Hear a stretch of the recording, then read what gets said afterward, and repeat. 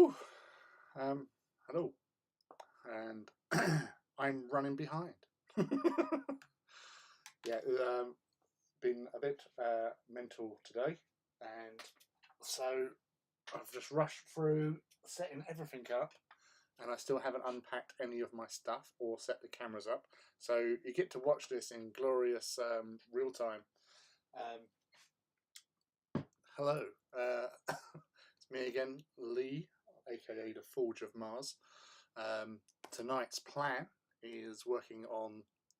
Hey Rob, working on 2 Warhounds. Well, let's finishing off 1 Warhound because I got carried away last night. But then doing a second Warlord, which is a Warhound for Legio Damicium. That's already sort of base code and all that sort of stuff. As well as hanging out with you guys and having a chat. And hello, Mellowshade. Hello. So just bear with me because I wanted to hit the 8 o'clock and I did. So I didn't want to just leave you all hanging there wondering where the hell's Lee got to. But yes, how is everybody? Are you all okay? Have you got your hobby ready for this evening for joining in and hanging out? A little mat, paints.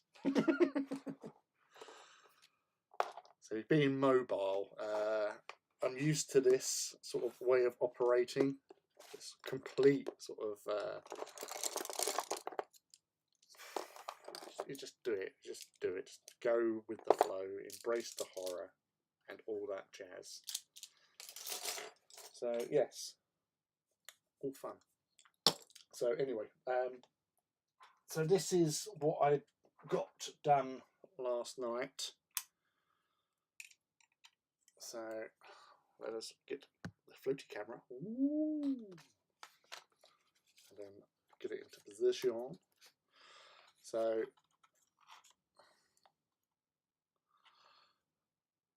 the Warhound for Damicium, not Damicium, for Fortidus.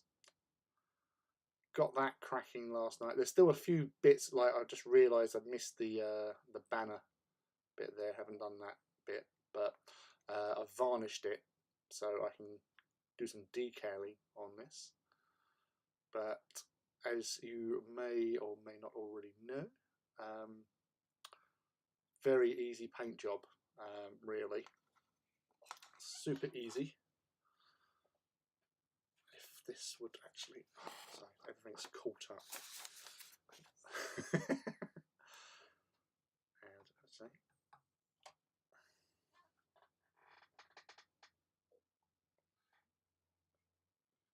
Focus. That's the problem. When there's a lot of stuff in the background, it's hard to focus in on stuff anyway. So it's a bit better. Oh, he says.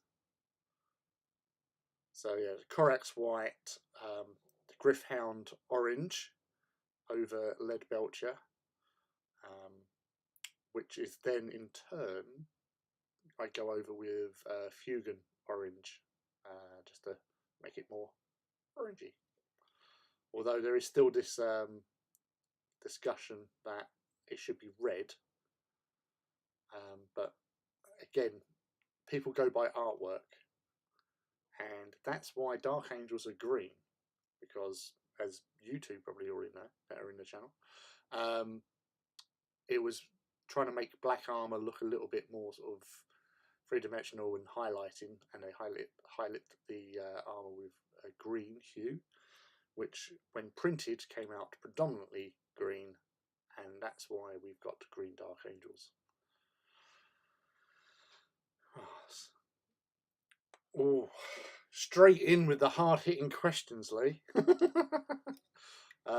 Thank you, Mellowshade. Sorry, I'm going to get this into position as I think of a suitable answer, or my default answer that I've had for the past couple of days. Right, Direwolf. I need a drink.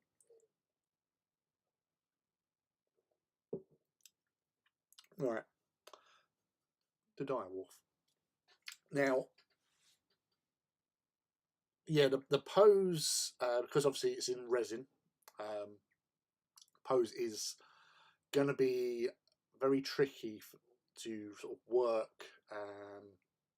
For me personally, other people might be geniuses with working with repositioning resin and stuff like that, but I'm not one of them. That's why I like plastic kits. So yeah, trying to get a position or sort of more of a more motion in the stance is going to be a bit of a challenge. But interestingly enough, I was hanging out on a hobby hangout with the guys from Maximal Fire last night, and on their sort of Discord thing. And one Alex was actually saying, I think it was Alex who actually came up with it, that the pose sort of lends itself to like it's waiting as if it's in ambush, because everybody's speculating the whole shebang with this particular Titan. I've said and on several places that with all the Titans that have been released that are outside of the original like GM box and starter sets, all the other Titans have been auxiliary Titans. So I would say the Direwolf is going to probably be an auxiliary Titan as well, because yeah, you've got that option now. Being auxiliary, you can just add it to a mana pool. Whether or not they're going to jazz up with maybe rules, maybe like for like Legio Audax, because in the Traitor book they do talk about how Angron was sort of sorting out some sort of thing that got the Ember Wolves Direwolves as part of their thing, because obviously something happened. I can't remember off the top of my head. I read it when it first came out, but it sounded like the Ember Wolves were not allowed to have bigger Titans for some reason, so they just stayed with the Warhound. But yeah, the Direwolf does look like a little bit more of a heavier option, so maybe it would be like an upgrade for a Warhound for them.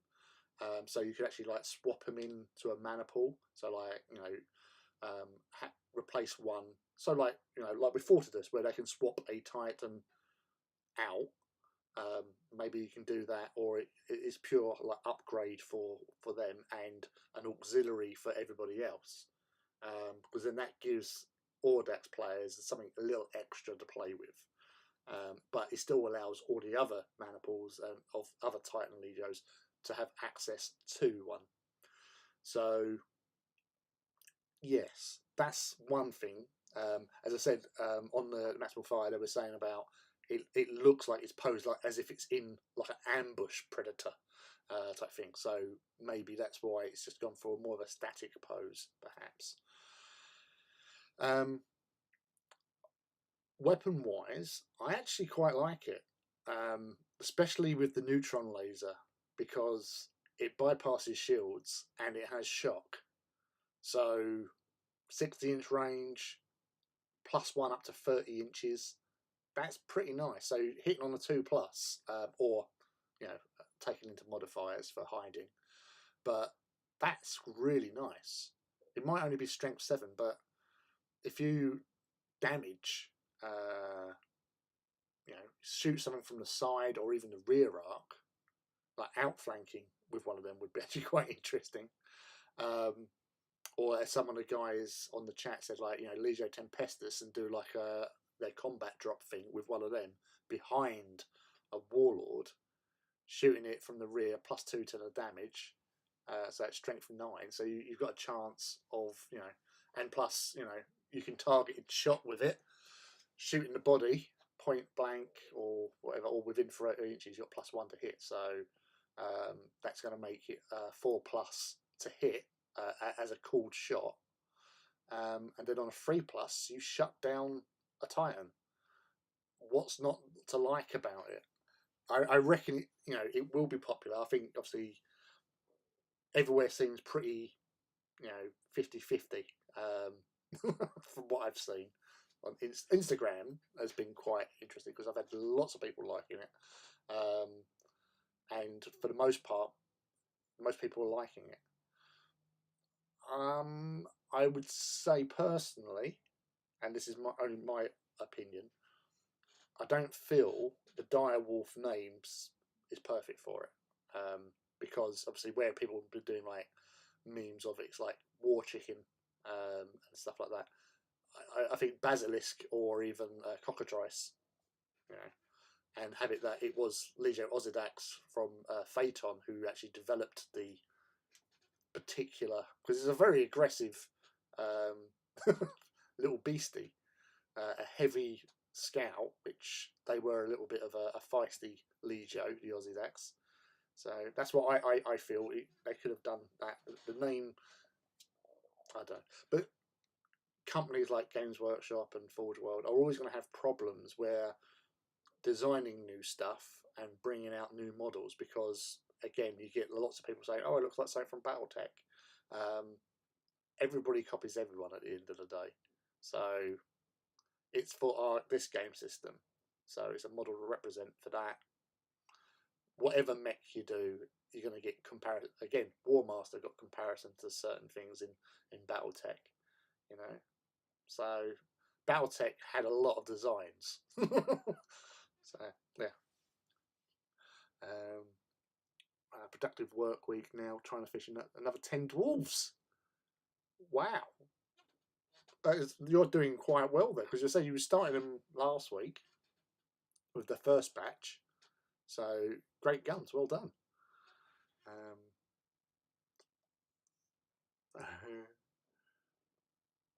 Yeah, there are a lot of red titans. So I said that's what drew me to them, because they were different. And it's orange, and I like orange. And orange and white goes particularly well together. So does orange and grey. I do like that, because that was sort of like Titanfall, I think.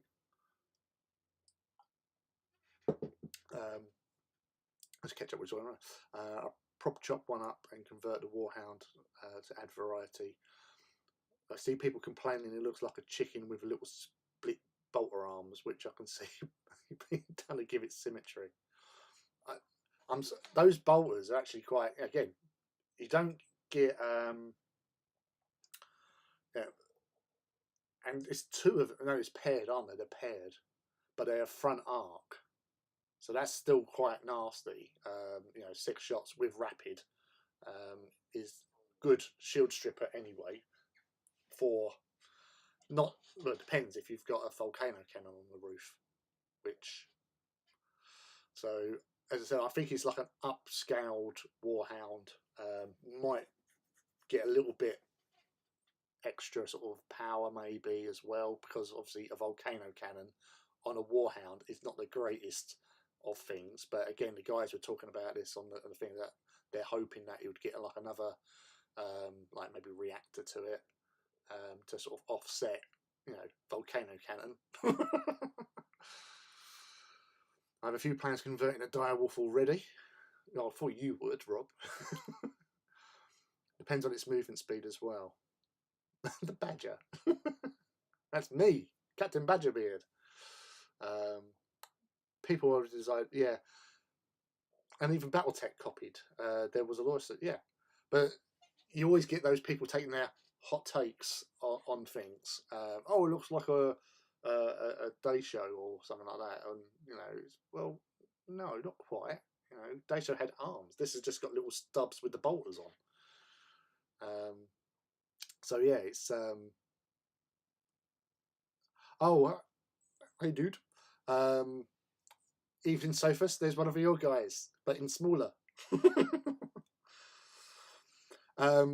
These little buildings are actually from the Spire set, Matthew. So I assembled half of it and then went at it with my clippers and just cut that down. So that's all I do with all my basic scenery, apart from, he says, so this is a completed Damicium. So these were from, I think, the Titan Legions game, or Epic 2nd edition.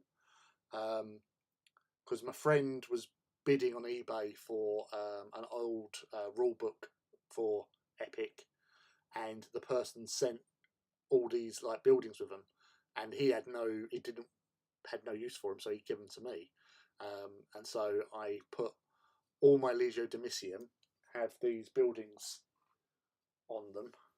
So there's a different variation. This is the one I'll be working on tonight as well.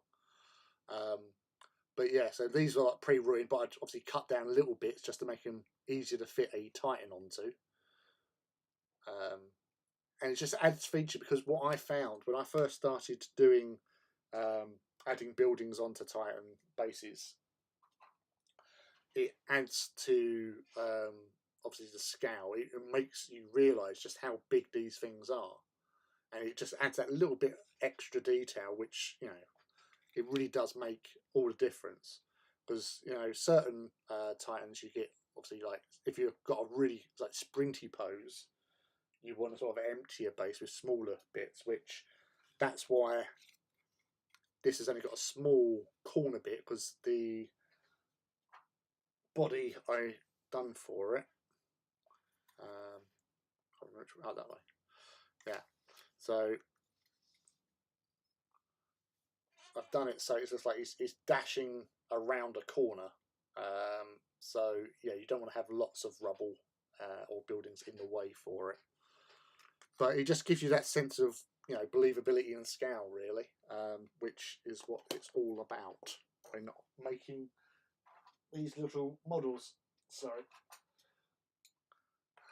But welcome to the to the show. Lovely to have everyone here. I do like the write up for the Neutron. Yeah, Neutron is really interesting. I'm really liking the look of that, and I like the name Neutron. Neutron, Jimmy Neutron, Neutron Bomb, Olivia Neutron Bomb. Oh, thanks, dude. Yeah, so here's one I did earlier. So this is the I grabbed one of these just so I had something as a reference, so I could match up colour wise. I think I just got to do another little bit of a wash with 50/50 Agrax on that.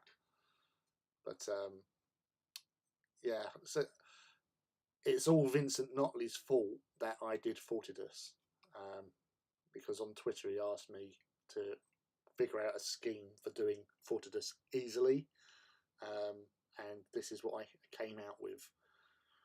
So what I did to get the orange more orange as such was to go over Leadbelcher with Skull Crusher Brass to give it more the yellowy goldy base, and then obviously just put Gryph-hound over it, and then Fugan Orange, and do some Agrax washes to tie it down. But yes, what's going on here? Cheers, dude.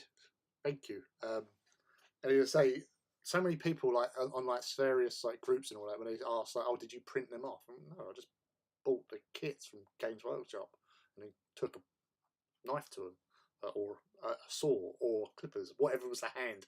I've even ripped them apart with my bare hands. I'm like, take that, building, and just hack and cut up using bits of sprue.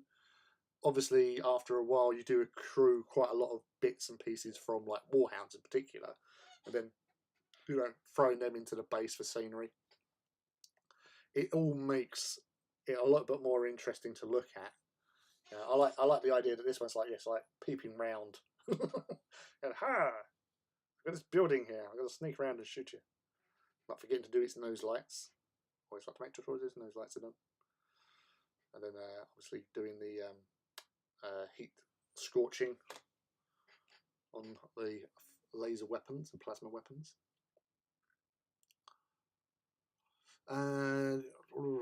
Epic. Yeah, so if you're 3D printing, I think like places like Bronco Fish with Grimdark Miniatures, he does like a Patreon thing where obviously you just subscribe to it, or I think you can buy them individually, but with the Patreon you get more like each month. He's prolific with his stuff. I believe Battle Bling are also getting into doing buildings that you can basically download or they print off and send out to you. Alternatively, it's going to be places maybe like Etsy or Thingiverse, where you can go and buy obviously the bits and pieces. I'm not too up to date on those side of things because I don't have a printer. So, but as I said, Bronco Fish with Grimdark Terrain are on Facebook. They're on Instagram. They're all over the place. You can find links to their page, and some of the stuff that he's created is just fantastic. Like the I think it's a Samson lifter. It's like a ship. It's like that big, and like you can get a Warhound behind it, so it's like 50% in cover. So yeah, so all these buildings. He's done trains. He's done all sorts of stuff. Yeah. Thank you, Matthew, as well. Mellow Shade. Have you painted at least one Titan in every Legio scheme? Is that next goal? Yeah, actually, I did list what ones I've painted. So if you could bear with me 2 seconds,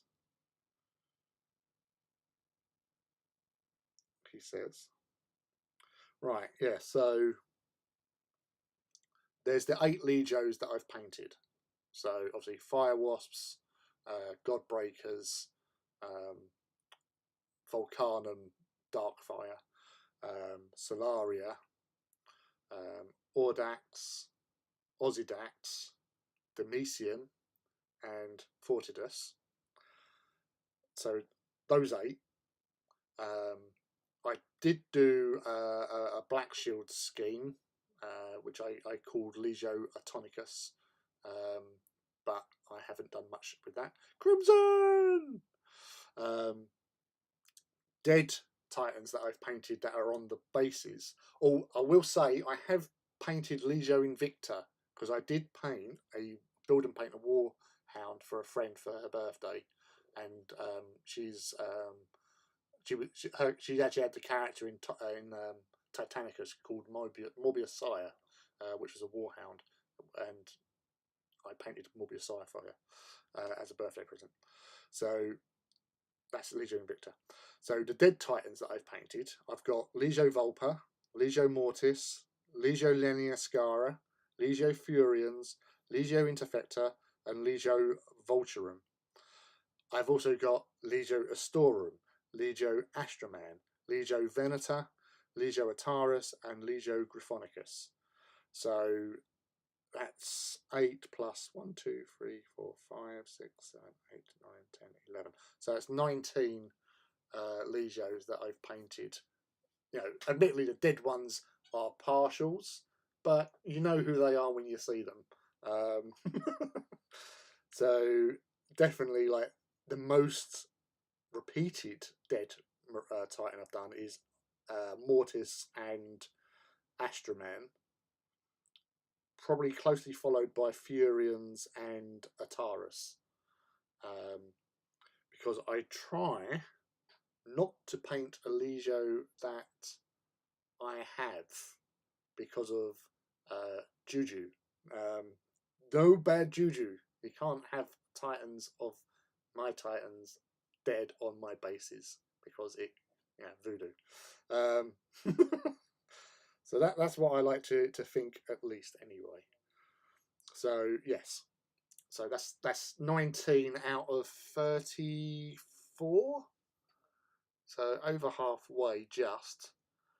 I've still got more Titans to build, because I've still, after these 2 are finished, I've got a preset maniple box to get through as well. So yeah, there's definitely stuff going on Titan-wise.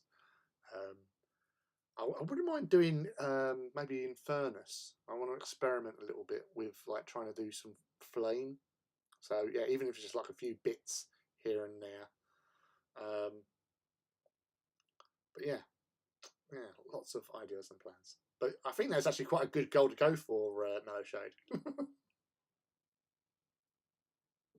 And I have no knights on bases because I like knights. On a proper muggling.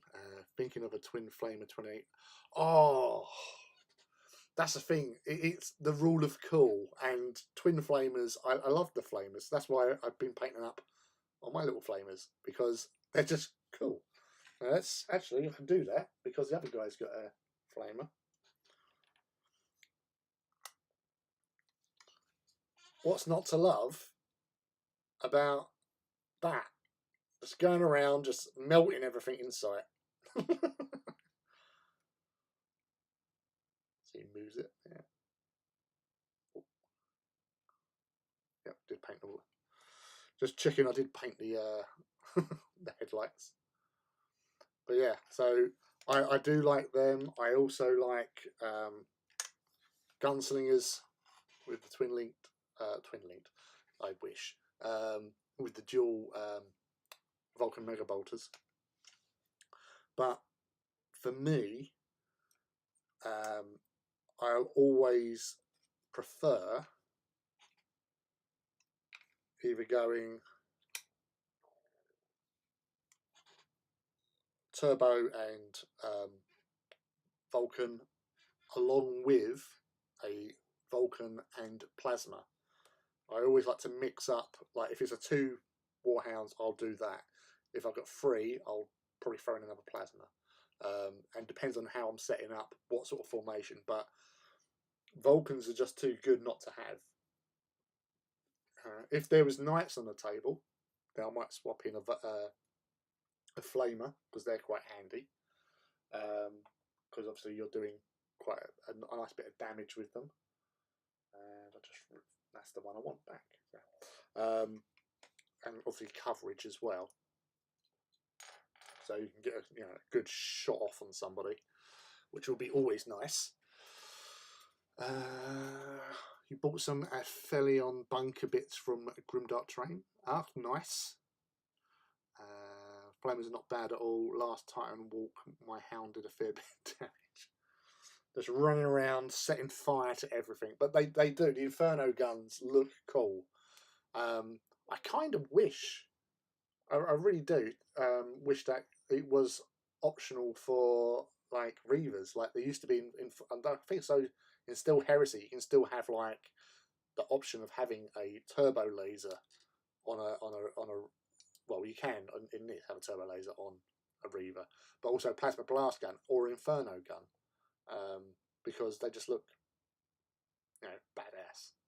Inferno gun on the roof, totally impractical. Because like a bending over and like but then obviously the rule with the within it, anything within its shadow, within its scale, you can't hit, so it makes them sort of pointless for flamers template weapons.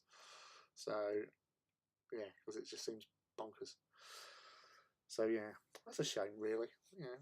Who doesn't like a bit of screamy burny death? All right, well, what was I doing? I was probably looking at decals, wasn't I? So we'll start off with some decals today, I feel, and go from there. So are we all hobbying, by the way? Has everybody got their hobby on the go?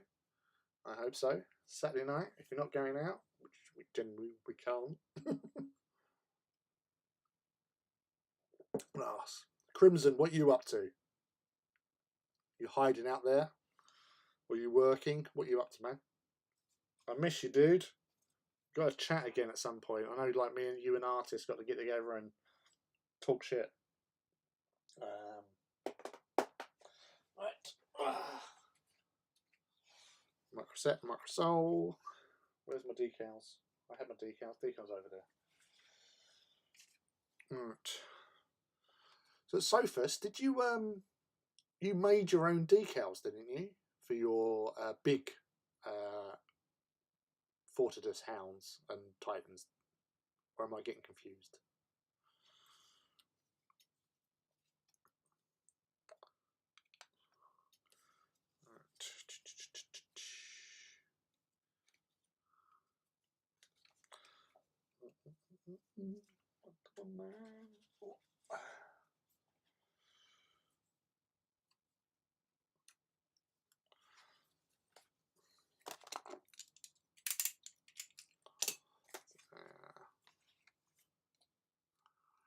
Hacking apart some epic Land Raider bases and Rhino Titan bases. Oh, you beast, sir! Mine was picture day tomorrow. I'm working on Titan banners. Dude, you're got Beachhead. You're just to put everybody to shame. They're gonna look absolutely brilliant.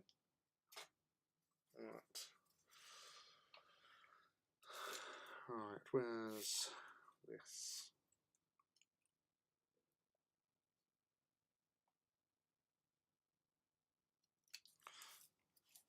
Right, so this is for what I do for doing Fortidus decals. Good old Skitari decal sheet.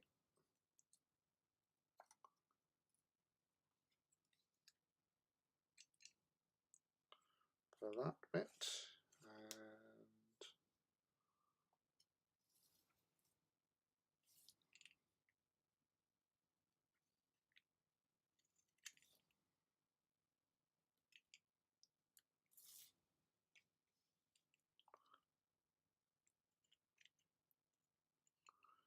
Realising what I've taken that a little bit too close. That'll do. I'll bring that a bit closer.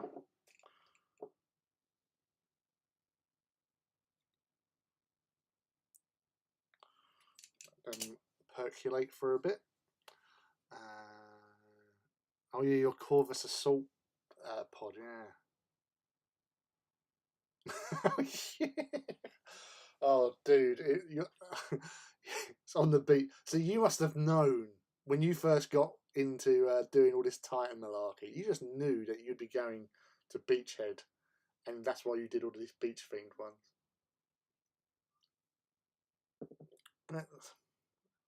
That's foresight. Right.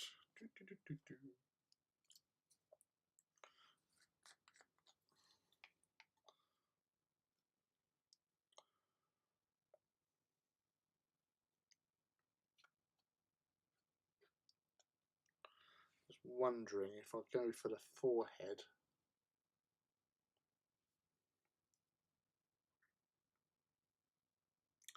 Yeah.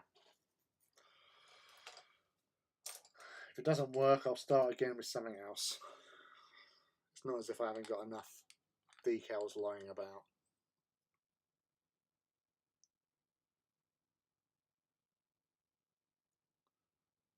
Ooh.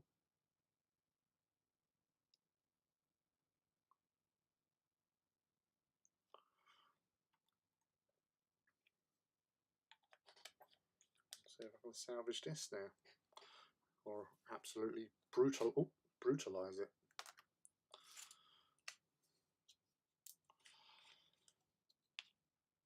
A couple of weeks left to go, dude.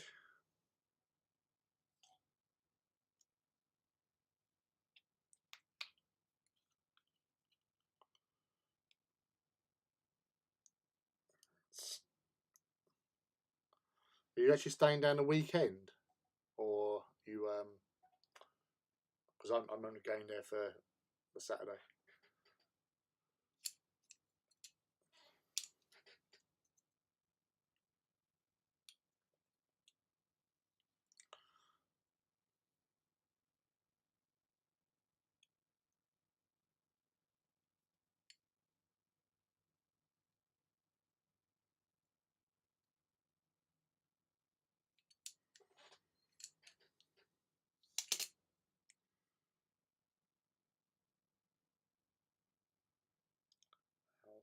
Yes.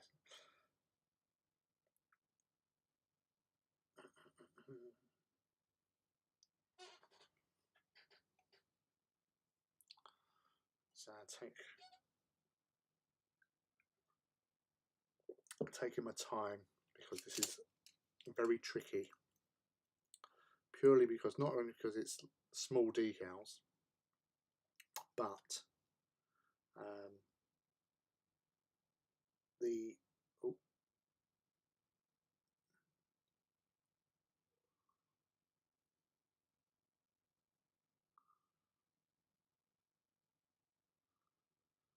that's great. I've left its jaw.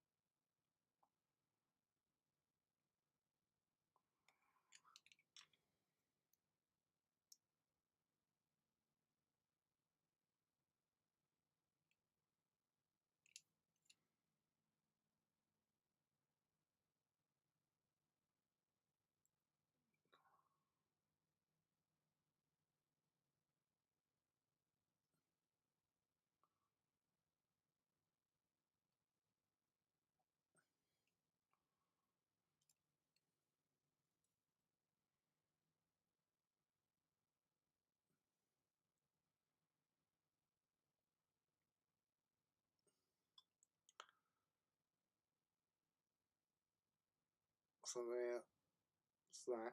So I'm going to let that recuperate and rest, and then I will add a little line down, going down from the semi-cog. There for 3 nights, arriving Friday, go home on Monday. Nice. Well, why not? Yeah, Bournemouth, nice part of the world. Go and have an ice cream on the beach.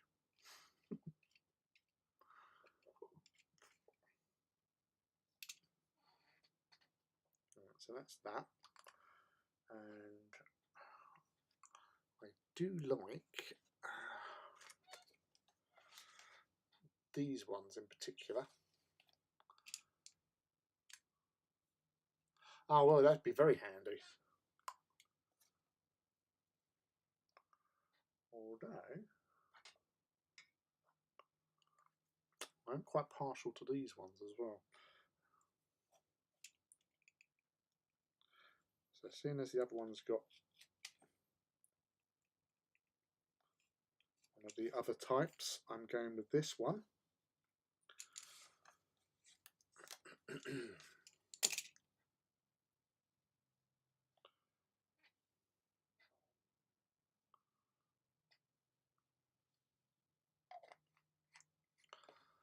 Go with that. Plus my hotel was nice and cheap booking outside weekend days.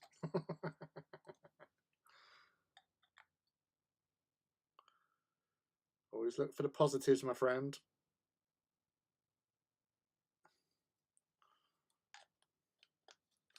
So this one's going to go onto the white side of the carapace. And then I'll go with a white decal on the orange side. Something a bit teethy, I feel.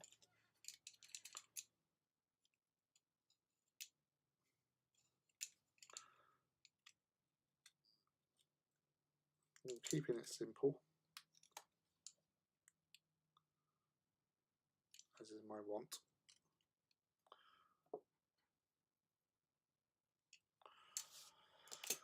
A little bit of moisture. Might nip over to London, Tottenham Court Road with my Warbringer, show her the place where she was born. Oh yeah.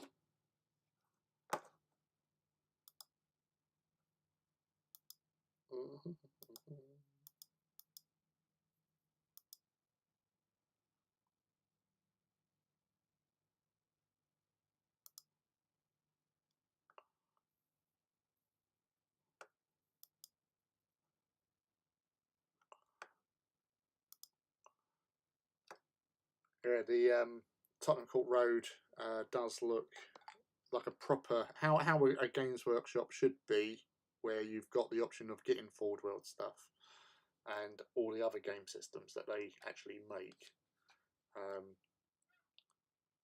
So yeah, it's always groovy.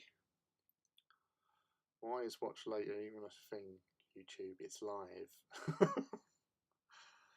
Yeah, I actually forgot with the Evening Mouse and Evening MZ as well. Hello. I was in quite a rush to get organised today. Lots of things were going on, and the thumbnail, which I take pride in doing appropriate thumbnails. We still got the thumbnail from last week's one, so I'll have to change it afterwards. But if you're watching it live, welcome, you're here. Don't worry about it. If you're watching it recorded later, welcome to yesterday. Yes, I'm groovy, and everyone else is hopefully groovy as well. They seem okay so far, Mouse. And how are you? And how are you, MZ? Are you all groovy? Let's all be groovy. I'm currently doing decals on this little fella. This is the guy I started Wednesday. I think it was Wednesday. I definitely pretty much done him last night, but as I say, just lots of little bits and pieces still got to do on here. And the other Warhound, which is my Legio Damicium Warhound, because I'm filling out the numbers with the Titans I've got left. I'm basically popping them into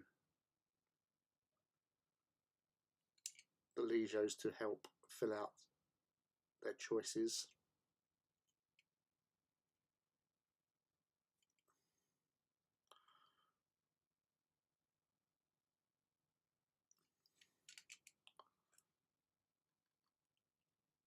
That's the plan anyway. So both of these Warhounds are the 5th of each the Legio that they're going for. So, oh, well, with the Wednesday night live stream, like you're there already, and I'm just returning from work, so I'm literally just like a lump of like last Wednesday. Honestly, dude, I literally got in. I threw a lump of steak into the pan, and cooked up some peppercorn sauce and just poured it all onto a plate and chomped my way through that before coming onto the live stream. There was no time, dude. Literally, just get a time to get in, have a quick, bathroom break, get changed and sort myself out, and then cook something before coming straight onto you. That's why I do light. Say light steak, 5 minutes. Not even that. I'm okay. Not been well the last couple of days, but I'm getting a bit. Oh, I'm sorry to hear that, but I hope you do get better and soon and without stress and trouble. It's crappy being ill, so get better. Okay, that's your mission.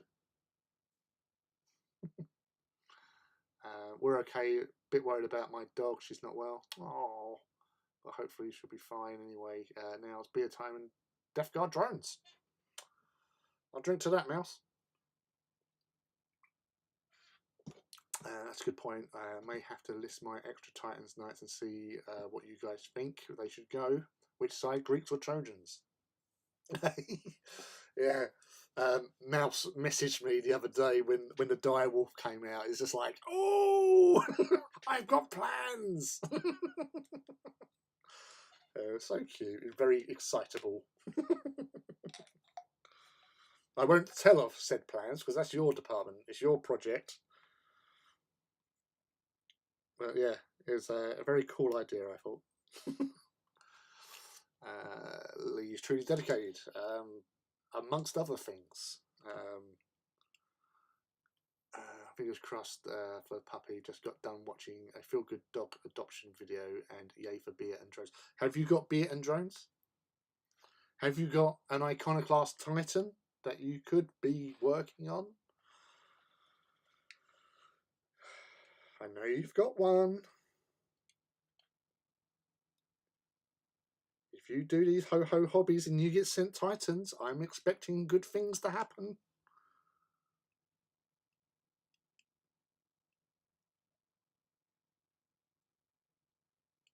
Not to say I'm pushy or anything, but I know that you want to do hobby, and I'm trying to urge you to do hobby in between all the work you're doing for Mantic. Yes. Now, I've often seen it a bit weird, like with these like side decals, for example, how they're at an angle, but it's going with the contour of the top there instead of just being straight down, going in line with that, because then that looks weird as well. So the lesser of two evils, I find. Chunky boy.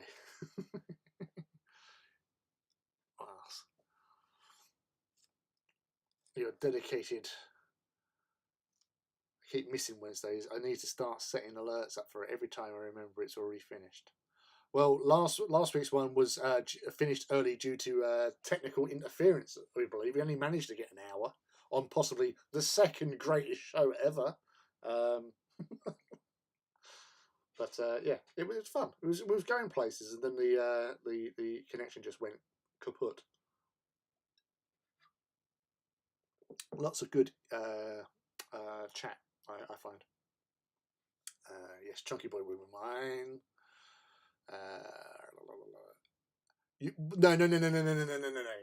You haven't opened a. You've not opened a Titan box. I don't believe that for a second. I don't believe you. Never. I'm getting like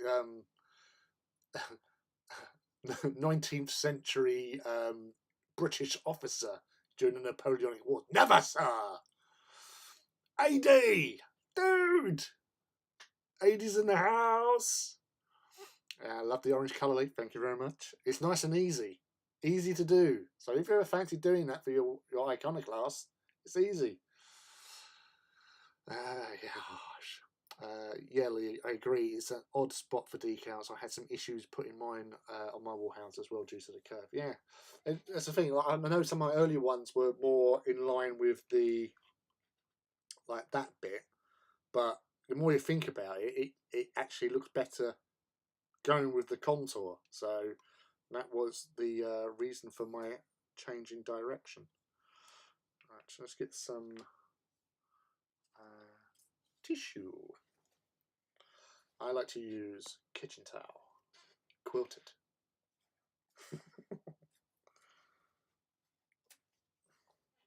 Rip off a square, like so. Give it a little fold. Dip it in the water. Oh. And then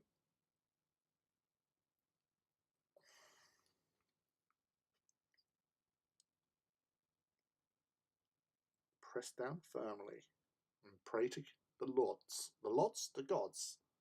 It stays in place. Get those little air bubbles out.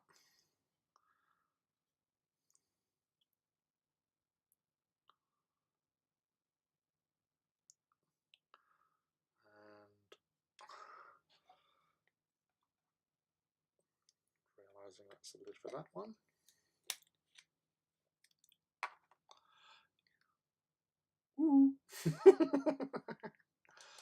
I tell you what, I hated decals. I never used to touch decals. I'd always go for the pads and stuff. But since finding Microset and Microsol, yeah, there's nothing like putting decals on now. Decals are so much better, especially like Microsol. The way it sort of really melts down the plastic of the decal, the polyurethane or whatever it's made from, and really does give you, as it says on the bottle, that painted on look. So yeah, I'll just put more on, let that dry a little bit, and then give it another press down and stuff. Oh yeah, well, speaking mundane things, everyone talks about using dried out wet wipes for marble. I keep wondering if anyone's used Teddy ones by accident and if they make a difference. I'm sure people probably have experienced. It's like I remember someone saying about like using wire wool or Brillo pads where they just like rip them apart and then just airbrush through them. But I think like wet wipes, any sort of wet wipe. It doesn't have to be baby wipe, antibacterial wipe, whatever wipe. Same thing, isn't it? Surely, I would have thought. Hey, Paul, welcome to the chat. I'm sure you know a few people in here already. Thank you for your kind comment last week about the oil weathering that I did. Micro set, yeah. This micro set, as you can see, has a couple of decals. Like I might have chosen the wrong decal for the wrong piece of armor or something. Maybe too big, made it look a little bit weird. So I stick them on various bits and pieces. I've got, there's some on my see. my other lamp that I have indoors has got like fire wasps ones on there where I just basically put one on. I thought, no, looks rubbish. It's look terrible. It's the worst thing ever. And then I can't throw them away. I just stick them on things. I don't want them to go. Gosh. I used to, but that's the thing. It's like that Porphyrion that I posted up yesterday. That probably has the most decals on any model that I've ever built, but it adds to it. And I have to say, hold on, I'm just going to get the. So this is a picture I took as a follow-up, which I haven't posted, but that one. So you've probably seen it before. It's my Castigator. I used to hate this model. This is my least favourite model. But then I changed the head, and it's my joint favourite. That and my Lancer is my favourite big boy models on these, right? So I entered this into the 2017 Golden Demon Award, which you can just see that little thing at the bottom there. I got a finalist pin, and what I was told by one of the guys behind the counter when I was retrieving said model was that they love decals on the models. Now, Reaver Kill, who's sometimes here on a Saturday night, which some of you know as Gary, Reaver Kill was the reason I entered that into the Golden Demon at the Horus Heresy weekend of that year, because as I'm queuing up for a seminar, he's come bowling past with these knights, which are beautifully painted, excellently weathered. They are really top end stuff. And I just said, where are you going with them? And he said, oh, I'm entering them into the competition. I said, oh, what? You can do that? Went, yeah. I went, oh, okay. Hold there. I'll come with you. I'll grab. So I ran to my car, picked out that, and I had it was still new, the Vulturax. I just literally finished the Vulturax. So I thought I'd enter that into one category, and I entered that night in the other one. And I got a finalist pin, and yet he didn't. And that was the reason, was because he didn't have, they were painted so well and they looked the part, but he didn't have decals on it. So you've got to go for the total package, really, unless you're Richard Gray doing sort of Mortarian stuff. Yeah, he don't wear decals anyway. He's a character, but on like vehicle models in particular, Knights, Titans, whatever, decals, put them on there. go to work and just see what happens, you know, because I still can't get over the fact that they actually give me a pin. So chuffed. But yeah, good decals really do add to a model, and Microset Microsol is your go-to. I'm not sure, does anyone else use any other types of setting solutions or anything? Because I said I've only ever used these. I know like Humbro do them. I think Tamiya do one as well.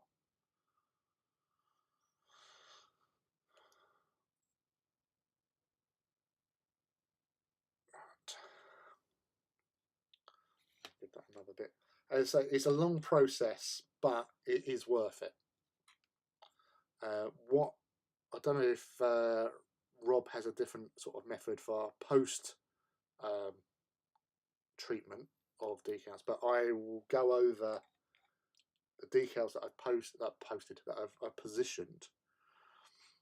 Once I'm happy with the way it looks with the microset and stuff, I will then go over it with my mixed up of Agrax water, because again that helps to tie in with and take any extra bits of gleam off. I'll also matte varnish them as well, but that's just another little thing. I got that from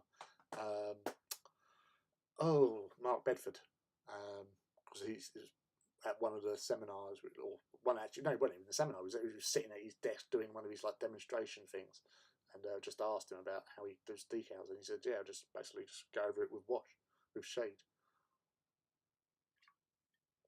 He mixes Agrax and Nuln with water and uses that, but I just go with Agrax. I love Agrax.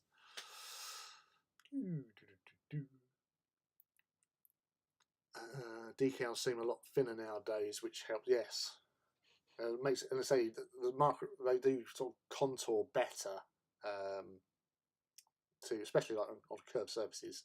So it definitely makes a huge difference to how they look and how they sort of turn out at the end as well. Which, you know, that's what we want. We want them to look cool. Laser, I use the work printer. I want to get my son to help me make some. He does art for my little guys, but not figured it out yet. Yeah, I think the as long as you got like a good transfer paper, and you also need I've got this spray, because like this website I looked at them about making your own sort of decals. They said like, you know, you get like clear coat, I think it was called. You put them over just to help sort of make it a little bit more stable, I suppose, and then just print off your thing onto the actual thing. Obviously, a really good printer is really handy. Like, it's so hard to get printers that print either good metallics or even white, which is a bit of a nightmare. But if you're doing black, you're sorted. I use a Tamiya one. I don't get it out much except for decals, hardest to fit. Worst decal, for the worst decal. Set and soul for you as well. Yes, see, a man of taste, Mellow Shade. Keep the design simple is all I can advise. Self-printed ones are nowhere near as good as the GW ones. I made mine from Procon Vi, and there was none for, yeah. That's the thing, it's upscaling, or you just make your own sort of designs. It depends on what your skill set is with working with like art packages on computers and stuff. Mine is non-existent, so that's why I will cannibalise other decals to try and get somewhere near to the symbol for Fortidus, which I'm happy with. I get the right paper. There are two kinds. Lacquer clear coat, yeah, and that's the spray. The lacquer clear coat. It helps. It really does. All right.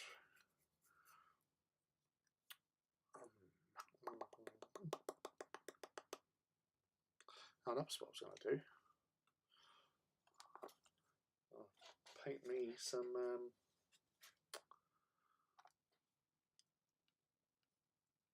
what you call it? Scroll. That's it. I knew what I was talking about. I knew it. So everyone who is in here now, we all know what you're up to. You're all having a good time and having hobby fun. That's what it's. That's what we're all here for, really. Loving decals at the moment. Having trouble finding a good place for some fire wasp decals. Yeah, that's the thing with decals. Like when this all started off, there was one thing I said from pretty much from the start. If there's certain Legios that you don't really need decals for, Solaria, Furians, and Ignatum. Obviously, they hadn't released the artwork for Ignatum, but they're pretty iconic looks, and even Mortis. You know, they have that scheme that just who they are. To be fair, most of them you know, but those more iconic sort of and unique sort of designs, you know that's an Imperial Hot Hunter because it's the mottled green. You know that it's Furians because it's the yellow with the black flames. So, you know, with those sort of Legios, you don't really need them. You just put some of these basic ones on. And that's what I was like with Fire Wasp. It's just like, you know it's a Fire Wasp engine because it's red and with bits of black and black and yellow. But, yeah, having decals would be nice. Especially like all the Legios that they've got represented. It would be like, you know, just a nice little thing for everyone, especially like with night houses as well. But they're not all Titan Legios would have associated night houses alongside them, if you know what I mean. So, maneuver.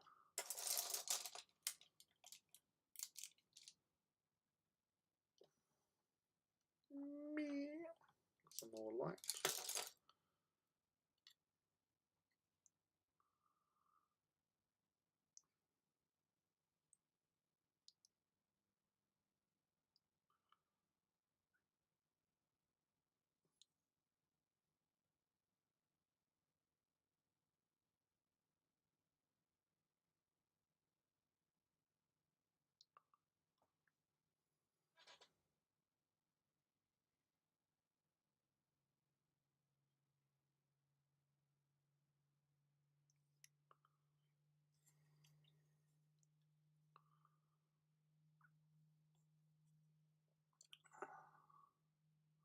Wish Ford Road would give us more 28mm decals for Titans, just the generic engine icons and the glorious Warhound ones you're working on would look so good. Yeah, it's not as if, you know, they're not big enough to actually have a department that specialises in doing decals. You know, you get a lot of these like small independent sort of guys and girls that print decals off, like Luther Davis, for example, with his sort of printout stuff and Fallout and stuff. You know, they can operate and run that. You needed some, you know, people who have skills at doing art and stuff, which they kind of have a lot of those type of people working for them, and people that can organise printing things off. You know,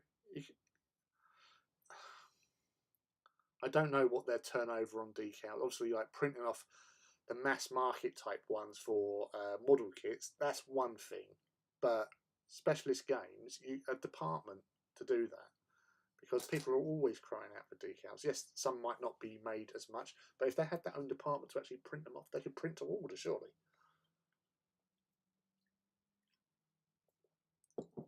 But, you know, I don't know how to run a multinational company. It just seems simple, but there's probably a lot more to it. But you know, it is what it is, and in some respects, it does make us hobbyists experiment more and to look into ways and means of doing these sort of things for ourselves. And yeah, you know, I know like Matt from Titan Owners Club, he's been you know he's been a godsend in a lot of respects for like stuff like decals for our Titans for the Titan walks. Um, Also, like doing the banner work as well.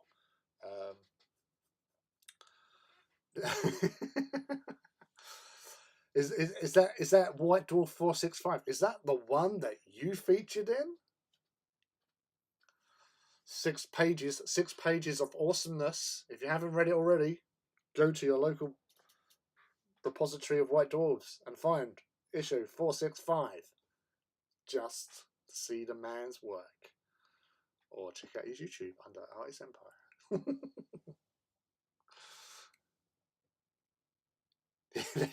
How to run a multinational company. Yeah, they don't know either. Although there was was that art? I think on Thursday, Artist Empire was doing one of his Twitter chat groups. Didn't somebody in that mention about Games Workshop actually now have like an import export depot or something in Memphis all set up? So they're making inroads into the States. Obviously, if things are growing there for them, then that's the next logical step. I thought that would have been, you know, something that they would have done donkeys ago.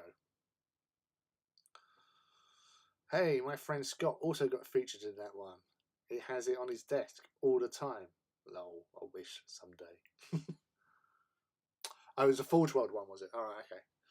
But yeah, it's like, you know, setting up a place to start doing all their jazz over there is, you know, next step to world domination, surely. There were Titans in Memphis. But yeah, who knows what the next phase will be for the exciting tale of Games Workshop and Forge World. Forge World does, yes, because whenever I buy something for Forge World, it turns up from Memphis, Tennessee, which is weird as fuck.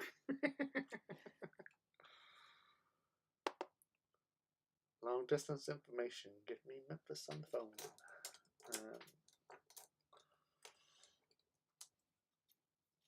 Or Memphis, Tennessee. But yeah, it's good that they're actually doing something like that, to be fair. I did see that in Twitter Spaces. You don't fuck was listening.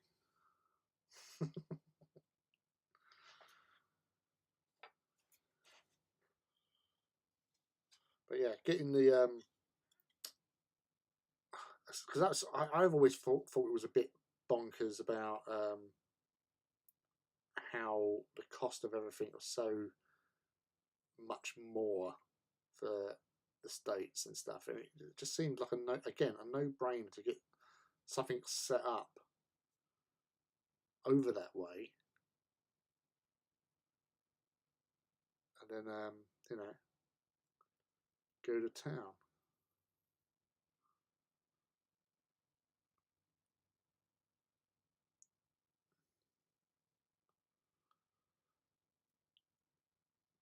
I'm not sure if the because I think like places like their what's it? It's the Citadel, isn't it? The Warhammer Citadel, and you've got the Warhammer Cafe in LA. So I don't know much about the LA one. Obviously, the Citadel, you see like quite a lot of stuff on there. I can't even take a decent pick of my models, and he does all his special magical stuff. Oh, I'm sure you can. You can do it.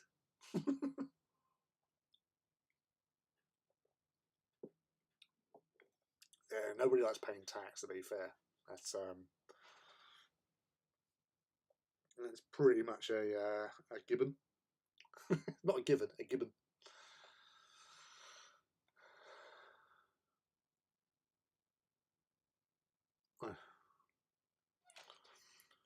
Yeah, but then you have to like pay like import tax for, or like obviously stupid amounts for delivery on stuff shipped over.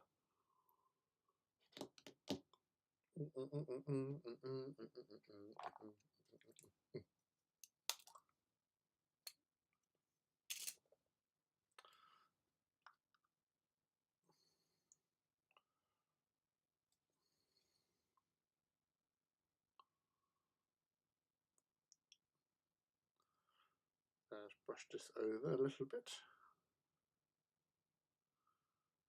This is my mixed up Agrax water.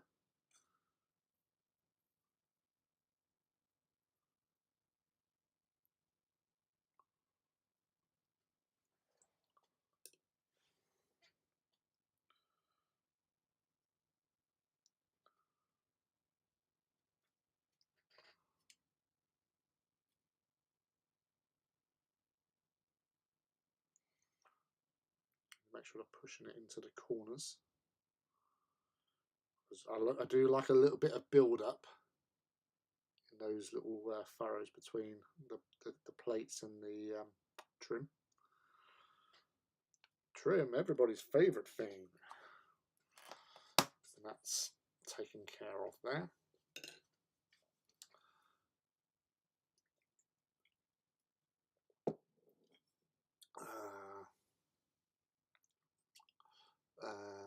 When they already include the exchange rate beer. Oh, yeah.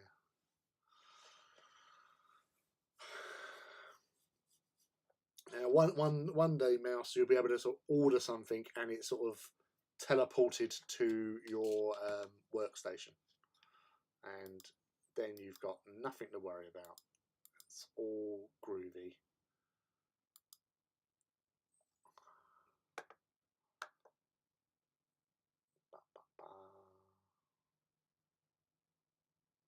Unless they hide import taxes in the prices.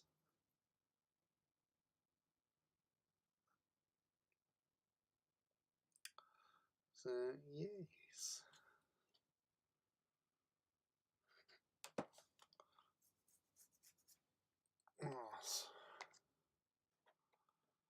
But yeah, it's always been a bit weird, you know, especially nowadays. Like when like 3D printing gets more commonplace, and they're able to, well, do something where it's like a watermark that if you order something to print down, you can only like print out one. Yeah, 3D printing, yeah. All right, smarty pants. But yeah, meh. The teleportation's quicker because it will be already assembled. But then that defeats the point of having a model kit because you want to assemble it yourself. Damn it! Or it gets teleported in its own individual parts. There, sorted. Result. Alright, 3D print. Right.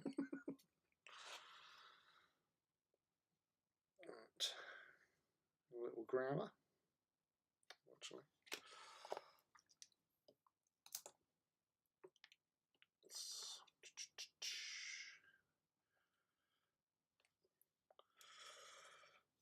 So, as I say, this has been the second week without the Expanse, withdrawal symptoms. I've been watching stuff on YouTube in relation to the Expanse. You know, what's going on in the Expanse? Like, it's like these people really haven't got a clue. They've never bothered reading the books or listening to the audiobooks, and they're all speculating about what's going to be in season 7. There isn't going to be one. Damn you buffoons, coming round here causing such a fracas.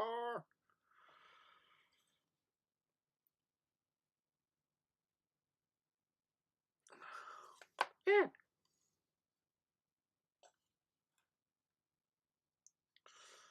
Yeah. I actually started rewatching Band of Brothers again for about the 10th time, but it never gets boring. Such a great show.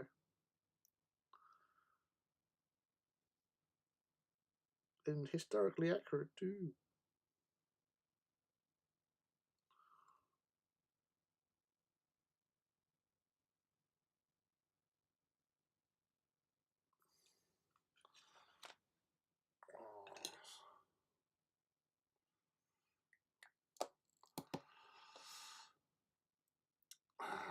Oh man, can you imagine 3 GWSTL files in like one of their Mac? Oh, we all like free stuff. If aliens could see us now, let me get this straight. They use teleports to check notes, send over a model in parts, which they then put together with glue. Yeah, that's our thing. That's what we do. Last episode of Book of Boba Fett was a full episode of Mandalorian. Yeah, but I yeah, I like what they did though. We're not doing spoilers because there may be people here that may not have seen it, but I actually enjoyed it. It was like a little bit of a sorbet, and it explained bits and pieces and stuff. But it was weird, but welcome in a welcome weird. Yes. No, as I say, we won't discuss because I could, but I won't because people may not have seen it. But yeah, it was Oh, I just need book 9. I think it apparently I lost it as well. Anyway, rereading them currently, The Expanse. Yeah, I was Engine Phil, who again is on here sometimes, and friend of the show, Engine Phil, who's not here. But if he was, I'd be saying exactly the same thing and then saying horrible things about his dog. He's actually been watching The Expanse because I've been moaning at him for years about watching The Expanse, and he's watching it, and bless him, he's like why is this happening? What's with this person? I'm like, dude, just let go. It's up to season 4, which he actually messaged me earlier on and said like I'm at episode 8 of season 4, and it's a bit meh.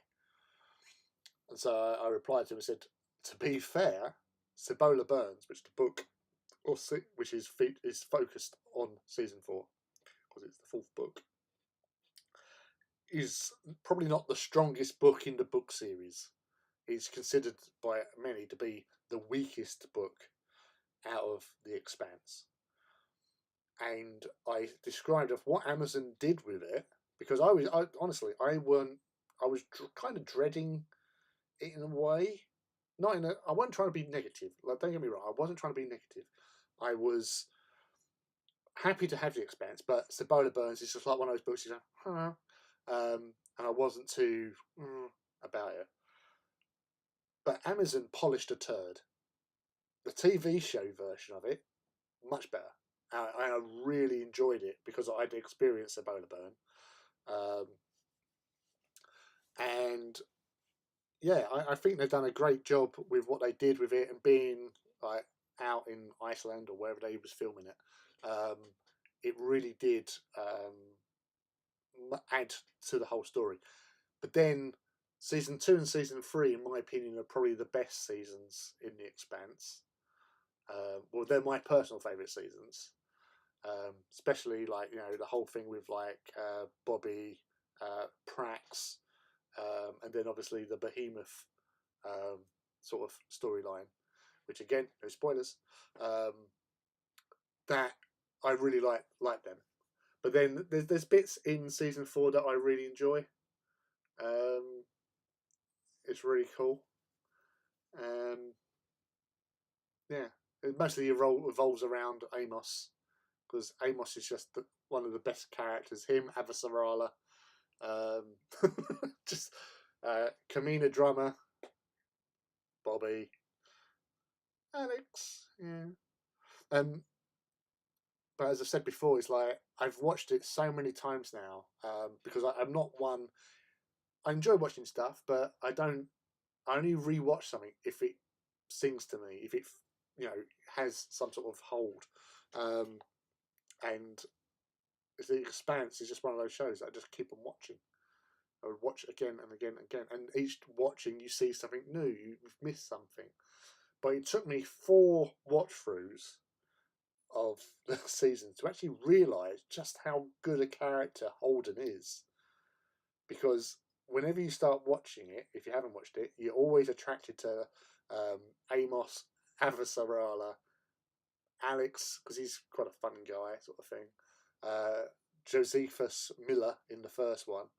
So, the first couple of seasons when he's about. So you've all got those sort of characters, and Holden is like, and like it'd be like Naomi then Holden sort of thing out of the 4. Amos, Alex, Naomi, Holden, or something like that.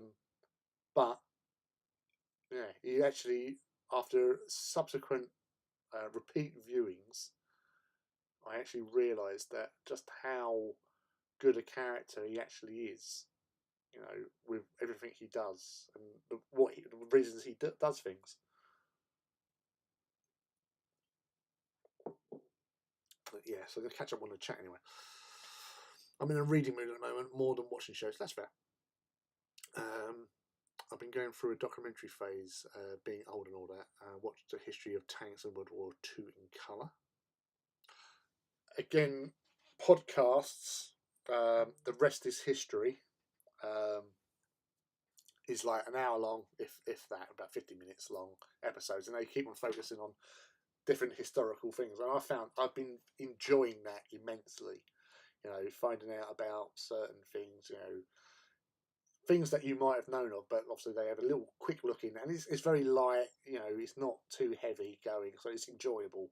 And they get like experts in as well. They've had Stephen Fry on one of their episodes, Dan Snow talking about the 17th century, like and stuff like that, and things that I didn't even know of. It was actually funny enough, and this actually was like not only did it sort of like make them like go, it made the people at the time go. They done this like survey of with German people 5 years after World War II about the greatest sort of like historic, like thing to happen, like that, or bad thing to happen to Germany, and the most common answer was the 30-year war during like the 18th century. So, what, 5 years ago, you're not around for that. But to the German people, there's something about the 30-year war that they just like, no, that was worse. What happened there was worse. And it's like apparently it's like proper Game of Thrones esque. Nobody really knows what happened, or how it happened, why it happened, but it happened, and lots of crap happened from it. So yeah, it would be. I keep on threatening to actually do a podcast about the 30 year, or do a series on or episode on the 30-year war, or whatever. But there's so much stuff. So the rest is history on pod viewings. Right. So that's all dry now.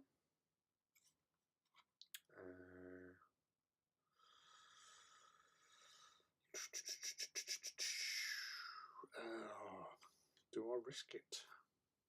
Of course I do. I'm a devil like that.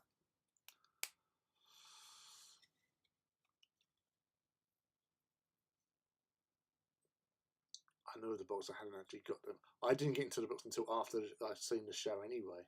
And then I've got audio books, so I was obviously listening to them to work.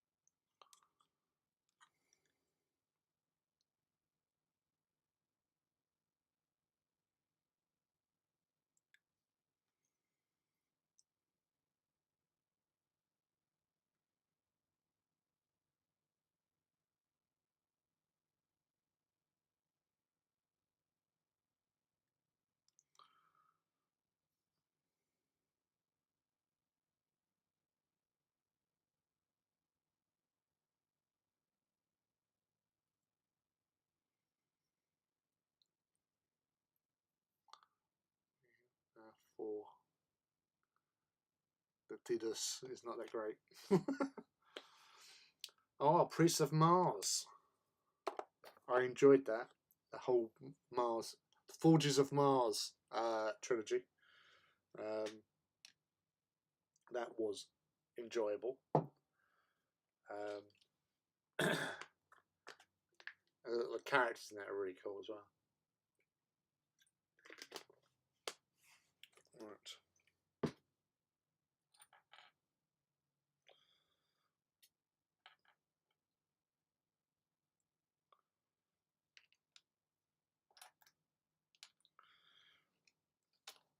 So I was saying that just needs to be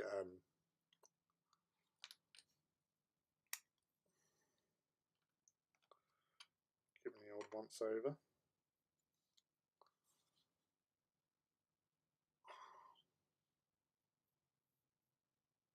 Yeah. So give that a little a spray over with matte varnish. Oh, that's a fucking thing. That bit.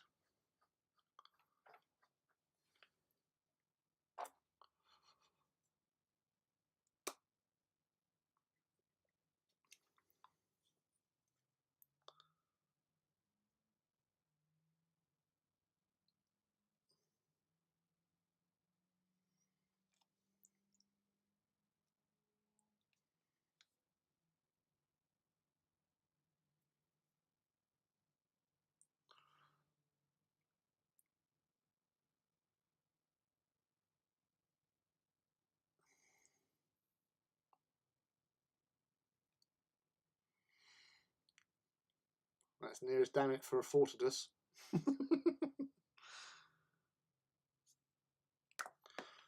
Although in the new updated artwork you see in the Loyalist book, it's like a helmeted skull. I was like, really? Thanks for that. I've just done all these little bloody things, so you haven't released any decals for them. And went with them. Right, I'm just going to open the door because I know I have a beer sitting outside.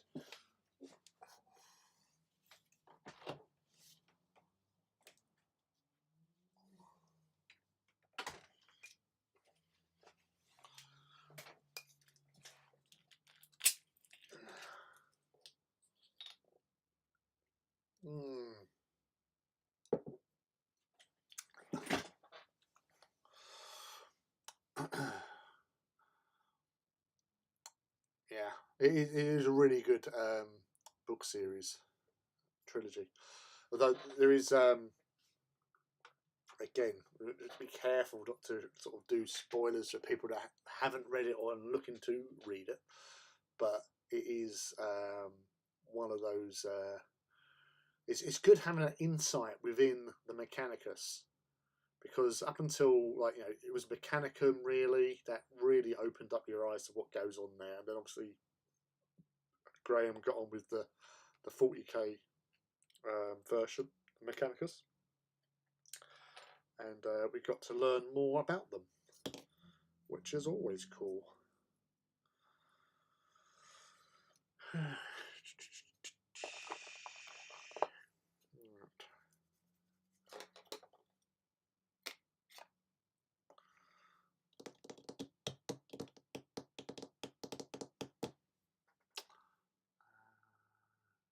I'm on the wait list for an AT event at Adepticon. Ooh, see if I can get it in and get to a play. Fingers crossed. We've got to have our mouse represent.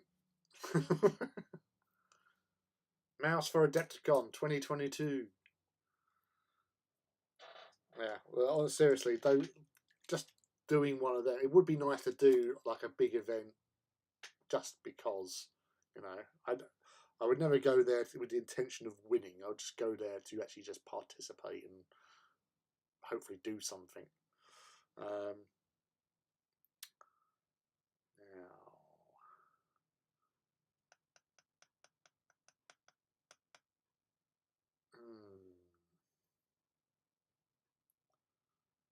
Can't remember if I go Agrax first or not.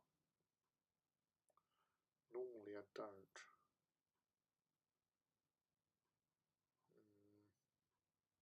But then, oh.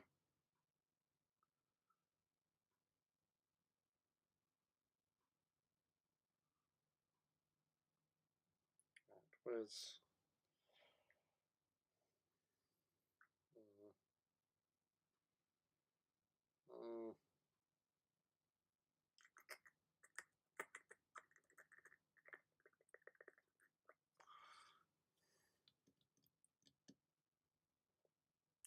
right, so I don't know. I'll blag it somehow.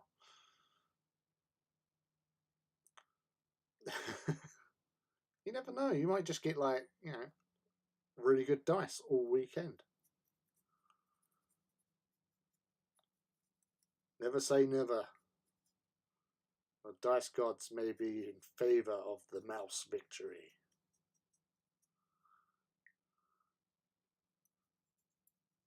Get in there and take no prisoners.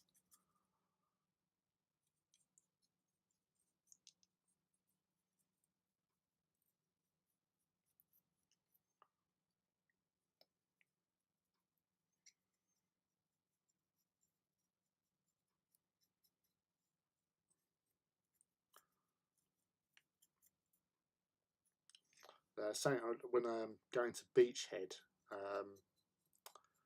because Maximum Fire are doing an AT event that weekend, so hopefully during the Titan Walk for us Titan Owners Club dudes and dudettes, Princeps.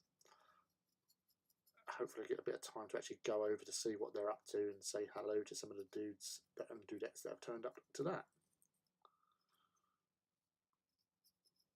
And see the small scale, because I know that like there's certain people on there that I follow on Instagram. I know they're turning up to the event, and there's going to be some awesomely painted Titans down that weekend.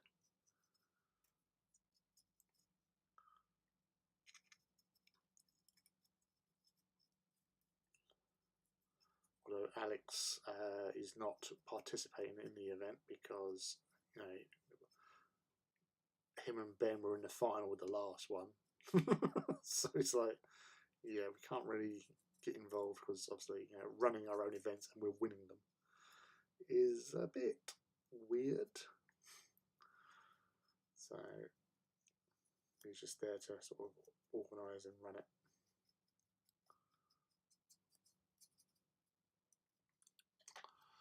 I just like playing. Yeah, so the whole thing, just played games. It's fine. Doesn't hurt just to have fun. I love all the internal politics of Mechanica and Mechanicus and how they are always trying to outdo one another. That's, yeah, it is, you know, how the Mechanicus works.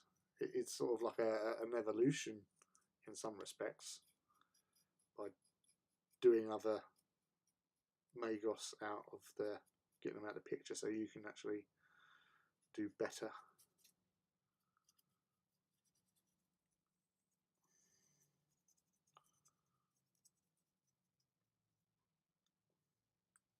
Sounds like the party bus has turned up over the car park. I can hear the bass.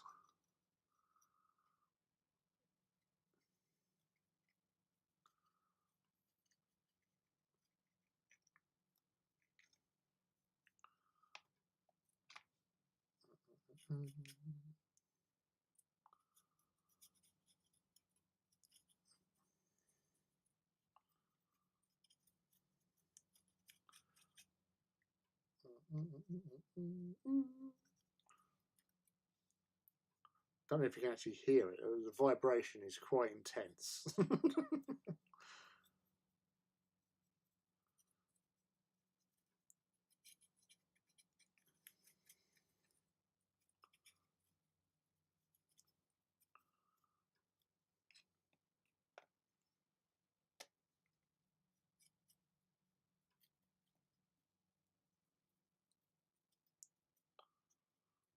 Oh, that was close. Agrax nearly went there.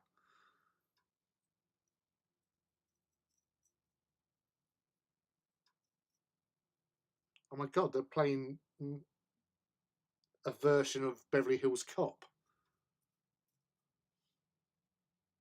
Jan Hammer.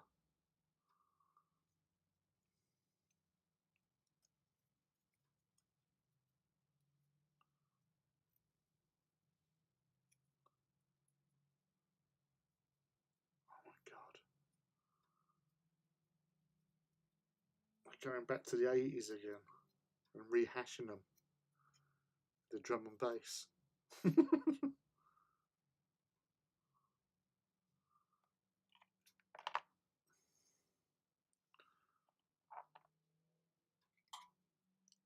It is a timeless tune. You automatically know what it is when you hear it.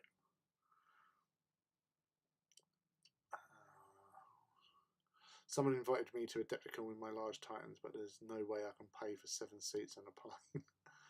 Plus the guns are not allowed on aircraft.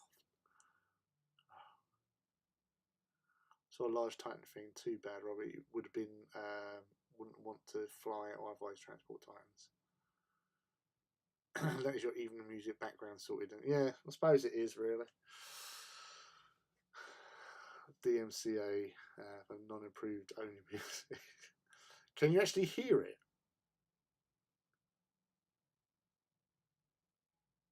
That's it. Hold on.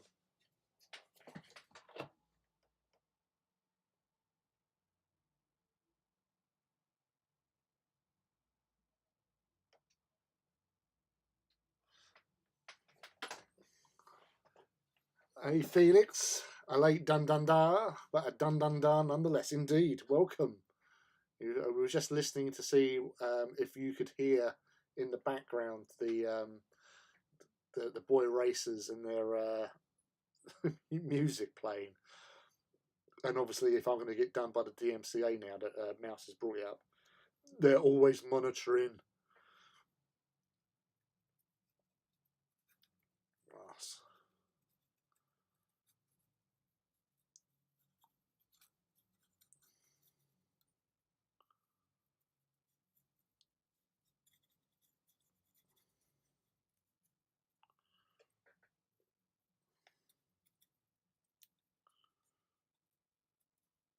Always listening in. Are you playing unregistered music on your radio? So you have to pay for a license to listen to a radio in a workplace because other people are benefiting from it.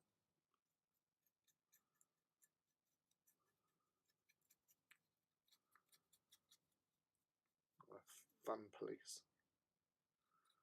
It was for a while at work. It was weird because the building we had, you couldn't pick up any sort of like FM radio signals or anything. So we could only listen to like medium wave record radio. So we were spending a lot of time listening to like things like Talk Sport and very non-fun musical channels.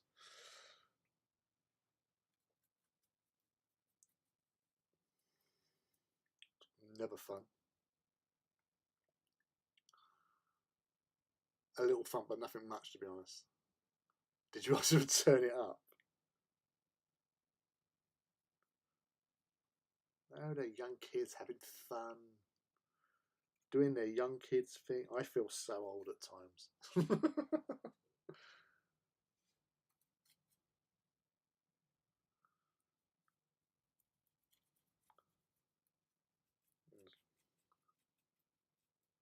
That's the weird thing, though. It's like as we get older, I'm still listening to like Prodigy and Chemical Brothers. You honestly just feel like at some point you just like suddenly go, no, I like smooth jazz. Which, to be honest, and for I do enjoy smooth jazz. But yeah, it's like, is there like a certain point then you just suddenly stop listening to bangers and just go, oh no, I've got to listen to like all these old tunes. But then growing up in the 80s, there were great tunes then, which are still like I've got on my iPhone. I've got this album of like 80s music, and my boy loves listening to it. You know, you go, gee, I remember this. And this came. I was like younger than you are now when this came out.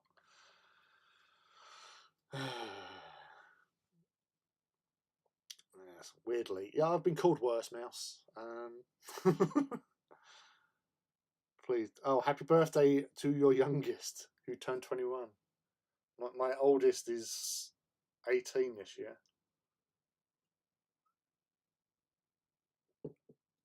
Was in a discussion with Johnny from Battle Bling on the thing last night, because he was like trying to be polite because he was saying like he was the oldest one there. I said because he's got kids that are like 21. I said, well, doesn't mean that you're older than me. You know, I started late. And it turns out I was actually older than him by about 6 years. Glass. I'm just like, well, that's a thing. Yes, Lee, when your music becomes background grocery store music, then you're old. All right, okay. Honestly, I still remember. I still remember, as if it was yesterday, being in a field with 100,000 people at Glastonbury, listening to the Chemical Brothers with their iconic hit, Hey Boy, Hey Girl. Superstar DJs, here we go.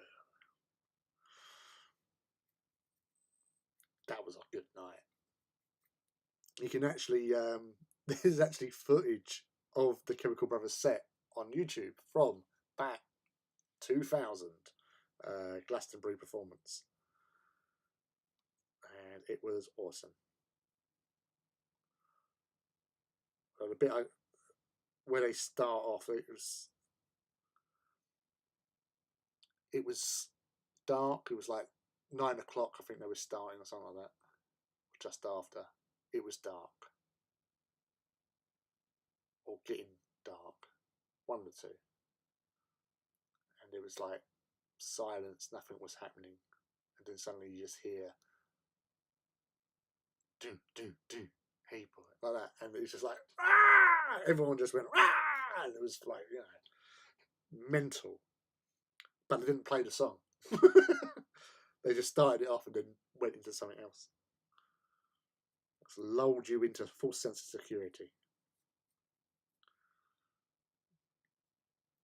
Yes. We walked around, saw Fatboy Slim. Went back because Fatboy Slim was just basically just doing a set, so it wasn't actually like, you know, listening to a Rockefeller skank and stuff like that. A biggest regret from Glastonbury 2000. Well, basically what led to the biggest regret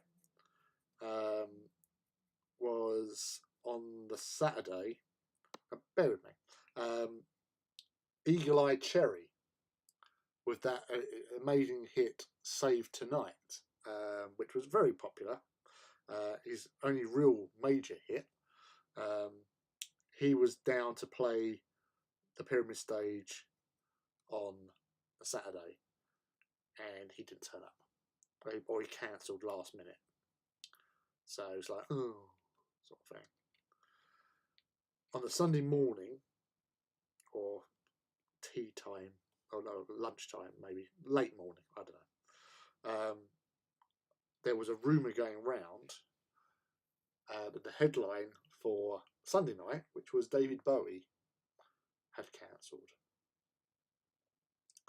So me and my other half discussed our options. We watched a couple of bands, and then we thought, you know what? There's no point if Bowie's not here. There's no point. We'll just leave tonight instead of leaving on the Monday where it's going to be really mental. Just pack up our tent, grab our stuff, and just fuck off. Because it was still like a 2.5, 3 hour journey back from Glastonbury to home. So we did that. You know, it took us about 40 minutes to get out the camp up to where a car was parked, because you don't park next to Glastonbury. You have to park a mile or two away and walk down this road to where the actual site is. So yeah, got in after the drive home, got in the front room, turned on the TV, and BBC Two was showing Glastonbury as David Bowie takes to the stage. And I was like, no! Admittedly, we should have checked.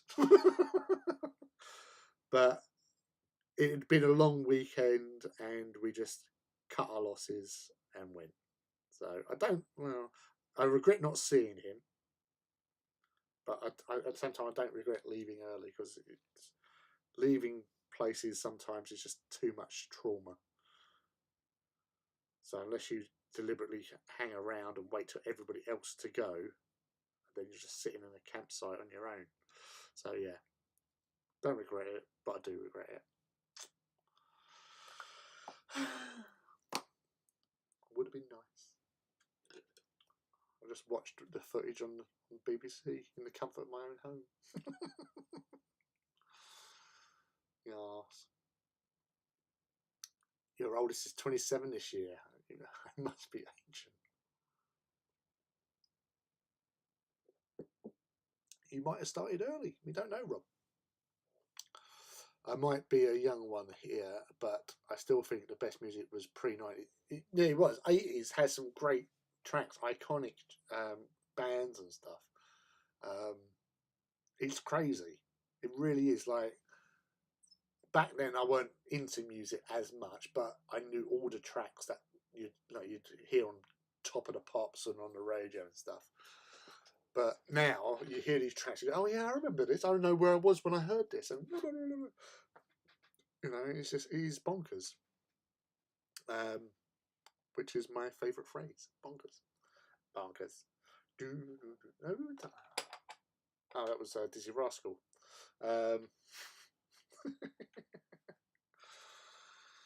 But yeah, it's great bands and all that, and because I remember having a conversation with people that a few years ago, that since was it Perfect Day? You know, when they re-released Perfect Day in the end of the millennium, start of the millennium, whenever it was.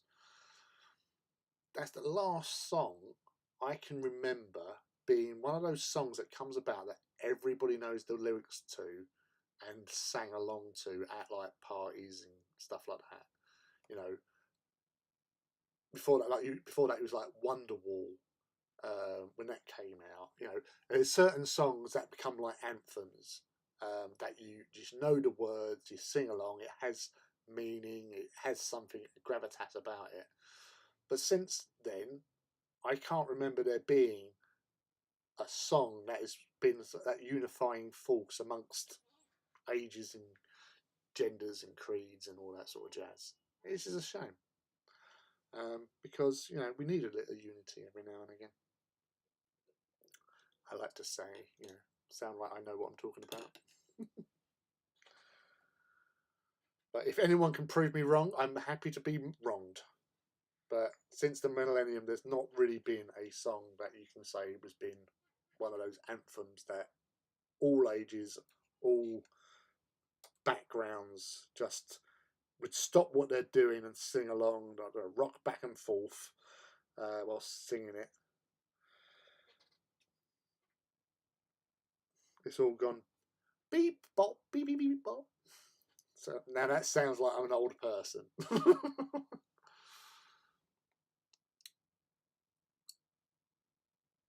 We either wait a long time or take off early usually, not that we go to a lot of things. Yeah, no, I have to say, it's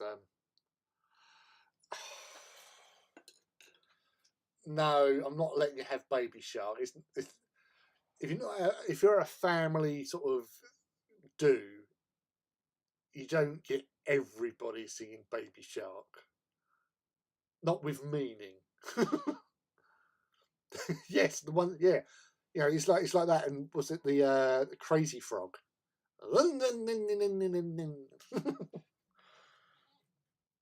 They don't count. they're not anthems, you know. They're those little annoyances that turn up and piss us off.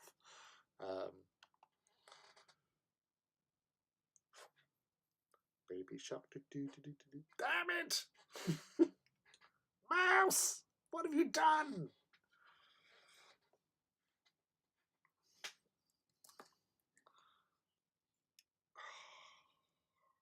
Damn it! Now it's stuck in my head now, mouse.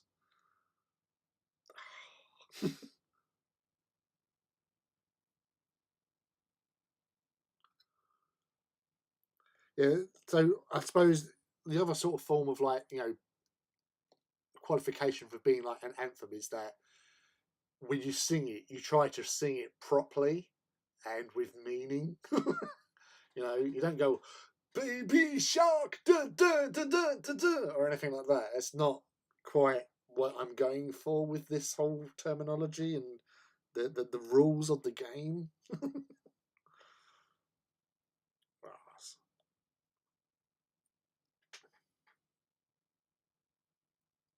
Not that it's really a game, or is it? Mouse laid a trap, and Mouse fell right into it. Badger, badger, badger. Saved a badger. That was Brian May's greatest solo hit, I think, as well.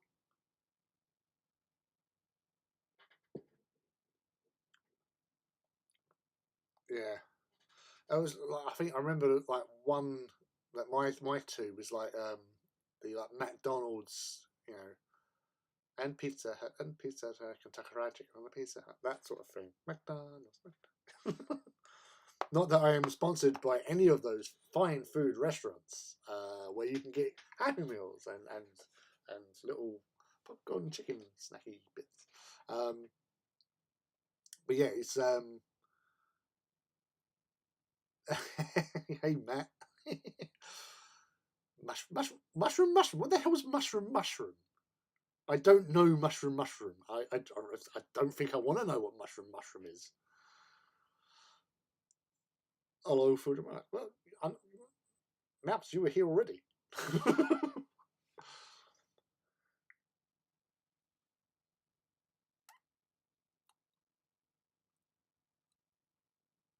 I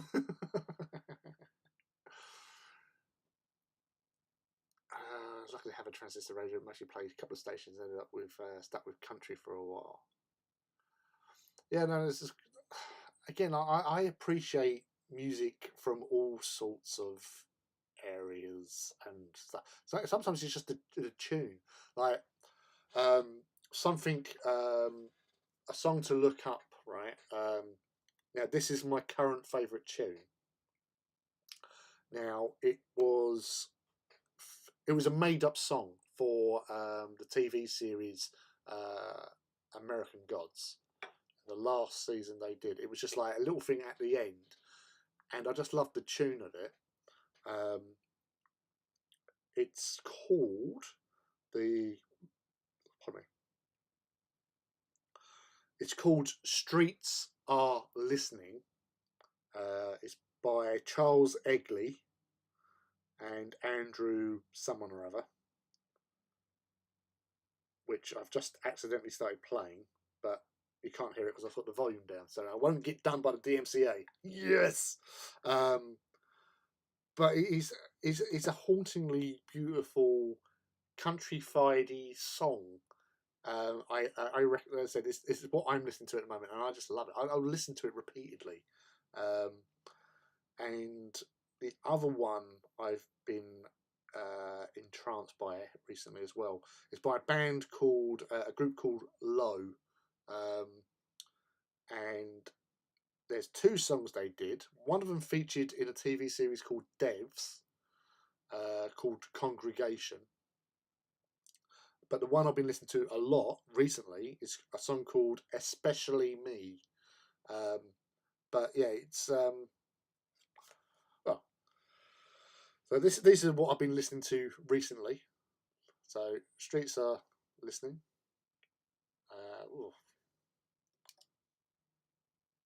Can't really see that.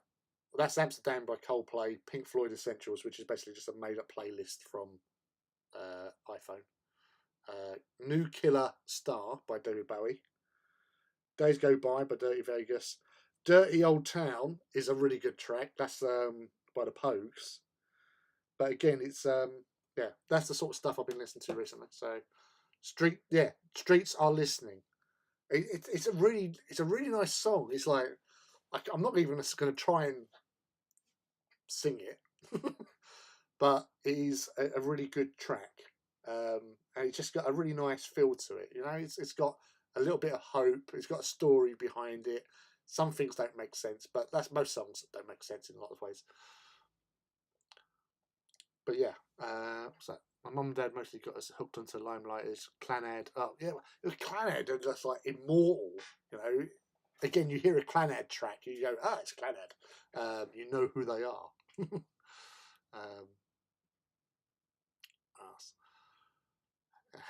Everyone has gone mad or something. Yeah, why not? We're always down for madness on this stream, my friend. I say that night of yours. Every time I look at it, I see Damicium. I see a Titan Legio in your future, one which has a really funky metallic purple hint to it. I will get you to do Titans. I will. I'm not singing. I can't sing it. It's a beautiful track, and I wouldn't want to do it any justice. The woman that sings it is perfect for it. No, no. That's the thing. It's like I do enjoy singing in the car, and sometimes I take on songs which I really shouldn't. Um, so I find songs that I can sort of sing along to, and I stick with them. You know. But yeah, they're great little tracks, little tunes. But yeah, Streets Are Listening. I absolutely love that. As I said, I heard it. It was at the end of one of the episodes of American Gods. I think it was like episode 6 or something, and it was just playing in the background as they're in this diner eating pasties, and it was like played out the episode as Shadow Moon met up with his wife, and it was just like it just hooked me, like the sort of the whimsicalness of it. Who cares if you like to sing? Yeah. I could have done singing. I could have done it. I tells you. Actually, one right. There was this rap. Well, I think he's a rapper or something. Well, he's a rapper, I suppose. Anyway, Plan B. Right. His song "Stay Too Long." When I sing, like if I sing, I can sing the high bits in that. No, I'm not going. No, I'm not going to. No, stop looking at me. I'm not going to sing. So I'm not. Stop. Um, Stop it. But yeah, I can hit those notes quite easily. But it's the other parts that I struggle with, like the rapping parts. Yeah, I'm not a rapper, or am I? Who knows? I can rap certain songs, but not all of them. No, damn it! I keep on.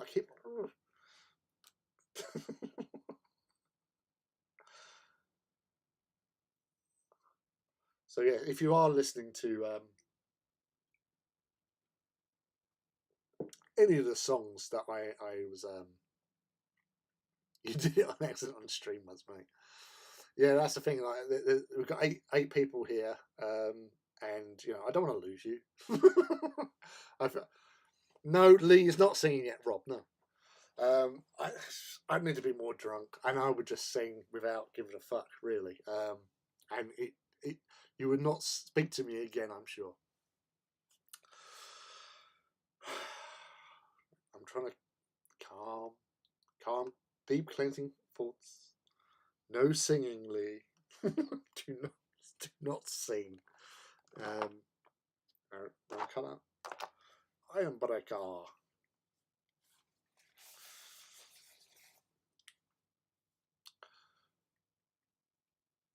Needs more bit of cat. Oh no, as Hobbs attacked you. Wow. No. All right. I'm going to ask the assembled awesome people. List what you would consider to be your 3 favourite songs of all time. 3.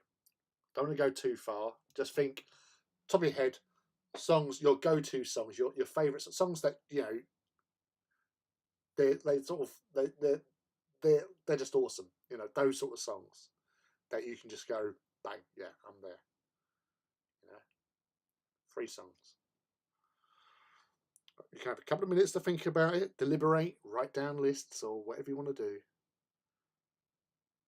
But what are your favourite tracks? It could be all genres.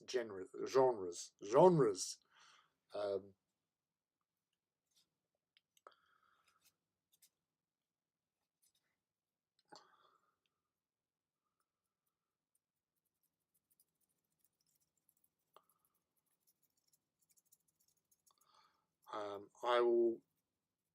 My first one. Now, as far as I'm aware, 3 artists has covered this first track, which is "The Man That Sold the World." So obviously, it's a Bowie song, which I believe he actually wrote for Lulu, and was covered, probably most famously covered by Nirvana in their Unplugged session on MTV.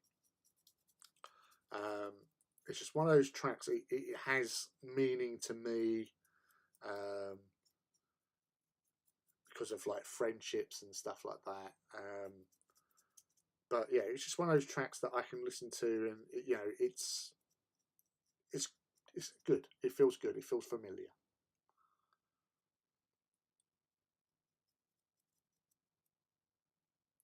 Gamma ray, heaven or hell. He wants to apply or type.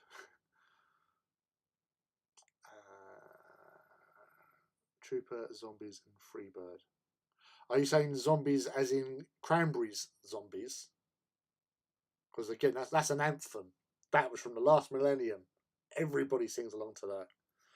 Even though, a lot of the time it's English people in pubs singing a song about, the Irish fight against English occupation. So yeah, it's a little bit funny that we sing it and stuff, but it is a great track, and Dolores was an awesome singer.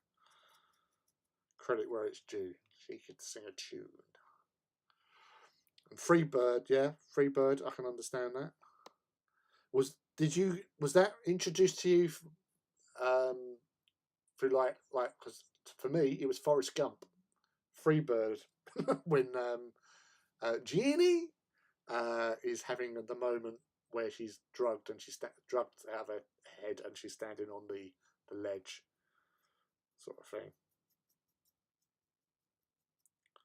But yeah, Freebird, great shout, great track.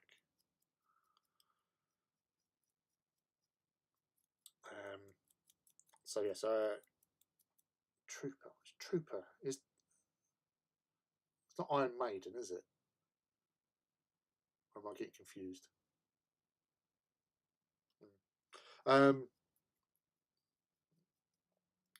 So my second one, I would probably say,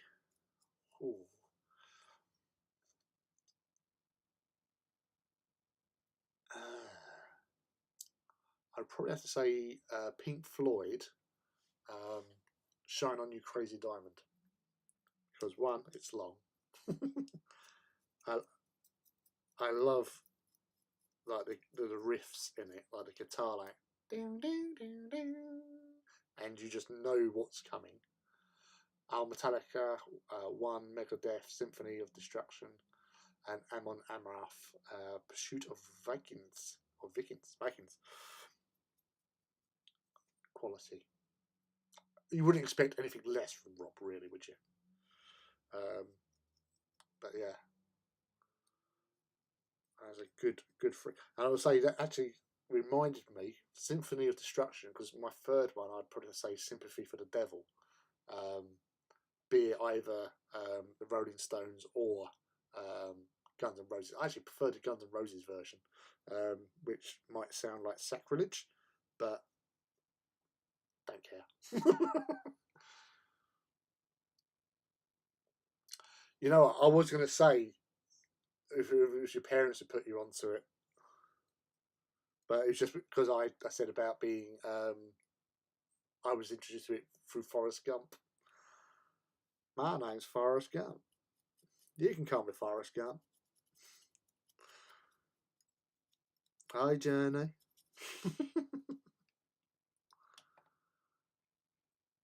I don't have a top three. I mean, I just listen to a lot and love to mix it up. At the moment, I'm listening to a lot of covers as well. That's cool. Actually, honourable mentions for me would be Electric Dreams by Phil. Damn it. Oh, that dude. He was in that group. That's bugging me now. But yeah, Together in Electric Dreams. It sounds nothing like that. It sounds a lot better. But yeah, it's I like that one because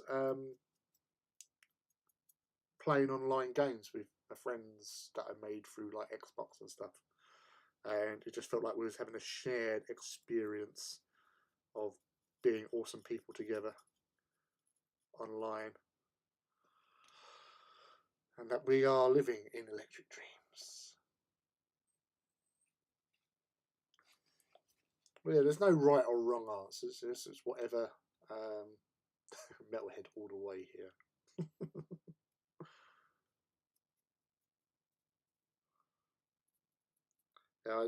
My introduction. I was surprised I actually didn't say about because Faith No More were the band that got me into rock and metal sort of thing, and that was purely because a girl I fancied at school done me a mixtape. She was like, her older sister was like a goth, and she was like wannabe goth level, being 15 years old. She basically raided her sister's rock, metal, goth music. Well, it was mostly metal actually. What she gave me, like it was Judas Priest, Atom Seed, Faith No More, Little Angels, who were like sort of a bit of a glam rock type ensemble. But they done some good tracks as well. They done a cover of Fortunate Son, which was actually pretty cool. Which is also in Forrest Gump when he goes to Vietnam. Ain't no senator, sir. Yeah, it ain't me. It ain't me, Johnny. It ain't me.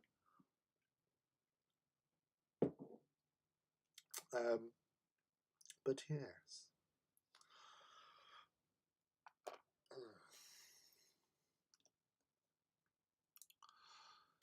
Yeah. So much awesome music in all forms, ways, and persuasions. You can't really go wrong with any of them, to be fair. Hi, Jenny. I've got Forrest Gump on my head now. First it was Baby Shark, now it's Forrest Bloody Gump. That's my own fault. Mouse had nothing to do with it.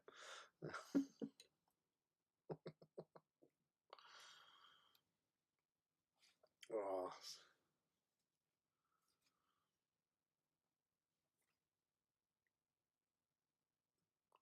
there's all finding out these information, these tracks, these tunes, gigs, music of all ways, shapes, and forms.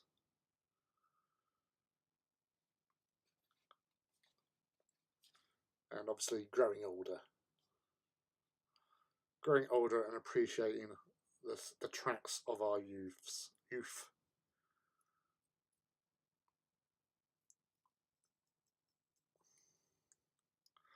So the thing is, like, when I used to sort of go to sort of clubs around this area when I moved out of London, there was one club night I used to go to, which was on a Tuesday night, and it was called Rage.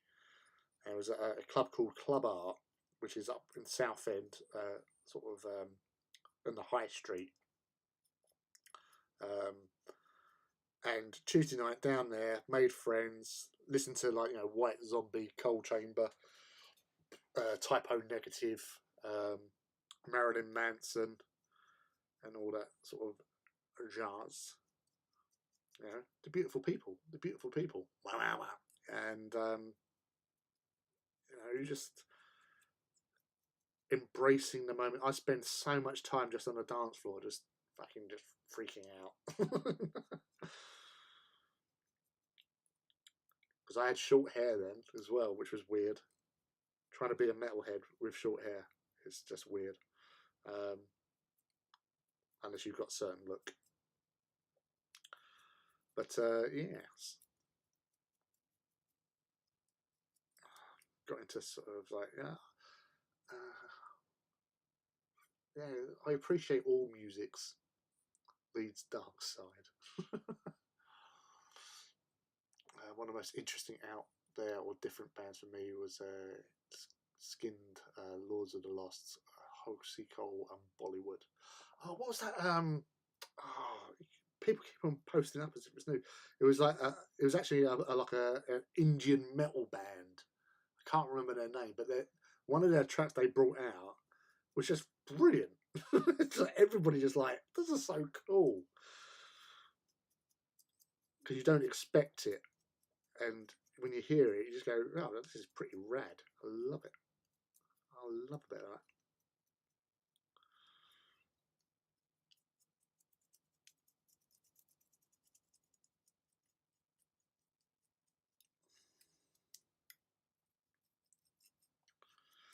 I've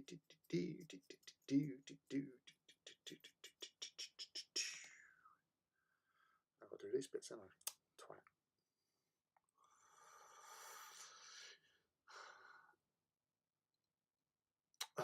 Speaking of modern, the Fat Rat and Reel, Hiding in the Blue. Okay, what I'll do, I'll take a picture of that. I'll check that out later once I come off.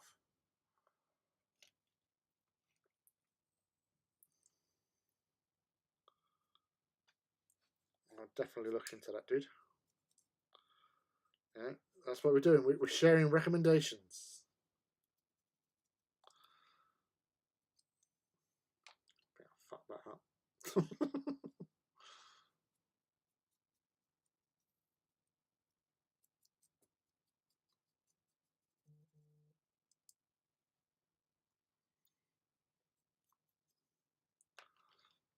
It ain't me. It ain't me. I ain't no senator's son. No. It ain't me. It ain't me. I ain't no fortunate one.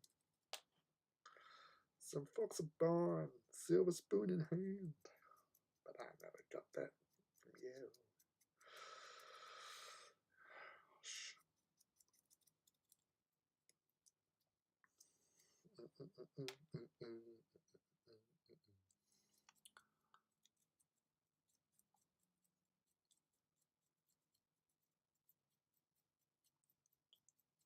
Gedar is one of my favourites of theirs as well. Political commentary. I had it on loop for over an hour the other night.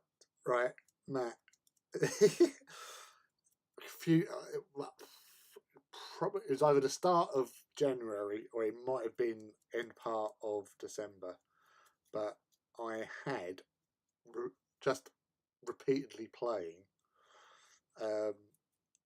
Bananarama and Nathan Jones, their cover of of the Supremes. I think it was the Supremes who done the original, and I just literally just had that playing over and over and over again as I was hobbying. And the next minute I thought, oh bloody hell, I've like painted this entire model. It's like, and I had one track to keep me company throughout, which was just like, what's this? This is new. Because it was actually and I was watching the video of it as well. They done live on Top of the Pops singing Nathan Jones. Nathan Jones, you've been gone too long. I do like a range of different music though. I can listen to anything, but from classic to death metal. Yeah, as I say, sometimes it's just a tune, a track. Like I have, look, I'm laying it bare, right? I do have a guilty. It's not a guilty pleasure. It's a pleasure. All Saints. I like their melodies. I just like the harmonies and the melodies that they come out with. You know, it's beautiful. Like angels, I tell you. They're like angels.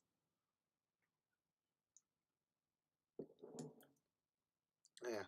Or Slipknot. Not that they're angels. But, you know, like Duality. You know, that I love the video to that. Because every time I'm listening to it, I'm listening out for the bit with the baseball bat on the keg. Yeah. I put my fingers deep inside my eyes.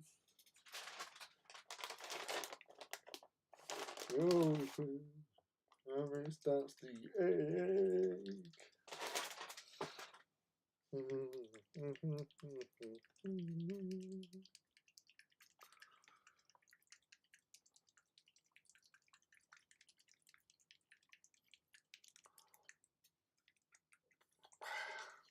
So now ages in on it.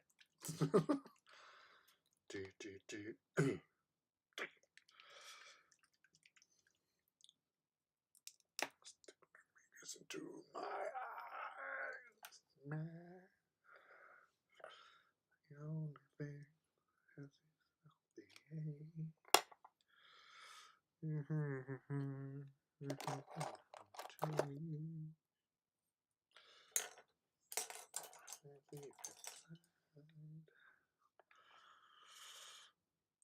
Yes. So most of us here are metalheads, so yeah, it's a great sound.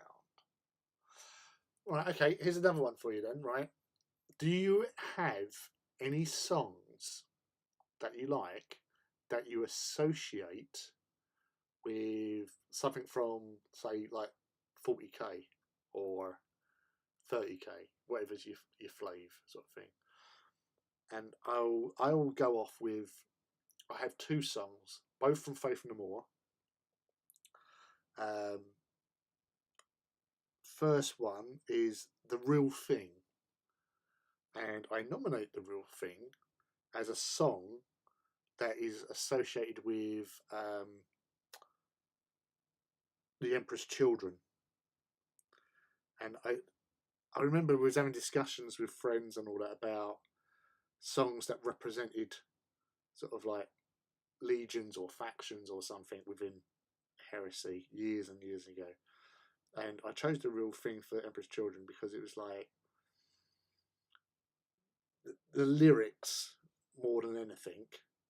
You know, like there's a pattern below the skin, you got to reach in and pull it on in. You feel like you're too close, so you swallow another dose. The pinnacle of happiness, reaching up your soul, tearing up your soul. Don't think you can take any more. You never want to let go. And it's the, you know, the whole thing about the perfection and the, you know, the experience, the whole about senses on fire and all that sort of jazz. So that in particular sort of like just made me feel like Emperor's Children, the ones that have taken to the sort of the extreme, the sensation, and so on and so forth. the other song of theirs, which is Cone of Shame, which is on the album Soul Invictus. And with that, the chorus is basically saying, yeah, we're basically Night Lords.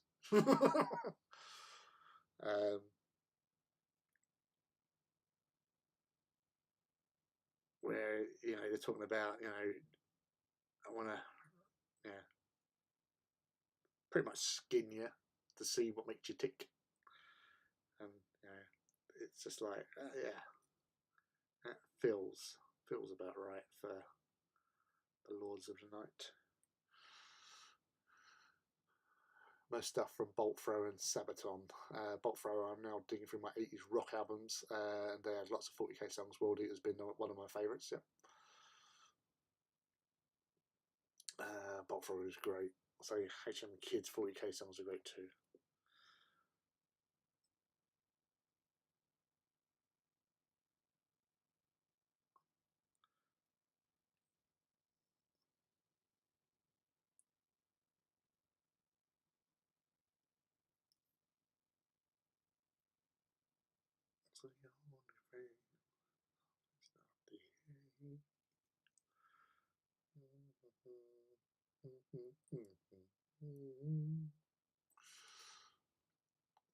Yeah, on my World Eaters playlist, there's some Vader songs too.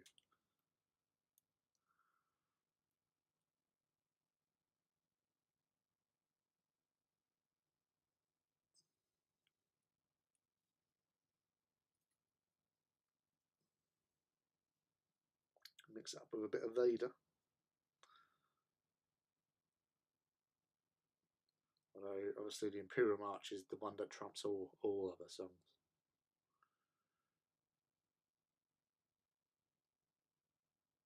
You know who you're talking about when you hear the Imperial March going off.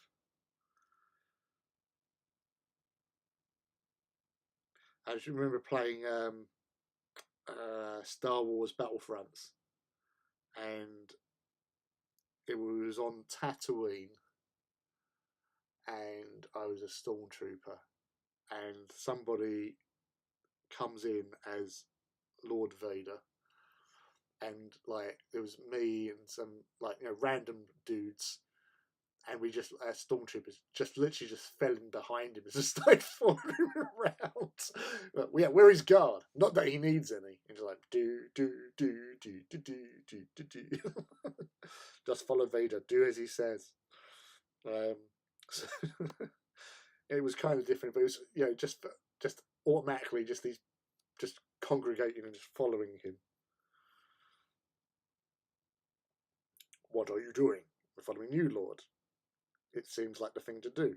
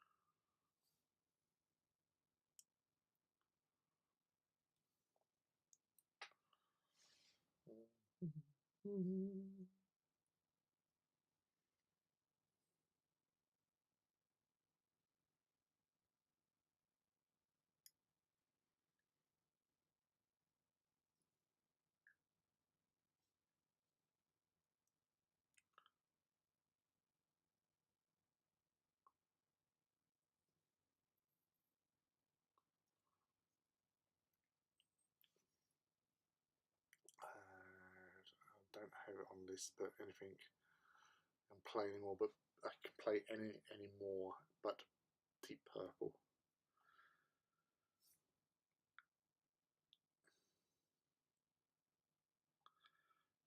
I don't actually think I've actually heard any other song of theirs apart from, actually no, two songs, because the other one was covered by Cooler Shaker. Hush, which was theirs. But Smoke on the Water is the only Deep Purple song I know that I've listened to repeatedly. And Hush, I more associate with Kula Shaker's version of Hush, which was on Screen film when they released that.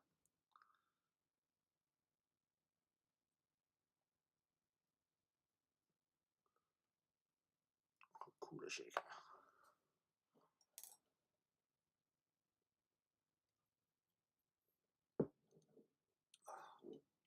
I don't bring up memories of stuff.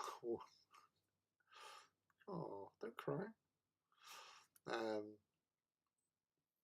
Rescue Mission Epic Orchestra by Miguel Johnson always make me think of this vain atrocity. That's the thing. Sometimes you just get those tunes that just hit those sort of the feels as such. Yes, this is 112 and 113, Felix. Yeah, sorry. Oh my god, I found War Count of Mars. Can't stop laughing. Yeah, the purple contrast was bollocks to work with. Ball ache or whatever you want to say. But yeah, it works. You just gotta repeat visits, unfortunately. Oh.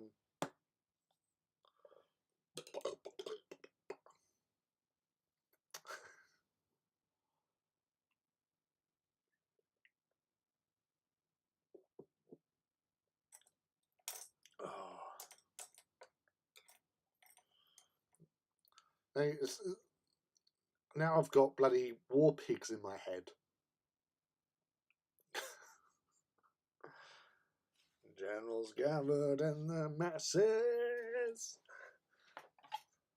just like witches and blood masses. That's the thing, right? Honestly, right, for many years, I thought generals gathered in their masses, just like witches and black mouses. I thought, well, it's got to be evil. Black mice, very scary. Witches, scary.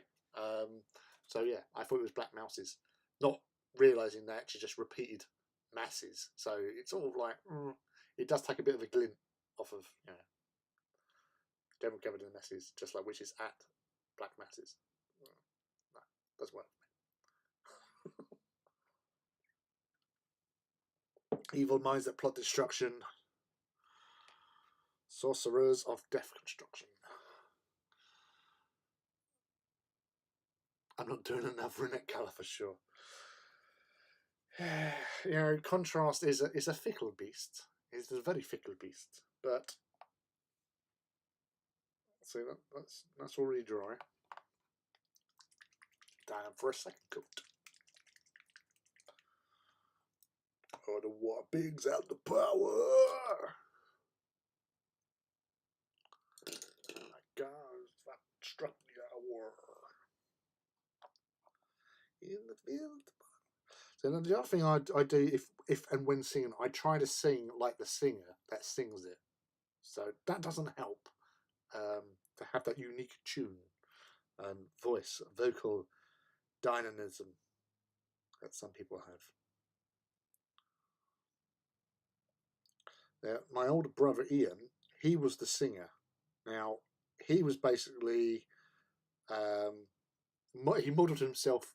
Now, maybe a bit wrong, but he modelled himself on George Michael when he was not so gay, where people didn't think he was gay, and obviously he used to sing "Careless Whisper" at pub karaoke nights, and like all the women was just like, "Oh my god, oh it's so good," and all that sort of stuff,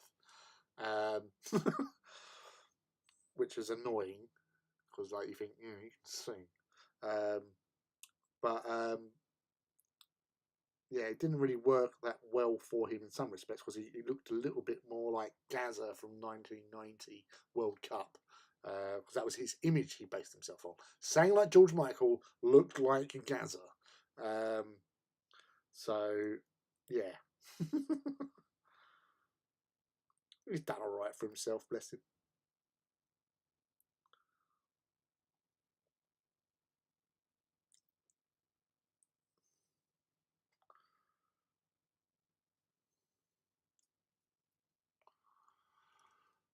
Thinking of one each night, with each in different colours. Oh,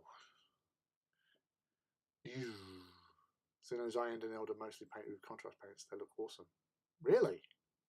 Did not know that.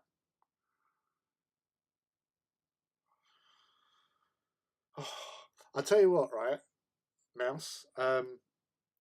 There's a video of Elvis singing Unchained Melody live in Las Vegas, obviously. That's where he sort of lived towards the end. So this is the Fat Elvis years. Where it's just done, just recorded Unchained Melody. And in this video, you see him like, he's just finished one song, and he goes over to the piano. It is covered in like Coke, not bottles, but well, there are bottles. I'm sure there's bottles nearby, but it's like Coke cups from like McDonald's Coke cups sort of thing, which had Coke in, obviously, for him to drink. And he sits down. He has to take his rings off so he can actually play the piano for it, and he sings Unchained Melody. Right now, obviously, growing up, my mum loved Elvis. She loved the Beatles. She loves Barry Manilow. But you hear all these records, and he sort of like noise blind, because you hear them so much, you don't really appreciate it. But if you watch this video, right, of him singing Unchained Melody live, even when he was out of shape and that, my God, that boy could sing. Jeez, it's like you hear him like hitting the notes, and like you can feel the power. You can feel the power in his, his diaphragm and I actually like stopped myself, caught myself. Jeez, he was fucking good, you know. Very true. I don't find many uses for him, but I find him great for shading. Yes. I thought you said Coke. Yeah, it was Coke, but not the white variety.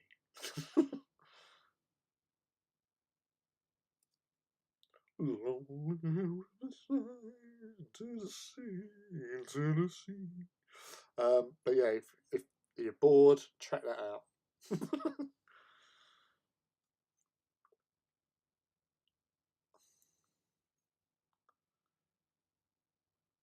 So sometimes you just don't get that true appreciation.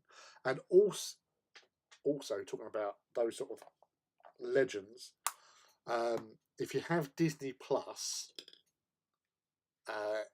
watch Get Back, which was what Peter Jackson of Lord of the Rings fame, where he's assembled these 3 movies based on using all the footage, like 60 hours of video and about 150 hours of audio from the Beatles working on their last album.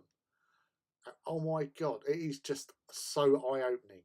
And seeing, John, Paul, George and Ringo, jamming, riffing off each other, and just seeing them in a sort of natural environment. Oh my God, it is so fucking good. And obviously culminates in the infamous playing on top of building in Savile Row. It's like 6 hours long because it's split into 3 parts. But I can just like see, the way John is looking at Paul as they're putting his song together and stuff. It's just brilliant, really is.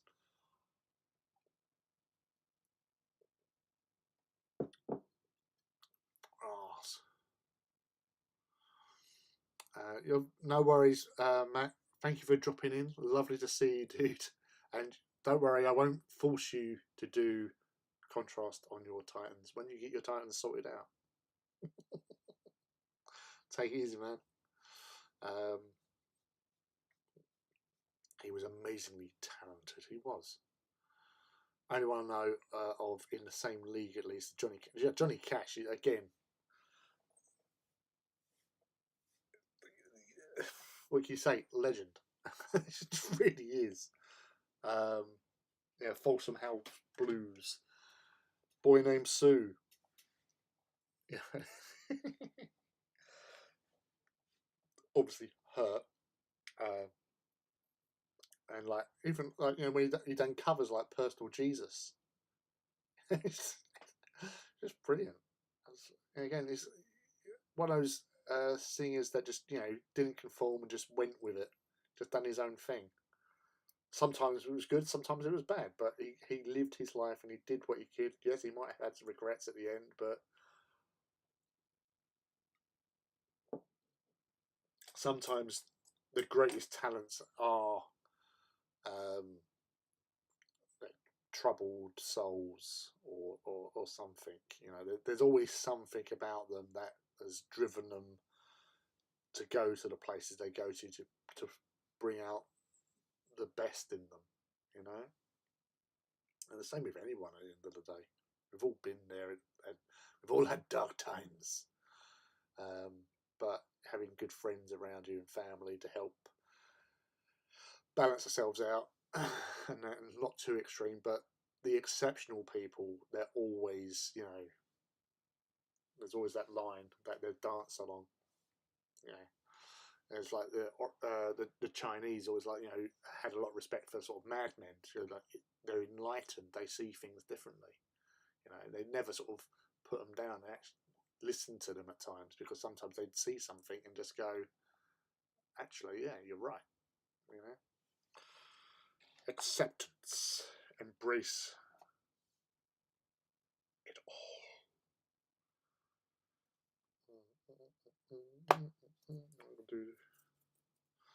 I'll do some ribbons.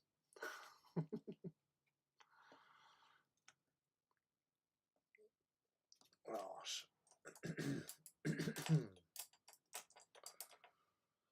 Lonely rivers flow to the sea, to the sea.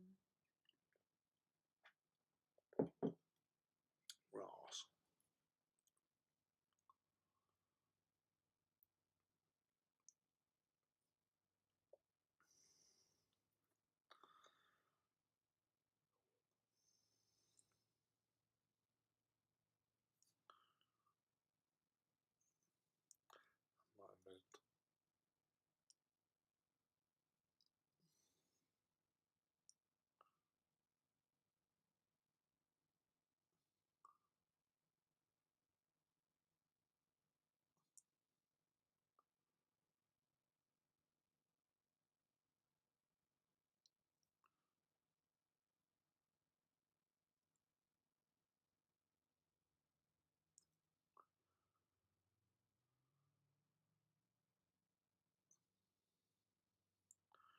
Actually, as I'm doing this, I'm actually in my head singing along to Unchained Melody.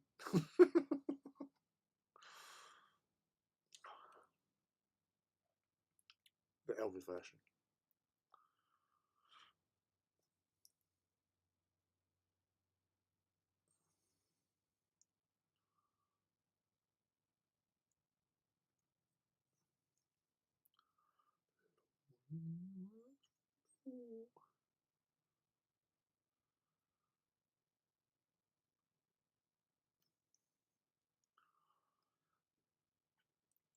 Gosh. So the cat stopped attacking you, mouse.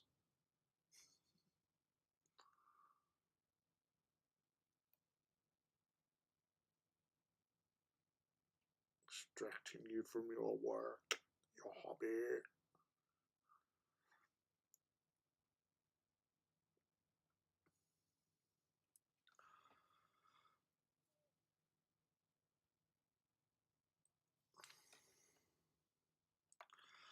I'm on the road.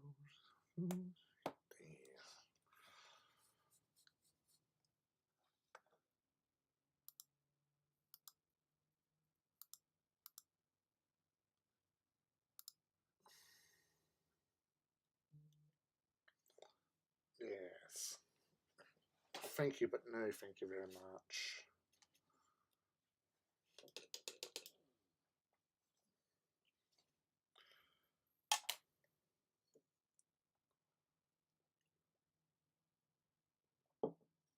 Oh. I did bring plastic cutout bit.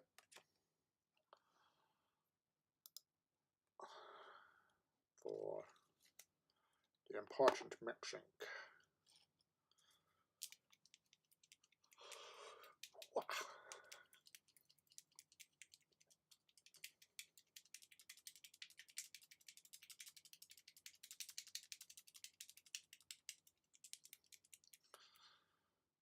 To paint some banners for the large times, I have to cut out from plastic card and now to paint them.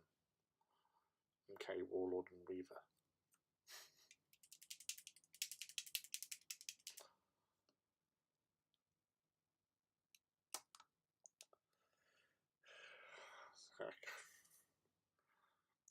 Can't believe you went for the Warbringer before the. I would have done that last normally. As I said, I love the Warbringer. I like in game is actually quite a cool little model. It's just building a fecker. It's not the most fun experience.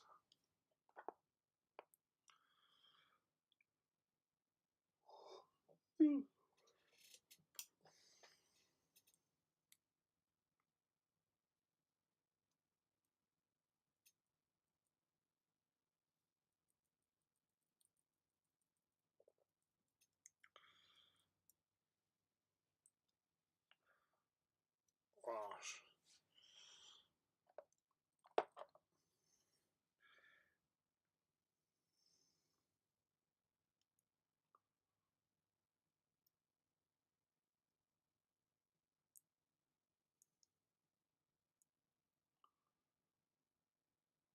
I've moved off of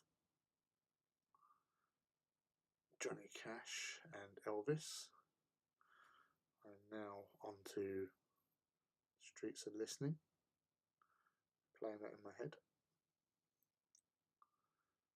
just so the DMCA cannot get me. No, my luck, they've created the Thought Police.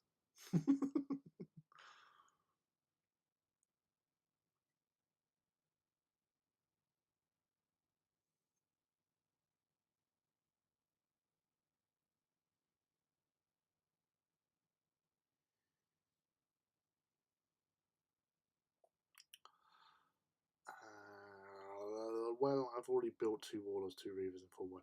Okay, fair point. Had a Grandmaster box 2, bunch of Knights and a couple of Warlords plus the Warmaster. So you're going to be busy for a little while at least then. Actually, when is Adepticon? It's that April time, isn't it?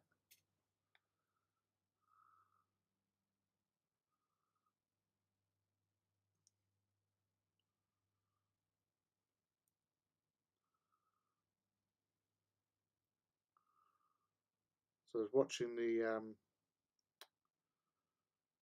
unveiling on Friday morning, and where they showed off one of the halls in the LVO. It's just like, how big was that hall, and how many people were there? Even though we were sitting at tables and stuff, it was rather impressive. Like events over here, there's nothing like LVO. So Adepticon, yeah, it's going to be as mental and as big. So like even like over here where you have like Salute and stuff, it's big for what it is, but there's no gaming there or anything. It is basically people going there looking at new releases and stuff and buying stuff. It's like a huge gamers marketplace basically. Whereas, you know, LVO and Adepticon is a little bit more special.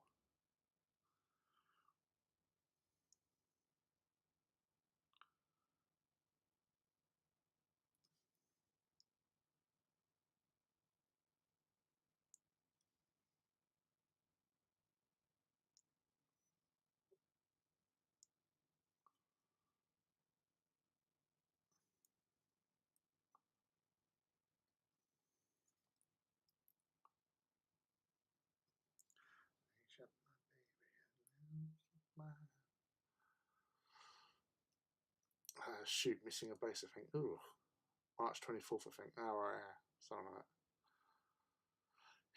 that. Yeah, well, one thing America has is space. Is most of the continent, to be fair, to be honest, after all. Yeah, it's got a little bit of room to manoeuvre,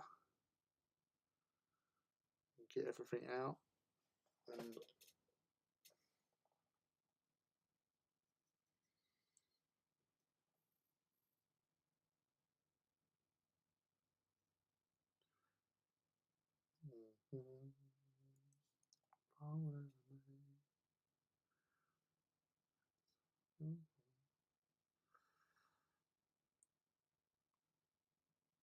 I remember speaking to some of my American friends online and stuff, where they're all booking in to go to Adepticon, and saying, "Oh, you wish you were coming over" and stuff like that. And I just went, if I came over there for Adepticon, I would just spend most of the time just getting drunk and just running rampant and causing a major nuisance, no doubt. Which seemed to make them feel, yeah, we got to do this. But yeah, maybe one day.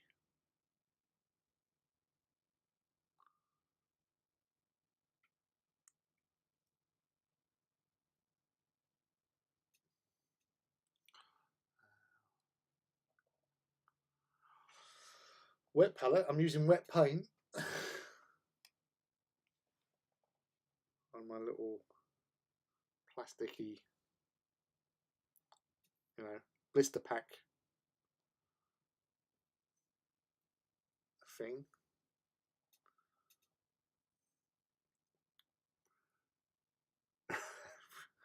We should, dude. We'll be banned from the country.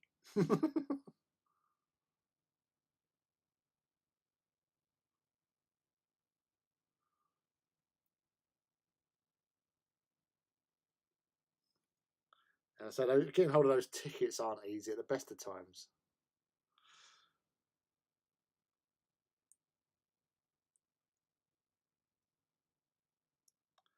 As like one of the so I do miss like the Horus Heresy weekenders we used to have over here. So it's like Saturday and Sunday event. Pardon me. And I just remember like one of the last couple. Literally, I'd get there. We'd drive up on the Saturday morning. Get there just prior to it all kicking off. Because you can't book into your room until 12 anyway. So you get up there, you get your registration sorted, and then buy some bits maybe, and then queue up for seminars.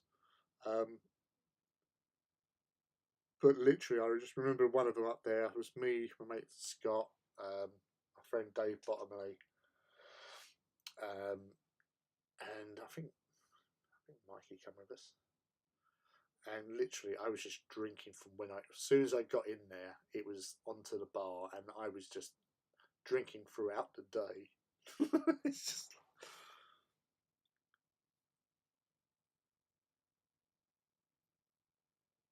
start early. Start as you mean to go on. And I remind it was I was going to share a room with mate Scott, and Scott we call old man because he's younger than us, or me anyway, a couple of years, but he always goes to bed early, right? And I think he went to bed about 10 o'clock, and I'm still going for it with like whoever's in the bar and all that sort of stuff. And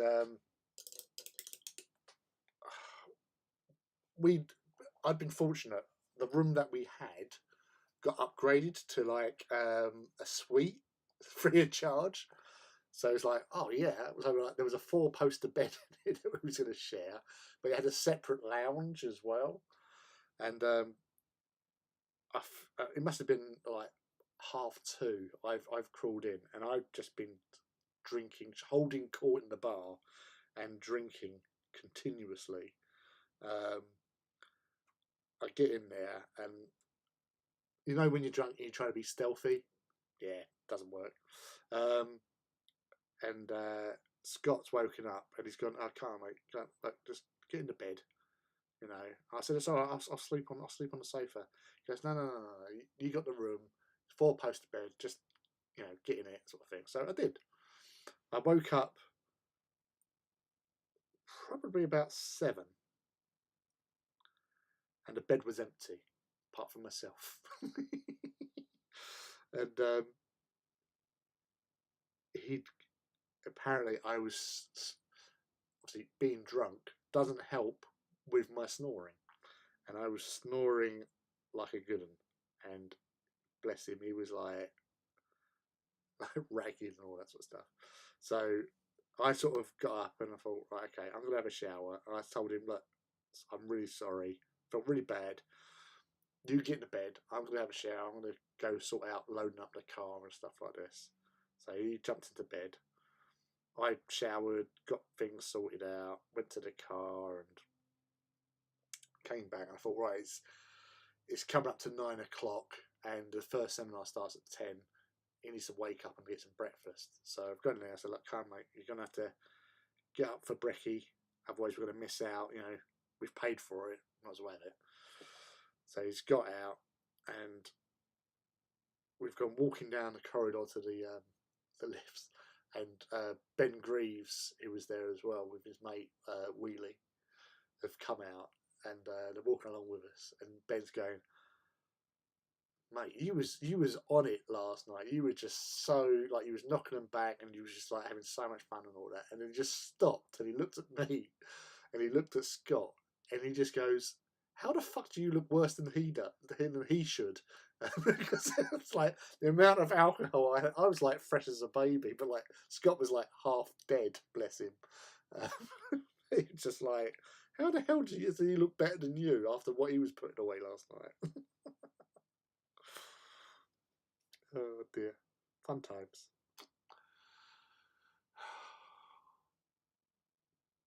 Game conventions are a lot of fun. I don't tend to like large crowds. Small doses are okay, but I don't want to go postal or anything or something like that. You have to stop now, Lee. You're using the brush like an actual point on it.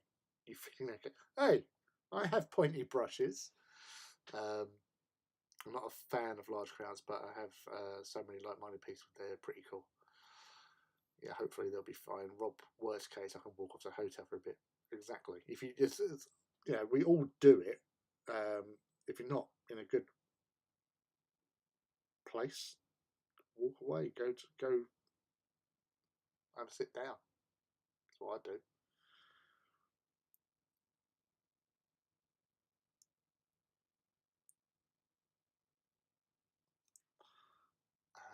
I got a uni class, took a trip to, well, never mind, anyway, we were completely sourced. One of the guys ended up talking all night to a black gent about what it was like to be black in DC all night. They called the cops on us.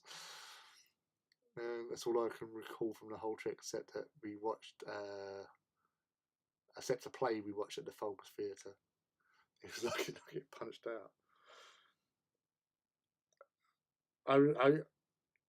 That's the thing. Sometimes, if you're drunk, people do give you a little bit of leeway because they know that you're drunk. I've been in an Irish bar talking to this Irish guy about the royal family and stuff like that, because I was young, I was stupid, but I was at the time I was saying like, oh yeah, the royal family, blah blah blah blah blah, sort of thing, and he knew I was sort of half cut, but he just he just talked to us, sort of thing, and if I'd probably said the wrong thing, maybe I would have got my head slapped or something, but just having a chat and just went like that, really. But sometimes you just, certain times, certain places, you should shut the fuck up.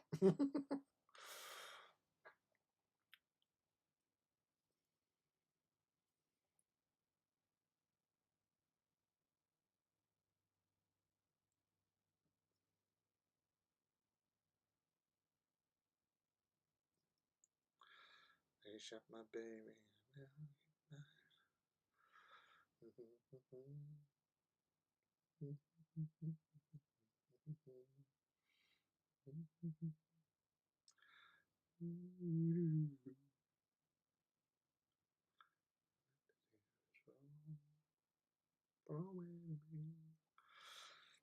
Man is on fire.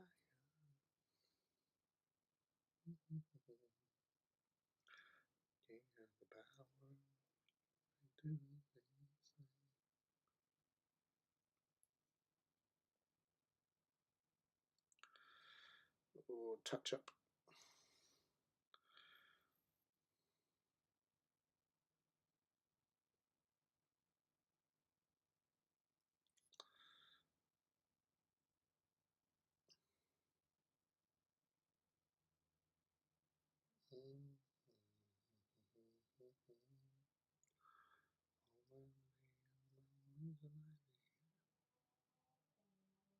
Speedy Gonzalez tearing it up.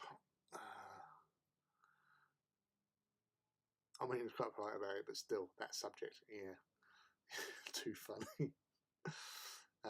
Even I wouldn't do that, and I am not even English. We need a Forge of Mars meetup. I'm always up for a meetup, me.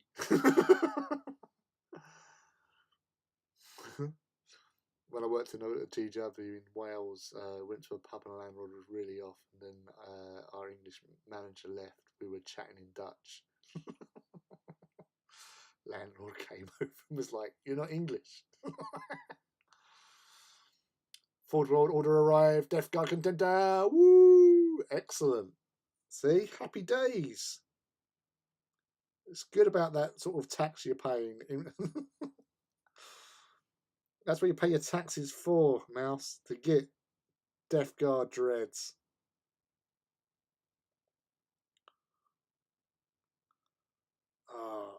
I'll tell you what, Rob, right? I was speaking about foreign languages.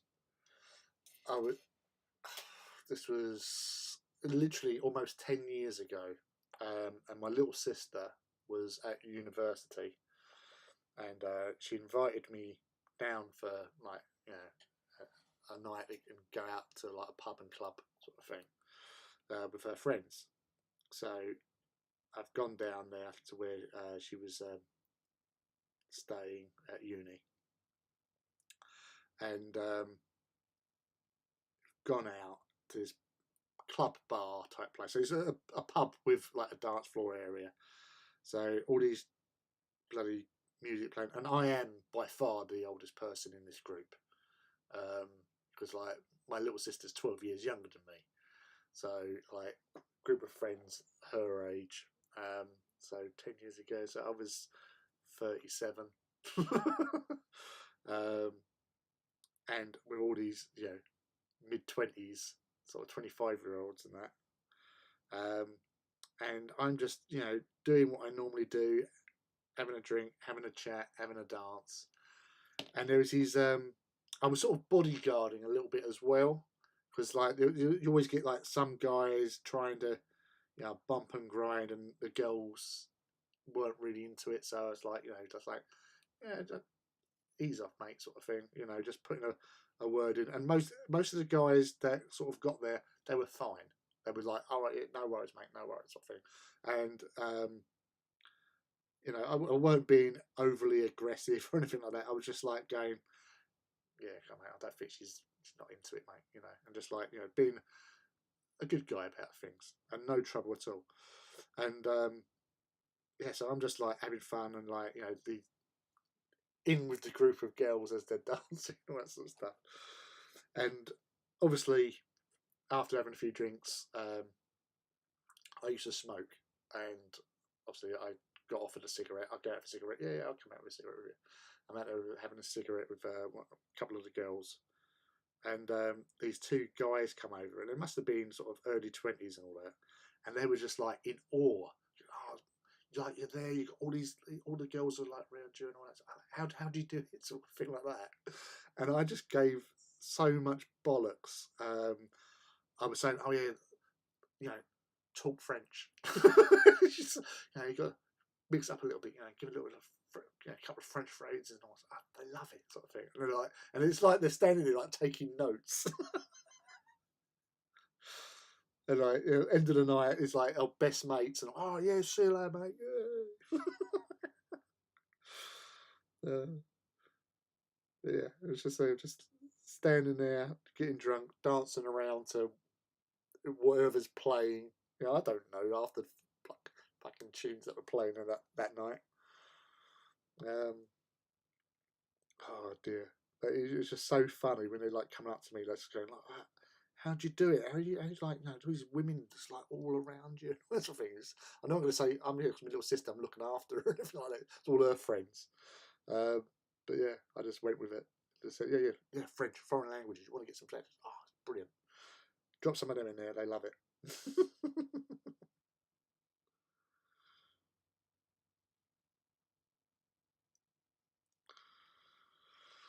Yes.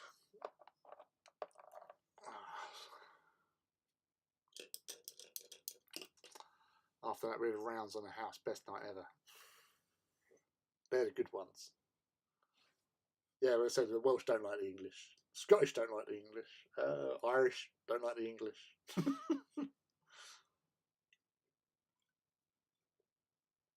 It was something I used to do when I was a young whippersnapper, I will say, where whenever I got drunk, I started speaking with an Irish accent for some reason. It wasn't particularly good Irish accent, but I thought it was the bollocks. Oh yeah, I'm from Ireland. Yes, I'm from Dublin, because obviously everyone's from Dublin. And I would be in these pubs, and I met this, funny enough, an Irish girl, and got chatting to her. And she was quite nice. I thought, well, it's quite nice. I thought I might get a kiss or something out of it. And she invited us to a party. This was like New Year's Eve, and me and my mates were in this pub. And she said, "Oh yeah, we're going to a party after this," sort of thing. So we saw New Year's Eve in, and they said, "Oh yeah, here's the address. We have to get a cab." Which literally we blew the last of our cash on this cab to get to this address, because it was like about 5 miles away. So we got there, knocked on the door. I said, "Oh, it's I can't remember her name. This is a long time ago." And I hear this woman go, "Oh, is that a lovely Irish accent I hear?" And I went, "Yeah." And oh yes, oh, it's a beautiful sound you have there. Something. And she really like, looking back at it, I know she knew that I weren't Irish and that I was just fucking, just going with it or whatever. But you're in the role, you have to commit. And we got invited in, and it's like, it's not a party, it's a family get together. So you got like grandma sitting in the armchair there, there's Uncle Barry over there, sort of thing. And like me and my mates thinking like we were going there to party with some fellow youngsters, realised it weren't happening, and then we had to do a forced march back to my mate Paul's house across frozen fields. My mate Mike was suffering from bronchitis at the moment, so he's like dying. It was like a scene from a Vietnam movie. It'd be like carrying the fallen with us. But it was just so embarrassing, and it's like I learned a valuable lesson that day: is don't start pretending to think that you're Irish. Um, it didn't work, and it was quite embarrassing. Yes. Yeah, I did not know that at the time when I came to the UK. I've learned since. It was just so weird. Yeah, it is a weird situation to be like, part of Great Britain, and nobody likes us. Which, to be fair, the English, we've done a lot of dodgy shit in the years. Then again, most people have done dodgy shit in the years, but we get it a lot. Yeah. Actually, there's a great on BBC iPlayer, I think. Al Murray, the pub landlord, or Al Murray, who is the pub landlord, who plays the pub landlord, he done a series. Is Why Does Everyone Hate the English? and in each episode, he goes to Scotland, Ireland, Wales, France, and Germany, and wherever he goes, he meets up with a comedian from that country. So, like most English people know anyway, and talk to him. Why do the Scottish hate the English? And they'll give like several examples of things that the English have done, and all that. So he does make things. You think, all right, I know now why the Irish hate the English, not just because of what happened in the Great Famine, the potato famine, but also Cromwell. They absolutely hate Oliver Cromwell. That's fair enough. And then obviously why the Welsh hate us, why the French hate us, why the Germans hate us, and all that sort of stuff. But it's humorous, it's fun, but it is sort of eye-opening as well, which is a learning experience. I feel better for knowing the grievances of our neighbours.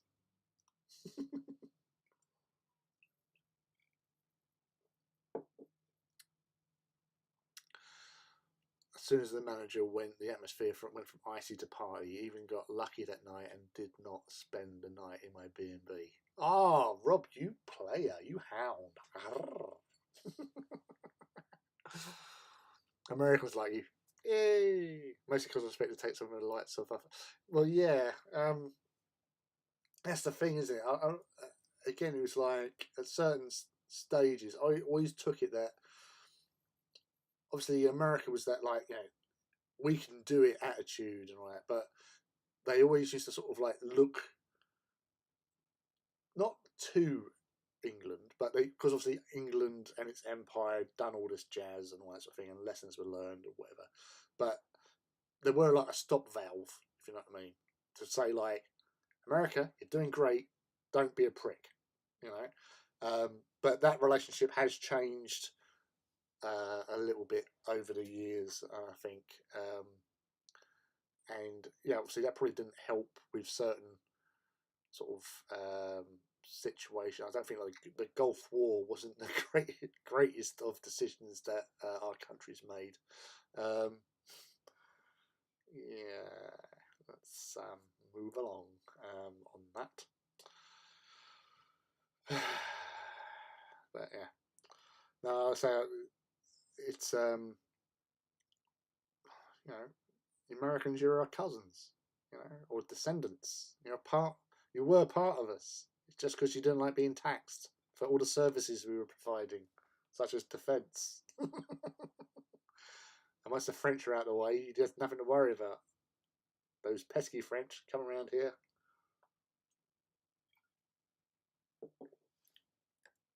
Grass.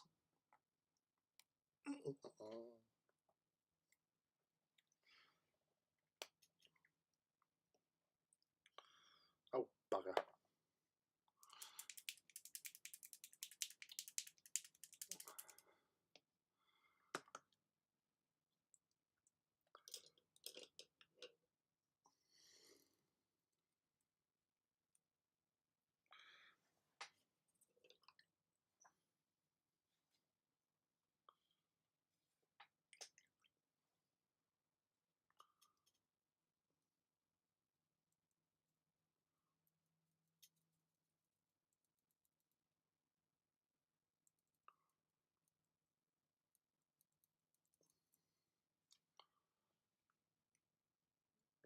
Service taking me started.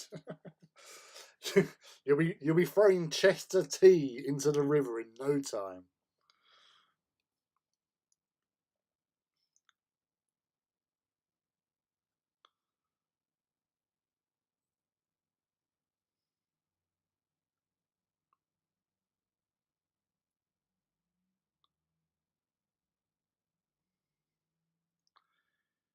Come round here demanding these taxes from us.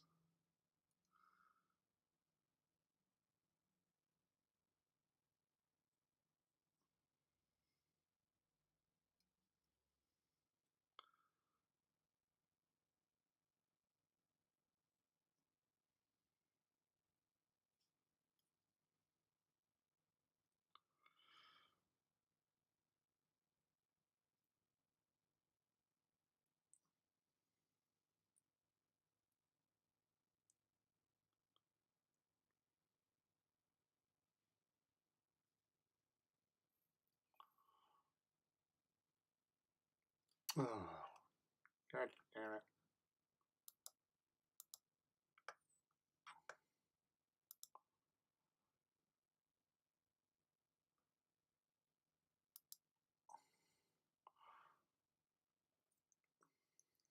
That'll do, I think. Yeah, it's weird. Last, was it 2 weeks? So this week and last week, I think maybe the week, no, I don't think it was the week before, but definitely in the last week or so, last two shows, there'd been definitely a lot more sort of bots turning up. We haven't had, because I say I'll only generally put out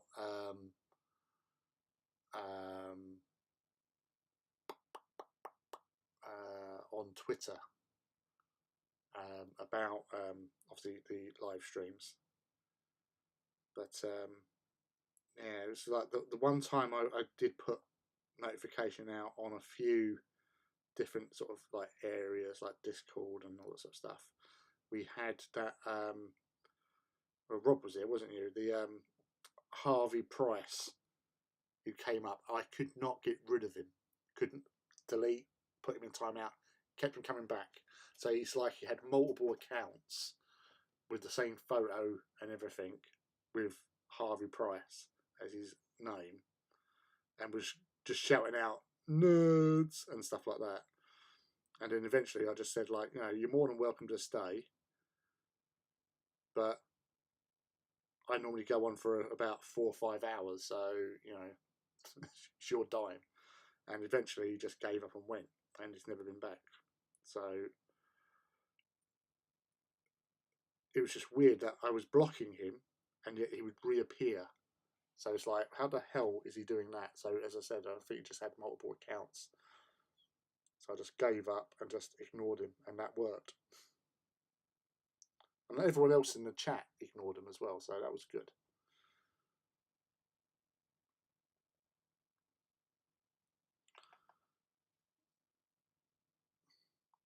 And with these bots, I don't even know what the hell they're putting up.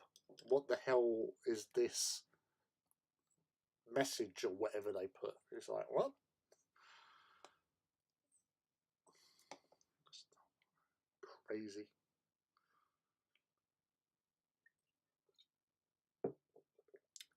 Foolish people.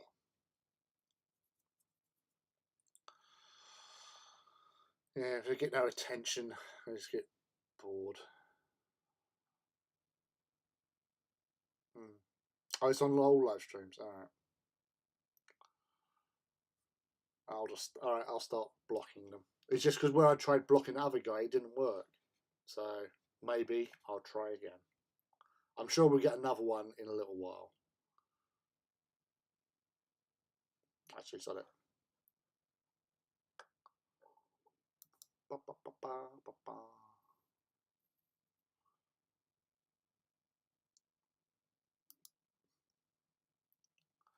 I didn't have a block option on there because I've hidden them.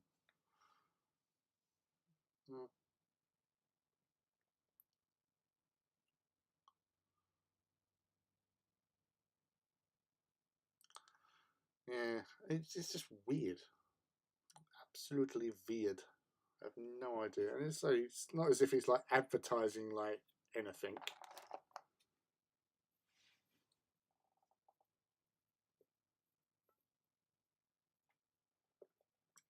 You know, unless you're into sort of the hobby, what are you getting out of this? Very little, I don't think. Yeah, exactly. Yeah, not sure what the guy is using. At least he got the demographics up. Yeah, exactly. You know, all adds to the views. Thank you very much. Adding to the quality.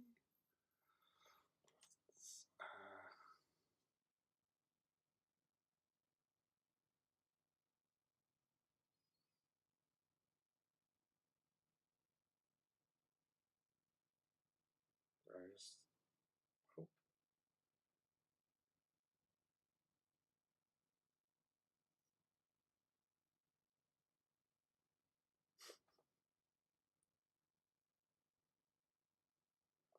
Sorry, Just a little video of someone being arm wrestled by a cat.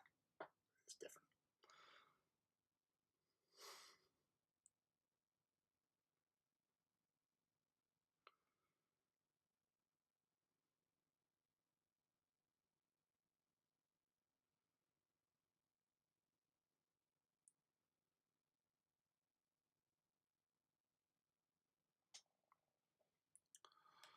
Yes, so right,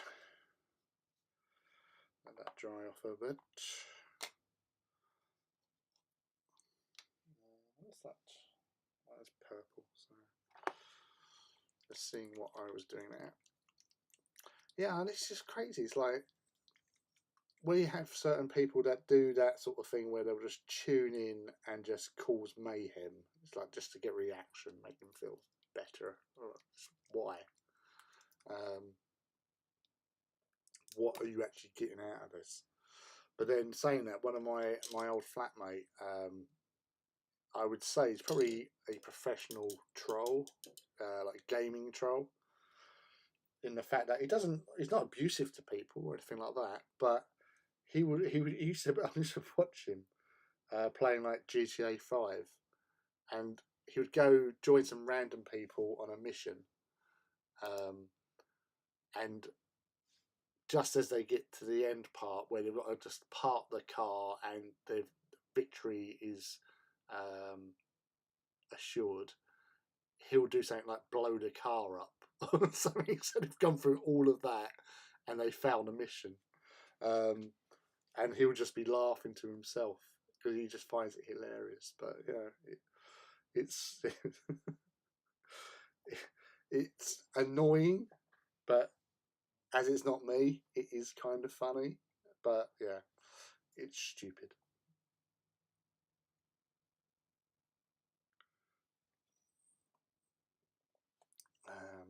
Maybe they should watch the stream and get into the hobby, which is not annoying other people. Yeah. I almost think it's like a whole prank calling thing some people used to do. Yeah, it's phone up and asking for is Hugh Janus there? I'm looking for a Hugh Janus. Oh, hi, I'm Hugh Janus. That was the one where Bart. And there was a Hugh Janus indeed. That was the old like meatballs culture, wasn't it? Where you're looking for Mike Hunt. Anyone seen Mike Hunt?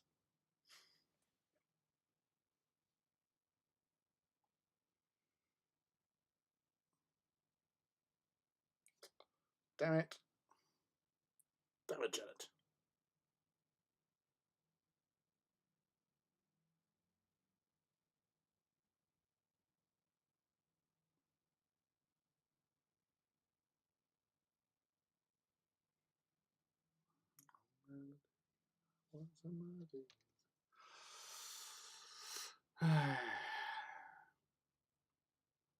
Yeah, this is why I don't puck.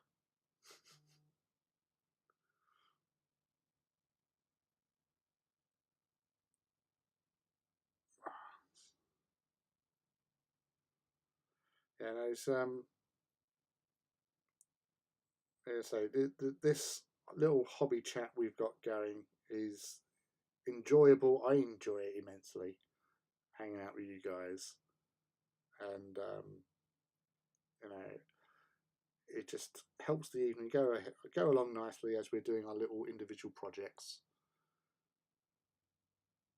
and sharing some time with people in faraway lands. It's what life really is about, I find.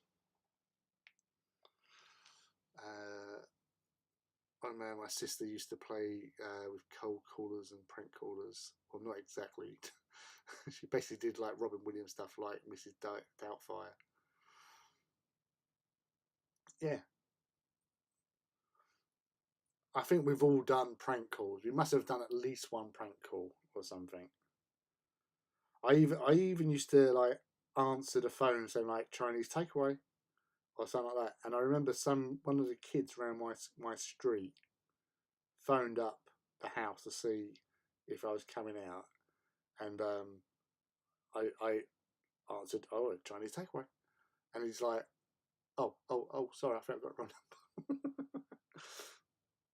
It's like, Ryan, it's me. You not tell my voice. Oh, you said it was Chinese takeaway. Bless him. It was only like 9. If that. No, he was younger than that. Fucking hell. Jesus. No, he was probably around about 9.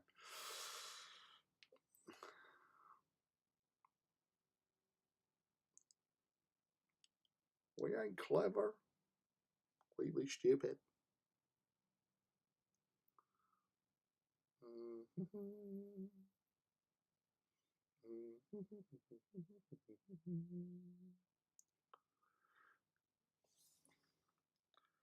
Just realised I've been painting over there. With my dodgy pointy brush.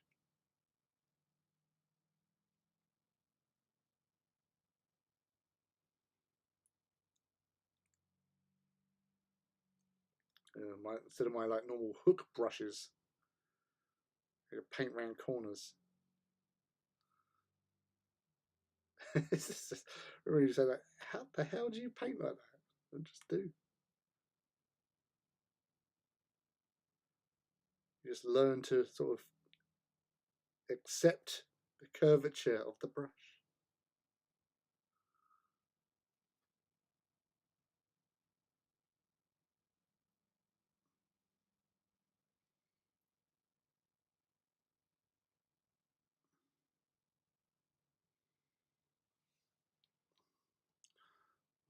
My own melody, my words and my name. Destroy. Kill the bane. Burn.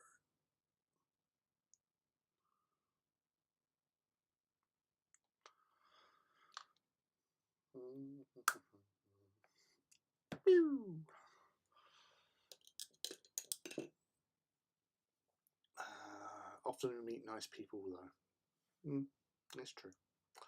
In pugs, I either prefer friends who've introduced me to other friends, less stress usually. I've never done a prank call on account. I once tried to dial a friend, kept getting the wrong number, and operator came on and scolded me and asked if my mum had let me call. Oh, poor you, mouse. I used to answer every phone call with fire department, Amsterdam Southeast. How can I assist? Even to his mum. Yeah, it's oh, hello.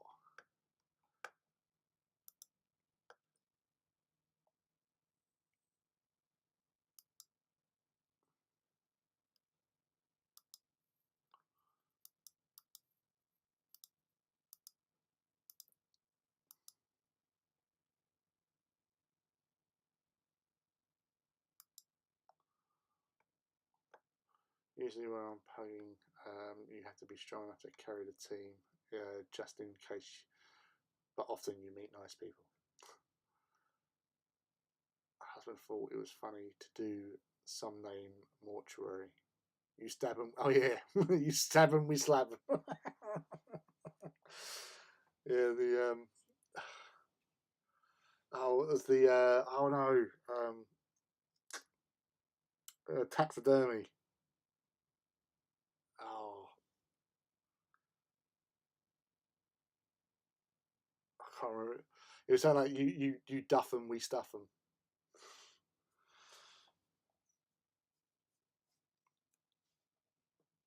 No, that's it. You snuff them, we stuff them. That was it.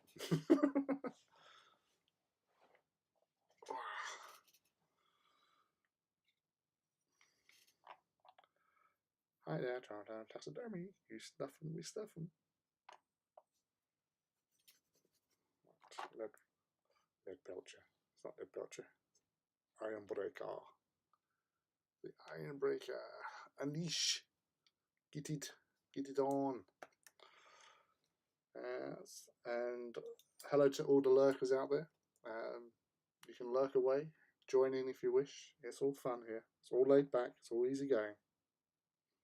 No airs and graces. Just a chilled hobby environment.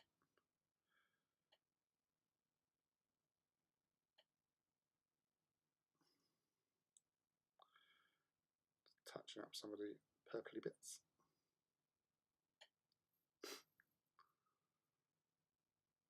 Sounds wrong.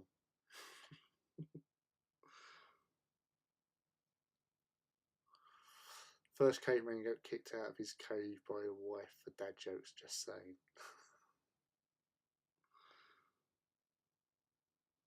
Yeah, don't piss him off.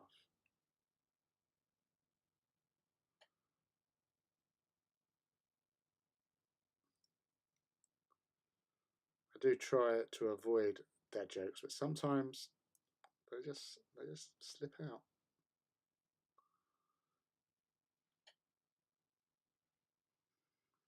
Just can't help it. Stay away from the light, Carol Ann.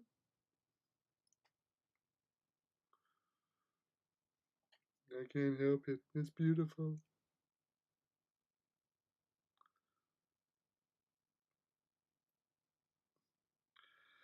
And yes, for the viewing publics, I did just cross Poltergeist with Bug's Life.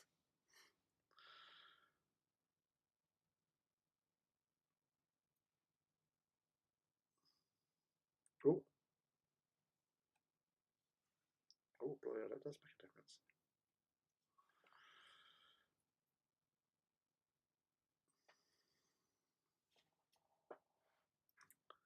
Beep beep beep beep beep beep beep beep.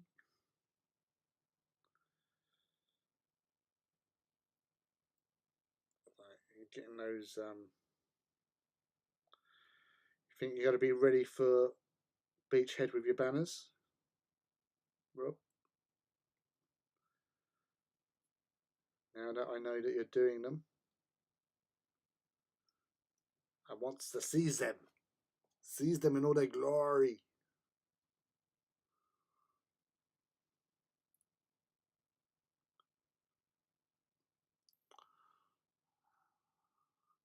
Oh man, I really need a prime soon.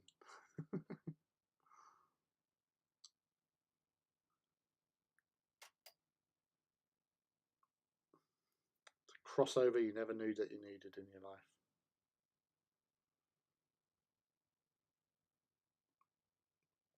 I'd say Poltergeist did scare the crap out of me when I was little. It's like because I've got two older brothers that are like 9 and 8 years older than myself. So they grew up together, pretty much, hanging out with the same people and all that sort of jazz. And I grew up on my own, being so young and little. But they used to bring home videos that may not have been entirely suitable for a 4 to 6 year old. So I remember I saw Evil Dead when it came out on VHS before it was banned in this country for a little while, a few years. And other horror films, even dirty movies I saw as like a young kid and never really thought much of it, to be fair. It's like, oh right, okay, I just accepted what I saw. So, but yeah, so it was very weird, especially like you see like films like The Exorcist, Poltergeist as a kid, and I would have to say I don't think I've had much lasting effect from watching them. They're all war movies, never been inclined to go out and commit violent acts or anything. So, yeah. Everyone blaming everything on TV and films. It's crap.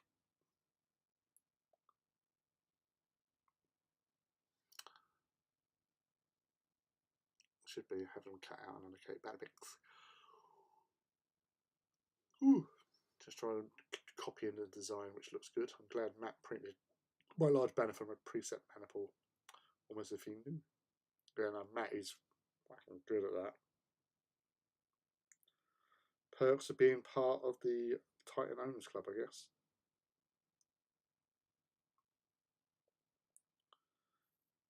Because those kill banners are definitely worth it. As a hobbyist and a princeps. My brother spoiled a lot of movies for me, same reason. Yeah. The other thing I used to do is like Christmas, my presents, they're much older than me. And I always remember I got this, it was a Buck Rogers thing. It was like a spaceship. And in the back, it had like a screen, and you can actually look through the front of the spaceship. It's like like well, it's like a view scope, periscope, but it came on this screen there, and you'd aim it at somebody, and you pull the triggers, and you go, beep, and you see lines shooting and hitting the target that you're aiming at. And my older brother Ian was playing with that, and time I got to play with it, I got told, "Oh, you can't play with that because it's interfering with the TV." Because it was like these electrical toys would interfere with the radio signal because of the batteries on this thing. And so on Christmas Day, I couldn't play with my toy, even though my older brother had been playing with it for ages. You know, I only opened it and went, "Oh wow!" And then I was opening something else, and he started playing with it. And he's like 9 years older than me. Well, 8 years older than me, Ian is anyway. And my older brother, Paul, another Christmas, I got like this. It was a lorry, you know, truck and trailer, and it was like it meant to be like a remote control where it had a little wire and you'd walk along with it, sort of thing. And he was playing with that, broke it, and I didn't even get to play with it. You know, what could I do? I was only a small little thing. I was a tiny little critter.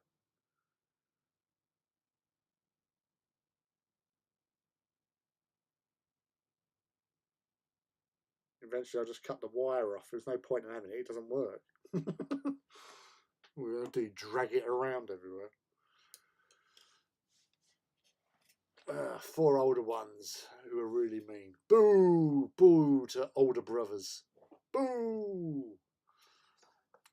So my oldest brother is okay. Just obviously he was too busy being older brother doing stuff that older brothers do. Ian was okay to a point, but he used to do this. I mentioned it earlier, whippersnappers, which it was basically he would spin me round by my arms, you know, like a roundabout type thing, spin me round like that, which is all fun. But then he would stop and pull me back the other way. So he's just like, and he called them whippersnappers. He wasn't mean. He was just, you know, being a little bit maybe overzealous. But then his best mate Simon was like a third big brother, and you know he used to take me down on trips into London, and like you know you actually like be like a proper big brother where he would like he had a sister who was a year older than me, sort of you know in street you're the same, but she was a year older in school. Um, but he used to like sort of he'd go to work, his first sort of job and all that, and get some money, and then he'd go, come on, we'll go out, and he'd take me down, buy me some toys, um, you know, and he took me down to like the arcades in London, playing games and all that sort of thing, and that's where my sort of love of adventure comes through to explore London because I used to do that when I was a teenager. I used to go into London and just travel places, you know, just get a travel card on my own and just go visit and find and discover places, which was brilliant. And it came in useful later on in life when I was taking other friends down there and they had sort of a nice experience of like going around, you know, Carnaby Street or Chinatown, um, into sort of Leicester Square and all that sort of thing, and Covent Garden, just because I'd been there and scouted the place out first and knew how to get from A to B. We went out and committed violent acts. Oh, mostly against harmless farm stuff and each other. Yeah. Aliens scared the crap out of me when I was little. Yeah. Buck Rogers takes me back a bit. Yeah, I love Buck Rogers, you know, with Tweaky. What's up, Buck? There's a reboot.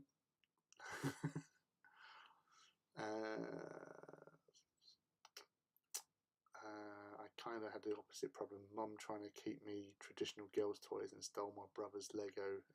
Stole my brother's Lego, you know what I mean? Well done. I used to spend hours playing with my Lego, build massive spaceships out of every bit of Lego I had. Yeah, same here, mate. It was fun. Definitely calling you when you get. Yeah. Just give us a buzz. I'll come meet you, and I'll be your guide. I shall show you the things I can show you. That was again 19th century military officer and pinhead. And have some chocolate. I've been a good boy.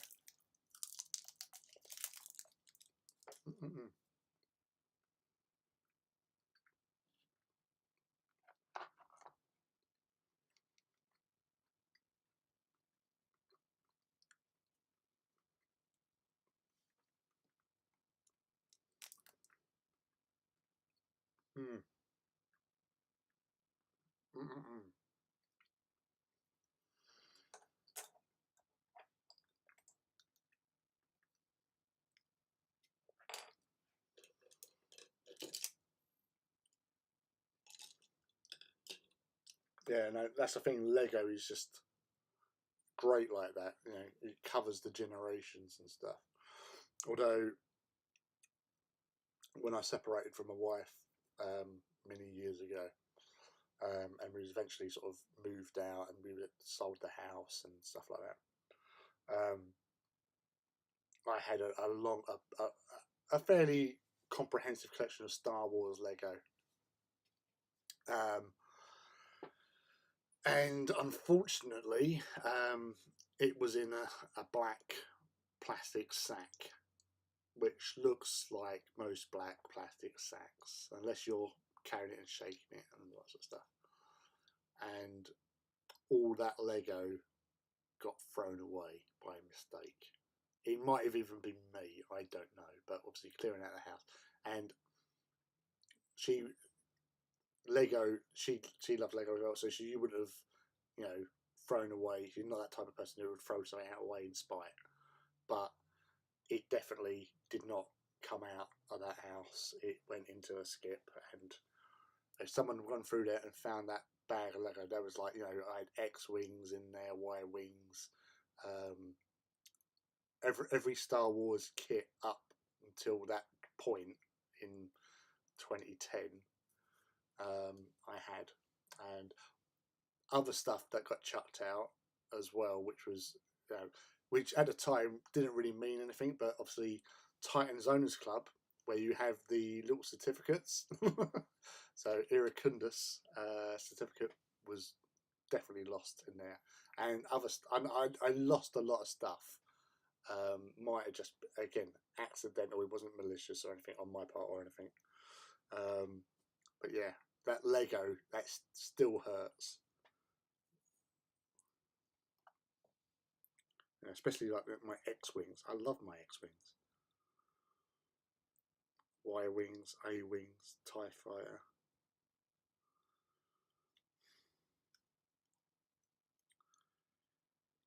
Yeah, actually, the only bits I've got left, which I've still got, and it's still boxed, it was Sebulba's Pod Racer, because I had a double of it, so it was boxed up in another box.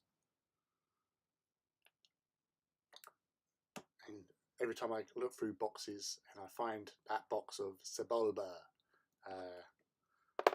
is Pod Racer. It just makes me wistful for those bits that I now lost. Hey, Erus. Welcome. It's a late one tonight. It's always good to see you though, dude. Sabalba.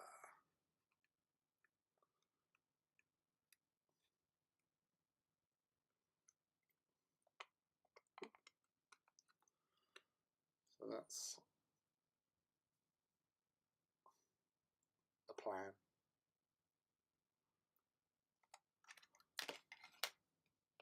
That's the plan.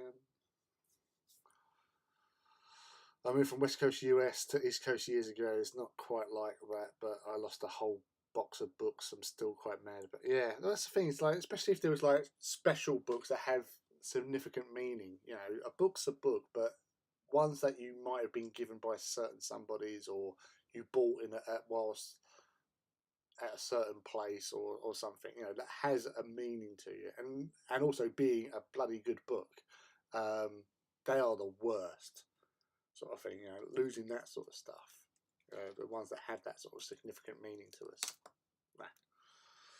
that can get in the sea. Don't have that. We don't like that. It's not our bag, baby.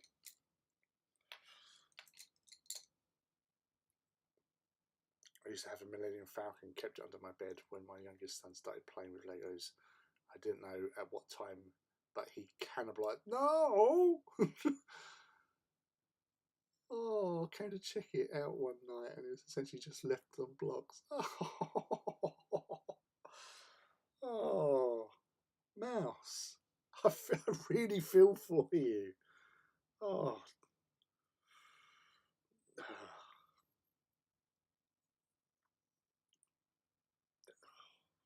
Bad kitty.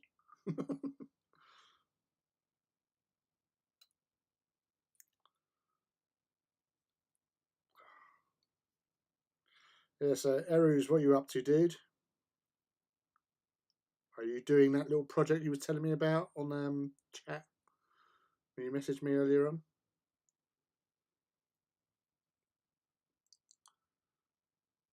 He's basically come by that point stolen all his bros' Legos too.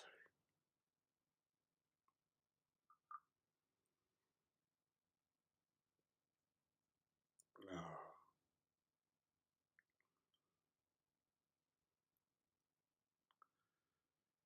Could have been an evil Lego genius for all you know.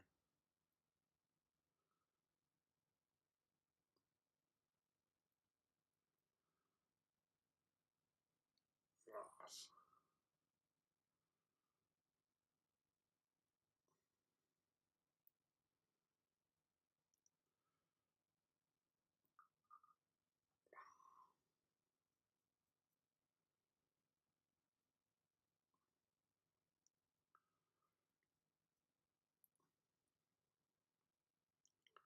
So yeah, now for some reason I'm thinking of this years and years and years and years and years and years ago when I was young and you were all younger. I got a job working in a campsite for scouts, guides. I suppose you could call like Eagle Scouts or so over in America, where they'd go camp and sort of do activities in a woodland setting. And I got this job because at school we do this thing called work experience, where you say, I want to work in this sort of environment, and the school will find placements and you go work there for like 2 weeks to get experience of working in that field. Now, I wanted to work, I had this idea of working in what are called the Forestry Commission. So basically, going around forests like a warden, I suppose, cutting down trees, stuff like that. Making sure the forests are healthy and stuff like that. And they got a placement at this scout camp. It's called Gilwell Park, and it's on the outskirts of London, near to where I live at the time. So I've turned up there, and there was another 2 boys from my school had placements there, and we met up with the guy who ran it, and he basically said, well, this is the situation. We've got 2 positions with the maintenance team, and I've got 1 position in the service team. And the 2 other lads, Paul and I can't remember. I think it was Andy. Oh. But anyway, because they were in the same form group, they just went, well, we'll be together. We're going to go in the maintenance team. And so I went, all right, I'll go in the service team. But I had no choice, so I'd done the service team. They didn't explain what we would be doing in both. But obviously, maintenance, you kind of know that you're going to be doing maintenance work. And that's what they did. They literally went around the place fixing fences and stuff like that. Whereas the service team was a group of scouts and guides from around the world that were basically paying their way, paying their stay as such, their accommodations by working in the service team, which was providing working in like the sweet shop they had there, like tuck shop, hosting activities such as rifle shooting, archery, canoeing, orienteering, swimming, and all that. But basically all the fun shit. And 15-year-old me was part of this team, meeting these like interesting people from around the world. There was Frank from Germany. There was a Puerto Rican kid, but I can't remember his name. All right, Tom. But I remember his room. Throughout the day, windows were closed, curtains were closed, and it made it even hotter. So he was getting back to his normal climate, I imagine. A couple of English girls, and there was this American guy whose name was David P. Worley from Mount Juliet, Tennessee. And he had quite an impact on me, because obviously I still remember his name, full name, from Mount Juliet, Tennessee. So we would be left in charge of all the guys, like all the visiting groups of cubs and guys and stuff. And I was basically doing rifle shooting, archery, organising canoeing and all that sort of stuff. And I think the highlight for me as a 15-year-old boy was that one evening a group of girl guides, their pack or whatever they're called, I don't know, had hired this inflatable bouncy castle that we had in this, like, we had this big aircraft hangar place. So we had this big inflatable bouncy castle, which was one that you go inside, and I was given the job of being in charge. 15-year-old boy in charge, and I was sitting on the outside because I was a good kid, you know, I was well behaved, manners and all that sort of stuff, and I was talking to their sort of Arcala or whatever it is, and chatting away with her, talking and all that sort of stuff, and eventually she just goes, do you want to go in there? I went, what? I said, come on, when you go in there, have some fun. So I went, is it all right? She went, yeah, go on. So, okay, all right. And I've gone into this thing with like 25 girl guides and proceeded to be pounded on by these, you know, bouncing around, getting bundled by them and all that sort of thing. It was fun. Nothing untoward happened, but it was fun. You know, 15-year-old kid in a bouncy castle with like 25 like teenage girls or something. Yeah. It was great for a proper ego boost, and it was all above board as well, so it was fun. But it was just like fantastic. And then I met up with the two guys, and like they're going, "Oh, how's your maintenance team work?" Oh, it's really hard. You know, we had to put this fence up, we had to get these wires out of the trees and stuff like that. What have you been doing? Nothing much. You know, it's pretty crap, to be honest. I was having a whale of a time. I stuck your stream on muted while I did something and passed out on the sofa. Oh, dude.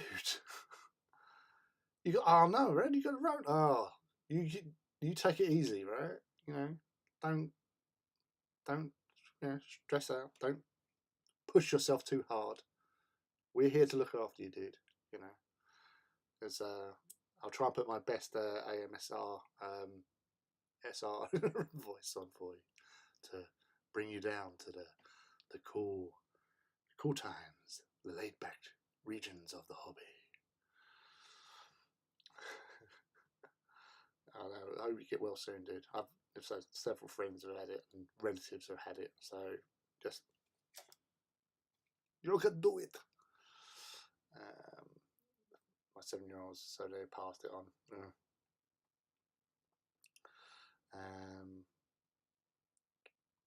Sounds like him for 15. Yeah, it was. Knocks on wood, managed to miss it so far. But yeah, no, it's it's a great time. I say like doing archery, but it's David P. Worley. As I said, he I turned up one day, and these bunch of cubs are giving him a hard time for him being American, and they're like, sort of being teasing, right? And I've turned up, and he comes over to me, and he's gone, you got to help me. These kids is like, you know, really sort of like giving me a hard time, sort of thing. He like, can you pretend to be American? Well, hell, boy, of course I can. So again, I just put on this American accent, and I've gone over there, and I'm saying like, oh, you're here, like, you know, how you doing, and all that sort of thing. Oh, you American as well? I said, yeah, well, I'm Dave's buddy, sort of thing. He said, oh, whereabouts are you from? I said, oh, I'm from Florida. You know, I'm like Orlando and all that. All right, yeah. So yeah, you know where Disneyland is? They go, oh yeah. So well, my dad works on Space Mountain, and they're like, really? Yeah, I can go on it anytime I want. And these kids are just like, right. And he's like standing there going, how the fuck did you do that? I don't know. Just talk shit. But it was like eating out the palm of my hand. Like it was just like they was as cool as anything after that. But yeah, that was David P. Worley, Mount Juliet, Tennessee. I hate warlord hip joints. That's fair. I keep, yeah. Trying to think. What did I do? Yeah. So when I'm building the legs, obviously you do the shins, then you do the thighs. Those little bits that you plug in, like little ball bit that goes onto the hip sections, I do them last. So I put in the ball joint, I put that into position, and that's when I start sticking those other little bits in, because they fit. And they go in the right way, and if they're the wrong way, you know it's on the other side. So that's what I do with them. That's the easiest way I found it, instead of attaching them on beforehand, because I always get confused and end up they're the wrong way round. So I put the ball joint in to the thigh section, and then add those extra little, you know, those bits, the bits that look like a staple, those bits. All right, sweet dreams, Aruz. I'm sure you're gonna have some crazy DACA fueled dreams of awesome. Damn you! I just want to get better and try not to pass it on to my mum that lives with. Yeah, there's the thing. You just gotta keep yourself to yourself and just, you know, heal up, dude. You know, don't breathe over anyone. Open a window. Open a window, regular intervals, and after a few minutes, the stuff goes down. Yeah. But when you're feeling like shit, you don't feel like getting up, do you? Yeah, that ball bit exactly. Yeah. But yeah, that's what I learned after the first, because I fucked up the first couple on those bits. You know, you put them in the wrong way round, it doesn't sit properly. So put the ball joint into the thigh section first, and then muck about with the two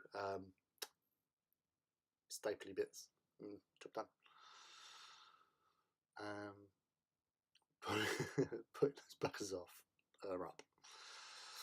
But yeah, it's I don't think, you know, with Warlords, I think that's the only one bit that I've struggled with.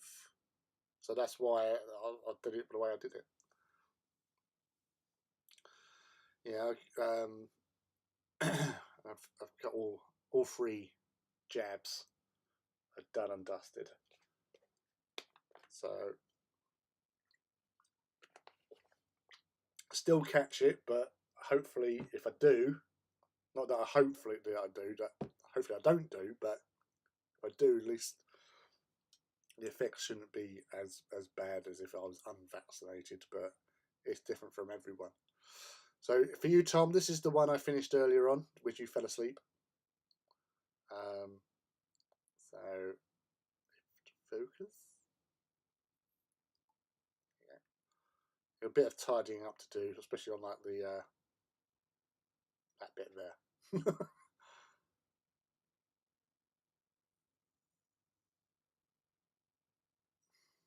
This bloody thing. But yeah, that's pretty much done. I've got to matte varnish it as well.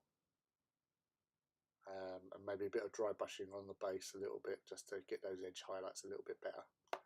I say edge highlights, it's dry brushing, it's not edge highlights. But yeah, so it's not a million miles from its brethren. That's obviously been matte varnished, so that just needs the matte varnish to get the just shininess off. And then everything will be right and dandy. And then that'll be 5 Warhounds for Fortidus. This will be the 5th Warhound for Damicium. So my plans are going well. I gotta say that Jeremy's Imperator is just the best one I have seen. I'm not gonna lie, that is a behemoth, and it is perfect in every way, shape, or form. When Forge World get their act together and actually make one for AT, it better be as good as Jeremy's one. Oh yeah, I'm pretty sure I've done it wrong with my first as well. I think everyone messed up a Warlord's legs and Reaver's toes. Yeah, we've all been there. It's so easy to do, especially like if you cut the bits off first and you think, oh fuck, which one did they come off of? It doesn't help that sometimes the instructions might have been slightly wrong as well. Accidental teenage motorboatings. Toes that remind me. Love the head, very clean. Thank you. All right.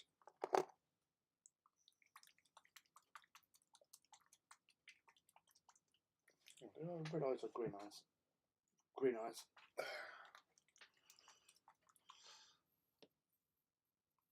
Speaking of which, Porphyrion Hound options.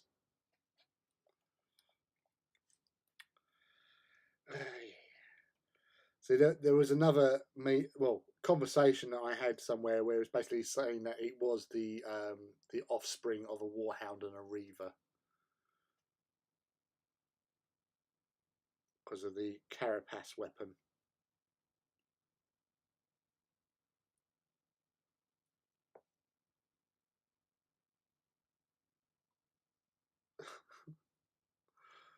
I'm actually just thinking about it just now. I am surprised that obviously we've had like the Ed 209 stuff.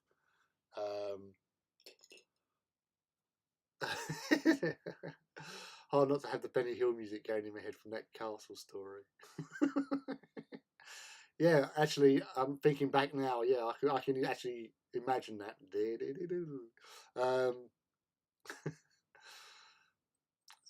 You completely thrown myself now. I don't know what we were talking about. We were talking about, what was we talking about? Porphyria Hound. It was the memes. No, I've completely lost it. Can't remember. Damn it! It was amazing as well. No, that pained expression on my face. It's like I'm trying to hold a fart in, or I'm trying to stop myself from shit myself. Oh,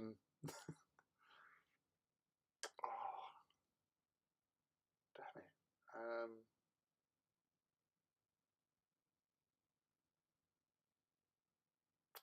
No, gone.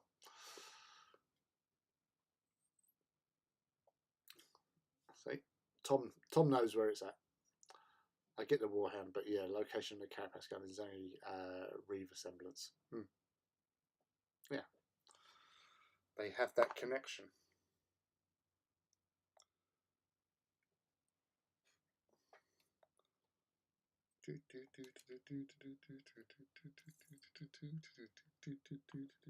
Damn you, mouse. Damn you, mouse. Damn you, mouse. Off. That was Mouse's fault. I was asking about. No, we were talking about anthems. And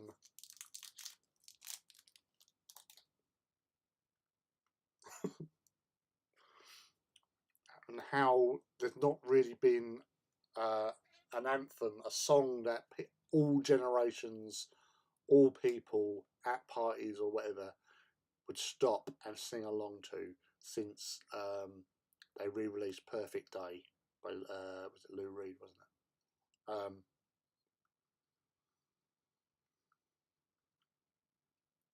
And Mouse offered up "Baby Shark."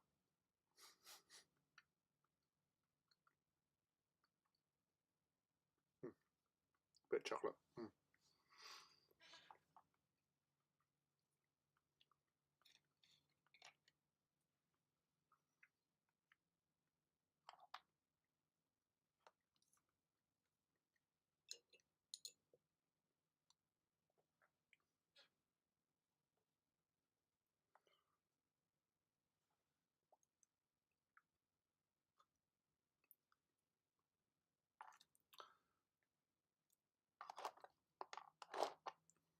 Overseeing the procedures. That's for you, Tom.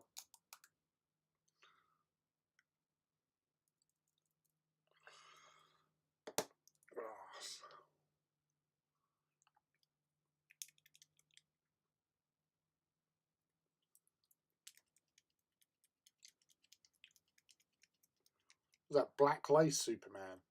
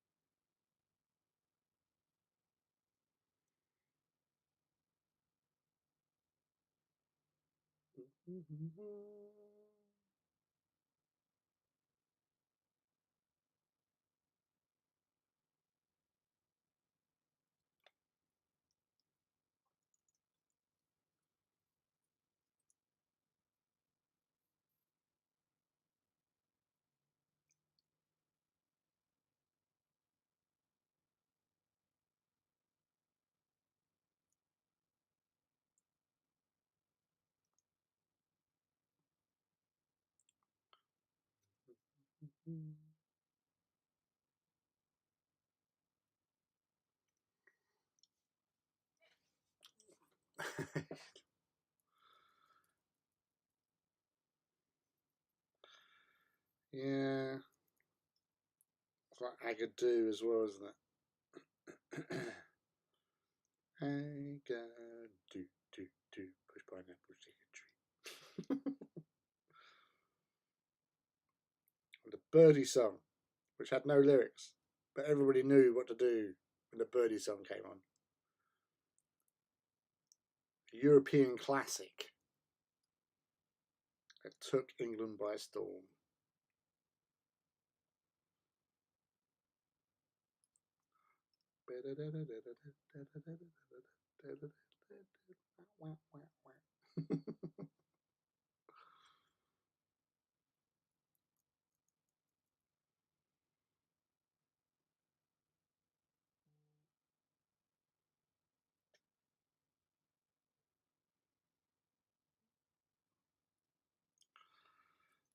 All going groovy.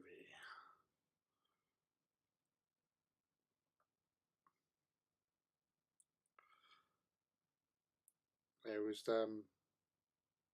also discussing what was we would consider our top 3 personal songs that we all liked. Yourself, that went down all right.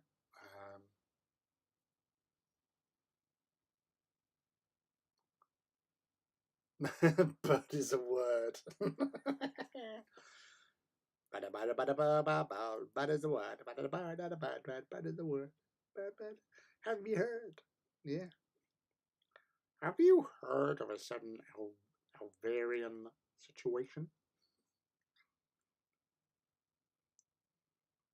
No, don't do it.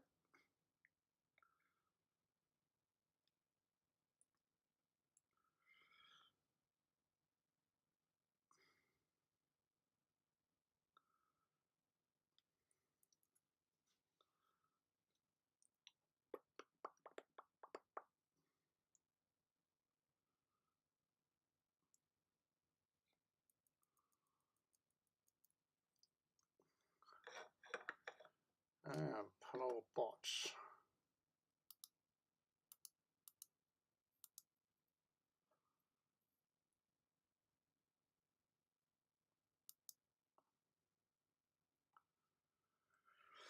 Yeah, you can't actually block them. Well, it's not giving me the option on here to block.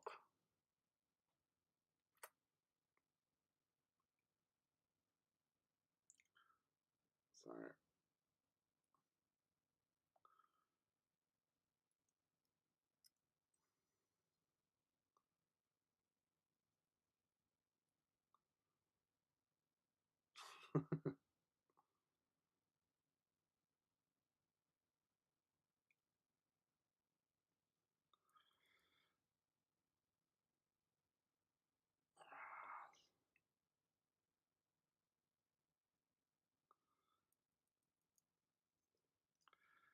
as the infamous one from I can't remember where it was from, but it's it was Joe Pasquale. It was a comedian over here, Mouse, and he was sort of known because he had a bit of a squeaky voice, and in his squeaky voice, he was used to sing the song "I Know a Song That Will Get on Your Nerves."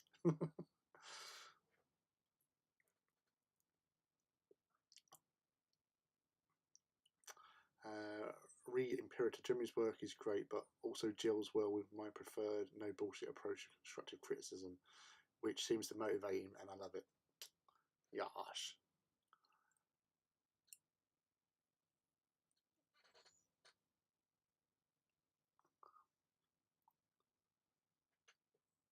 This is the song never ends. It goes on and on, my friends.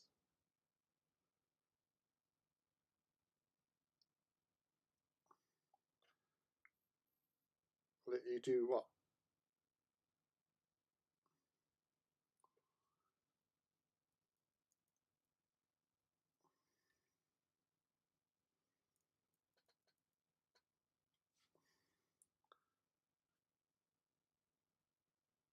Beep, beep, beep, beep, beep, beep, beep.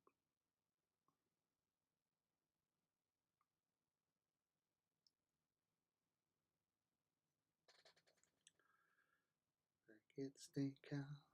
It's been hanging around for days. Like common such as you, but not your friends. One day I'll get to you, teach you how to do it to yourself.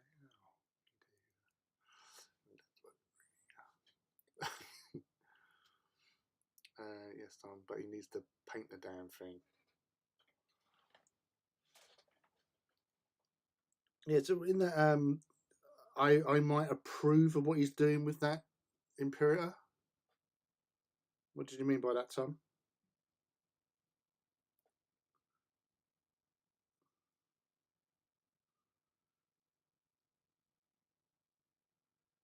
Is he going to be doing it loyalist styley?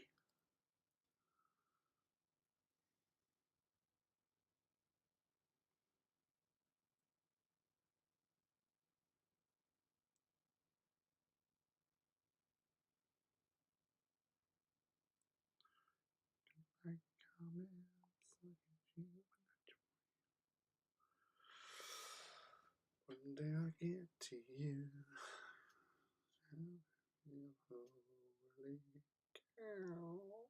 Meow.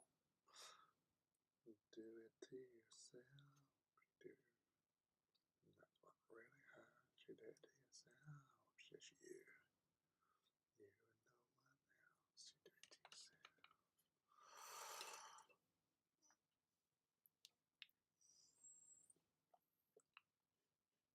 You do it to yourself. I'll block the bot.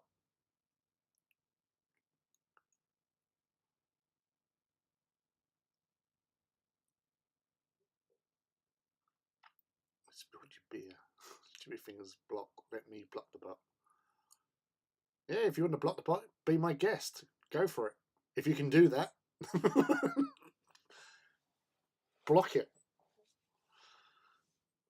Block it well. Block it good. Destroy it. You cannot spill Guinness. You will upset the gods. Hey, Luke. Lads and ladies.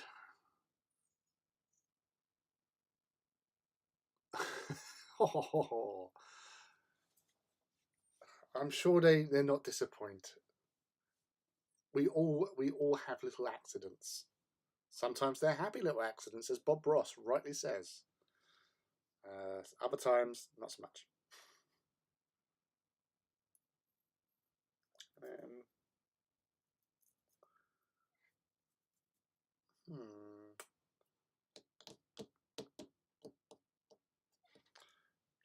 Think.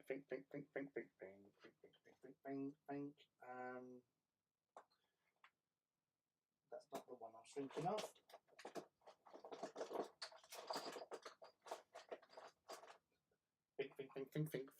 Think for lots of Screamer Pink. Because I still want this little bit to stand out from this. I don't want it white because the symbol I paint is gold and it looks better on the pink. Because I can't do freehand of the actual alternate symbol. Yeah, so one of the symbols that these guys have is that, which is very Biel-Tan, but it's one of the symbols I have, so I freehand that one, as you can tell, because it's as rough as anything. Hello! Peekaboo!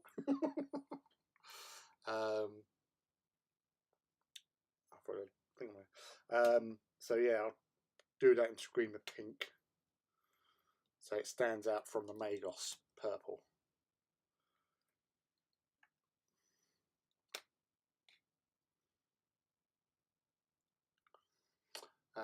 Just printed the rest of my bases for 18. Now I can finally start to finish building the Titans. Cool. Excellent, dude. I love the base. To be honest, me and basing weren't good.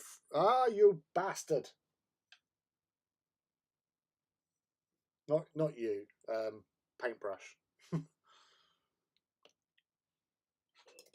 Yeah, well, that's the thing. It has got a Slaneshi vibe to it, but in the backgrounds and the from Retribution of Crucible of Retribution, um, they don't mention any them fall into chaos, because basically that's the thing with traitors. Um, there are sort of two camps. You've got the traitors that, like the main ones, like um, Emperor's Children and all that go to the four gods, sort of thing. And then you have the Chaos Undivided. But then you also have a lot of just rebels who basically are rebelling against the Imperial rule. And their Forge world of Urdesh was one of those planets which, they liked being on their own. They weren't that keen on being ruled from afar, and so they were just pure rebels. So they didn't have any affiliations to sort of Daemon stuff or anything like that in the background. And when I've spoken to Tom Clark, who's like one of the background writer and rules writer sort of thing for the books, and that's how he saw them as well. Like, not all Legios fell to chaos. They were rebels. They were like resisting the Imperium in one shape or form due to historical differences or whatever. Yes, that was it. Yeah, sorry. I know. No, there is a different symbol I do for these bastards. I've remembered now. It's all coming back to me. So yeah, it's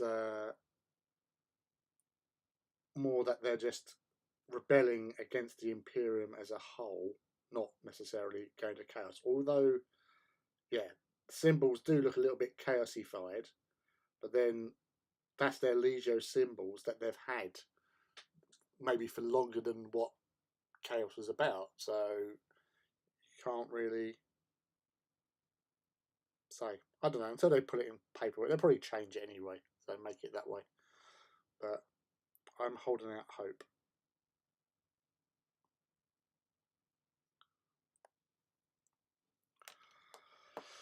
I'm holding out against all the odds.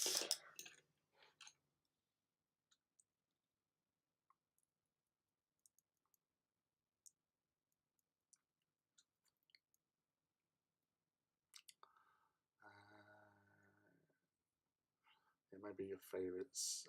They were his first back in '88, I gather.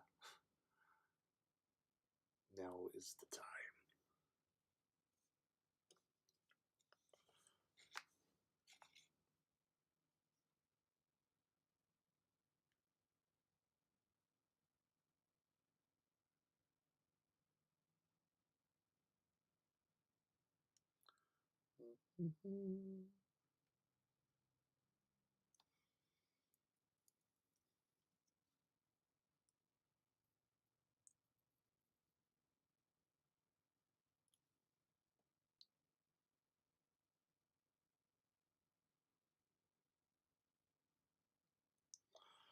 Right, yes, so that's the sort of look for the emblem, because it has a triangle that goes purple LP and then white on that side and just mirrored.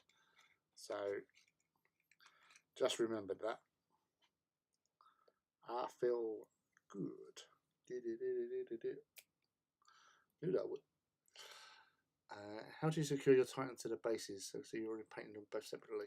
Right. So what I do, you can see where when I'm doing the bases, I'm planning out where I'm positioning the feet, and I'll see that little bit of plastic, so I know where the front foot's going to be. So just make it out to be as like rubble, and then I build up, everything else around it. So everything should fit in, no problem. Nothing blocking it from, unlike one of my Titans where it was a bit of a tight fit putting a weapon in. So once I've done the base and I've painted the Titan, where it's plain now, I fill that up with super glue.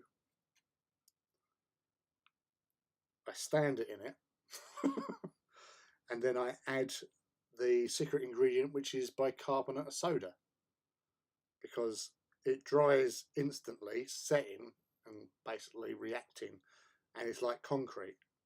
So it sticks it in place. So just having 1 foot down is not going to be a problem, because this would break before that does, you know, because it is solid. And because it dries sort of clear, so you've got a bit of the colour coming through, and then I just go over it with Agrax and it just tones in. So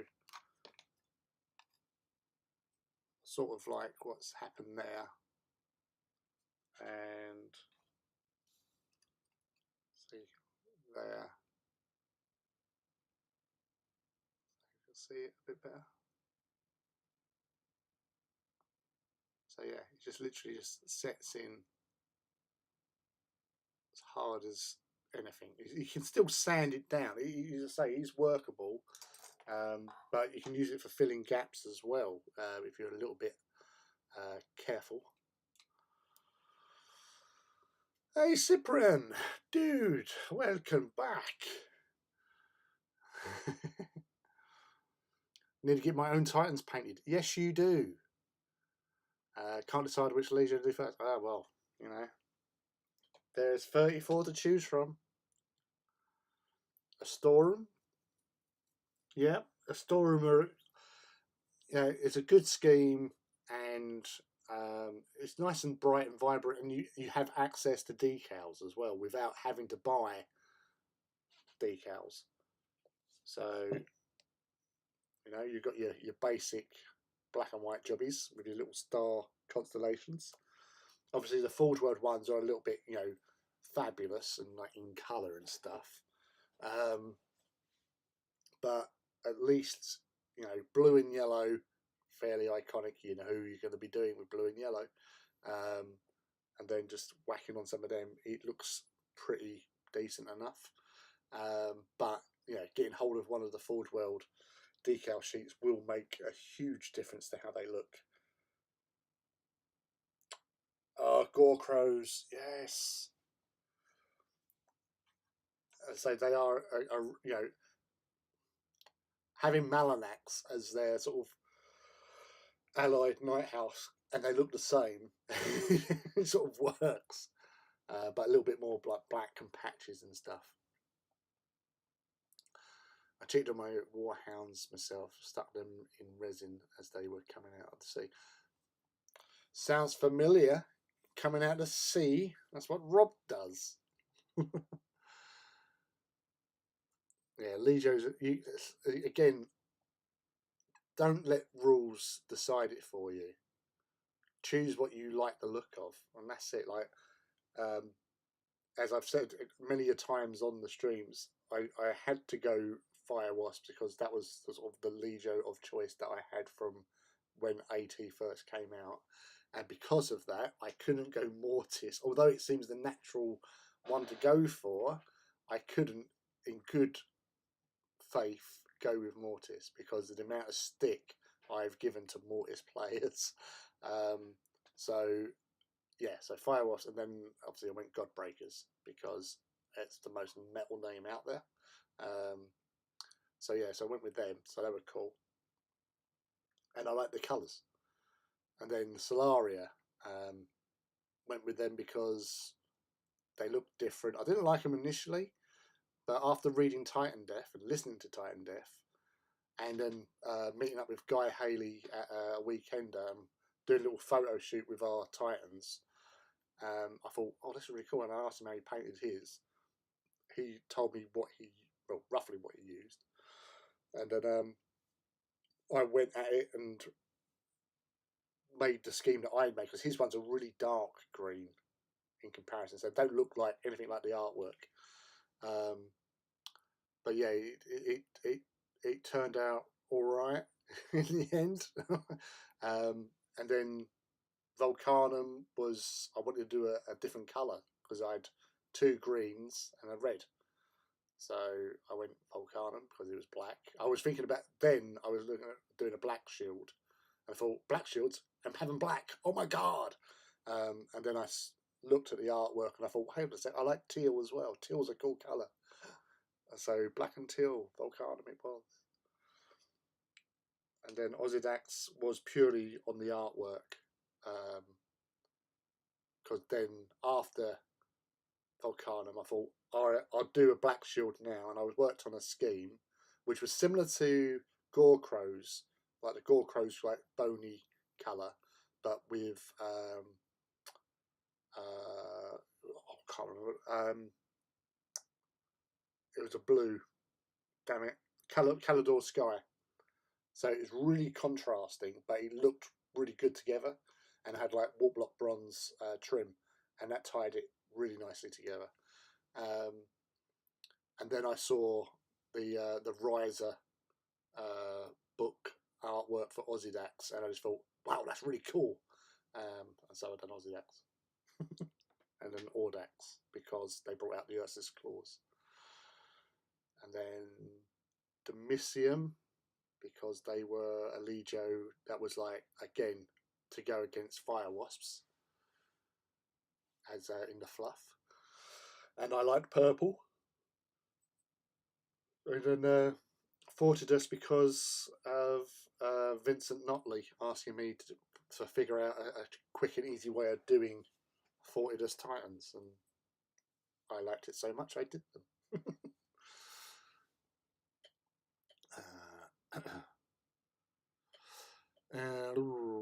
Yeah, I tried.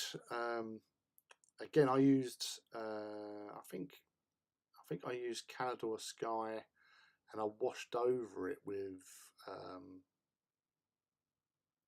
As I do with most colours, I washed over it with Agrax, and then went over with a thinner coat of Calador Sky, and then I use Agrax. Avalon Sunset as my base for the yellow, and then again just rinse and repeat. It was only a little tester to see how it would go. Other people use like the contrast now. Contrast yellow is actually quite good over white. But yeah, so like Fire Wasps, I use Avalon Sunset. I've got 2 packs of Restoring Transfers in hand. All right, okay, that's cool. Yes, the traitors do have very cool schemes, Mouse. They're the sexy ones. They're the sexy bad boys. Also, 3 Fire Wasp ones and some Legio Metallica ones. I have a problem. No. Sounds like you decided. Fire Wasps are really cool. Yes, they are. Doing it for 28mm and definitely helps to have the same scheme for both Night Houses and Legio. Yeah, it makes it a lot easier. A very, very easy fix and mix. And just buying all the paints. And there you go, Mouse. There's another one in there. Can you do it? Can you?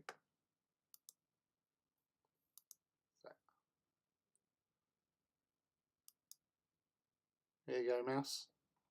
Congratulations, you got a promotion. Deal with it.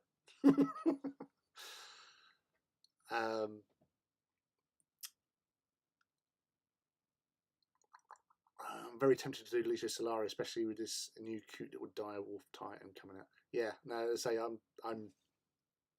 definitely going with getting one for my Solaria.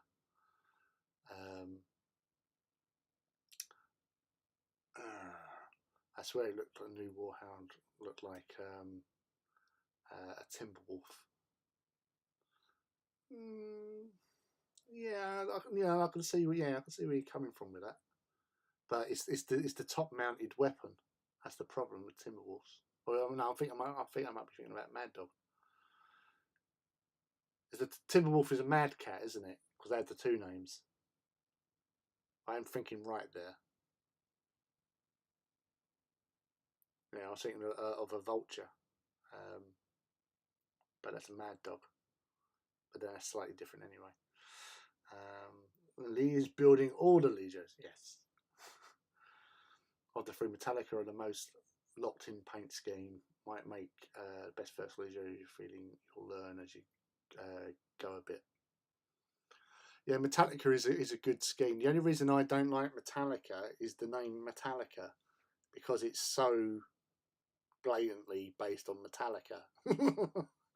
Might not be spelt the same, but you know it was there. So yeah, that's the only sort of thing I don't. Yeah, I love the scheme, but yeah. Yeah, I'm not a newbie to painting in general, but with Titanicus, I'm yet to get past the metallic stage of the skeleton. Avalon Sunset is the best yellow, yeah. So finding something to get me started like Metallica is probably a good shout, Tom. Yeah, I say once you've got the skeleton done, you are technically halfway through it anyway. So it's just sorting out those plates. Yeah, that Phil's Titans are something special. They really. He's just such a great painter. He does put himself down quite a bit, but he is such a great painter. And that Warbroom redone really sort of stands out, doesn't it? Such a great look. Even the Warlord as well. Well, he did set up the Metallica page because he was talking to me when he was setting it up, and I said to him, Andy Hoare is doing Metallica. I said, "Oh, can we get him in there?" I said, "Well, yeah." He said, "Well, add me to the group." So I was the third member of the Metallica group because he'd already invited somebody else, his mate, in. So he got me in, and then I invited Andy in because he was doing Metallica. And yeah, it went from there, and a steady build up, and again, because it is Metallica, there's a lot of love for them, and they've done pretty quite well to get there.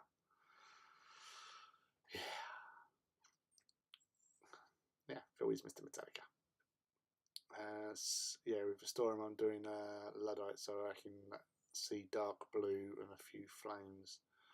Richard Gray did a nice paint job on his channel for an iconoclast. Ooh. I was actually watching his Richard's Furians Reaver he did, and it's really great just watching him work. It's just like, wow, that's pretty cool. If you spend more time on the plates, it seems like you just don't really need to worry about that underlying metallics as much. It's true. I do really want to do Crucius, but they're my favourite Legio lore-wise. There you go. You got Crucius. You got all these. You're going to end up like me, Cyprian. That's what he's going to end up as. But yeah, it's like was it Sentinels of the Edge? Actually, I like their scheme, but it was the checkers. A lot of checkers on there, but I now have checker decals, so it is doable.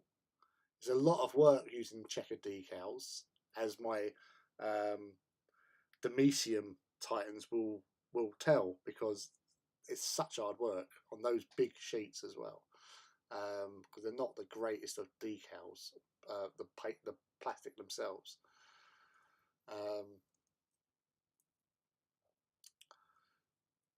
But yeah, the Metallica is kind of just meh to me, I guess.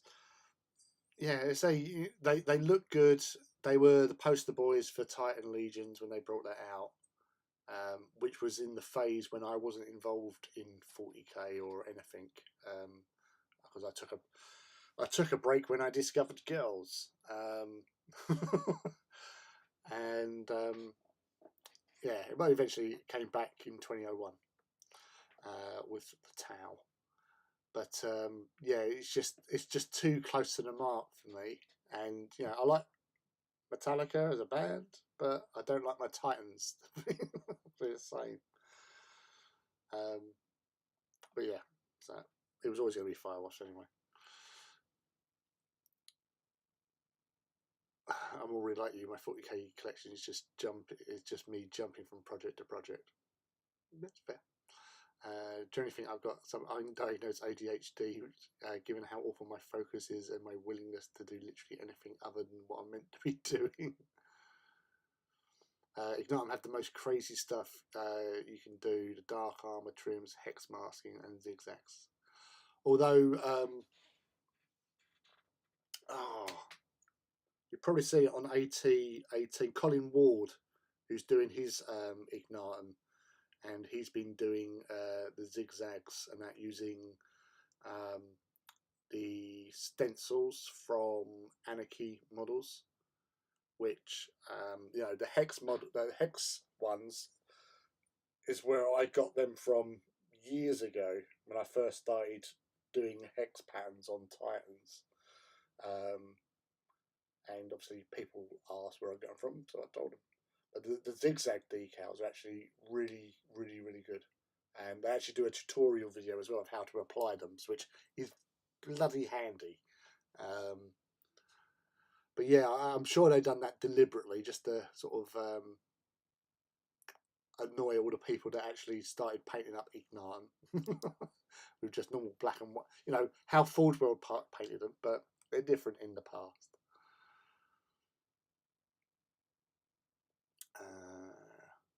One of us probably have 5 or 6 different projects, all different systems. Yeah. I like the Lord of Firewatch so much. They fit my playstyle such as it is. Yeah, exactly. Aggressive.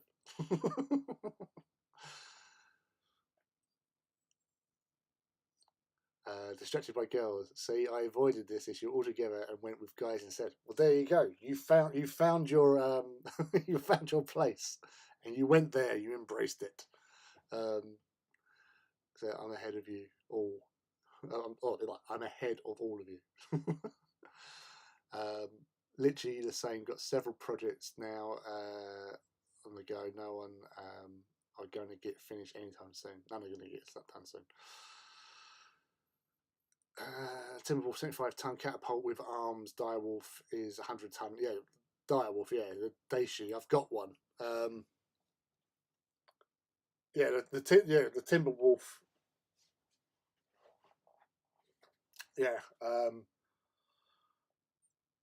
And also, I think the one that some people were comparing the AT Direwolf to is actually the is it the Maserati, the Stormcrow, which is a 100-ton assault mech with like the similar to the Daisy in some respects, the look. I should have asked my husband. He's into BattleTech. I just like mechs. Yeah, nothing wrong with that. I was distracted by kids for 15 years. So yeah.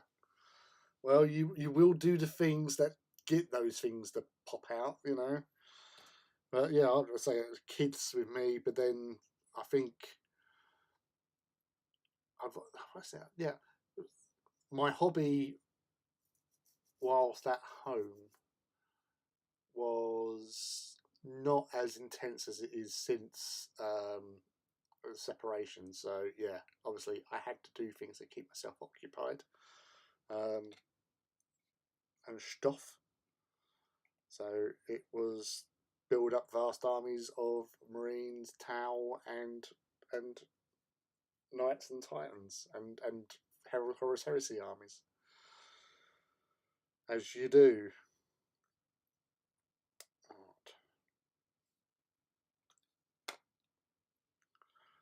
So yes, I think I'm going to leave the painting for a bit. I'll just hang on for a bit longer. Might as well chat with you guys. Yeah, but we figured it out. Got there in the end. That's all that matters.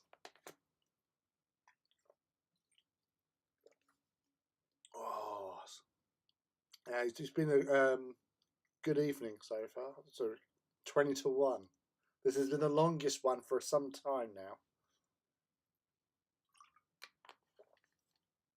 So, what's the countdown?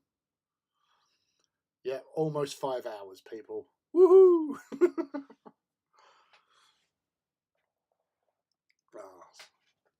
went and how do you cope? Went and became a warlord. Yeah, that way.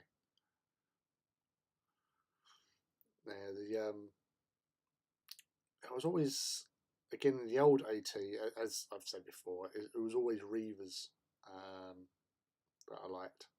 I liked Reavers over Warlords. I liked them over Warhounds, definitely. I didn't like that old style, the one with the hunchbacks and the spike. I did not like them. And the big weapons up and down, did not like them at all. That's why I never owned any of them. Obviously, Warlords, the Beetlebacks, they were cool.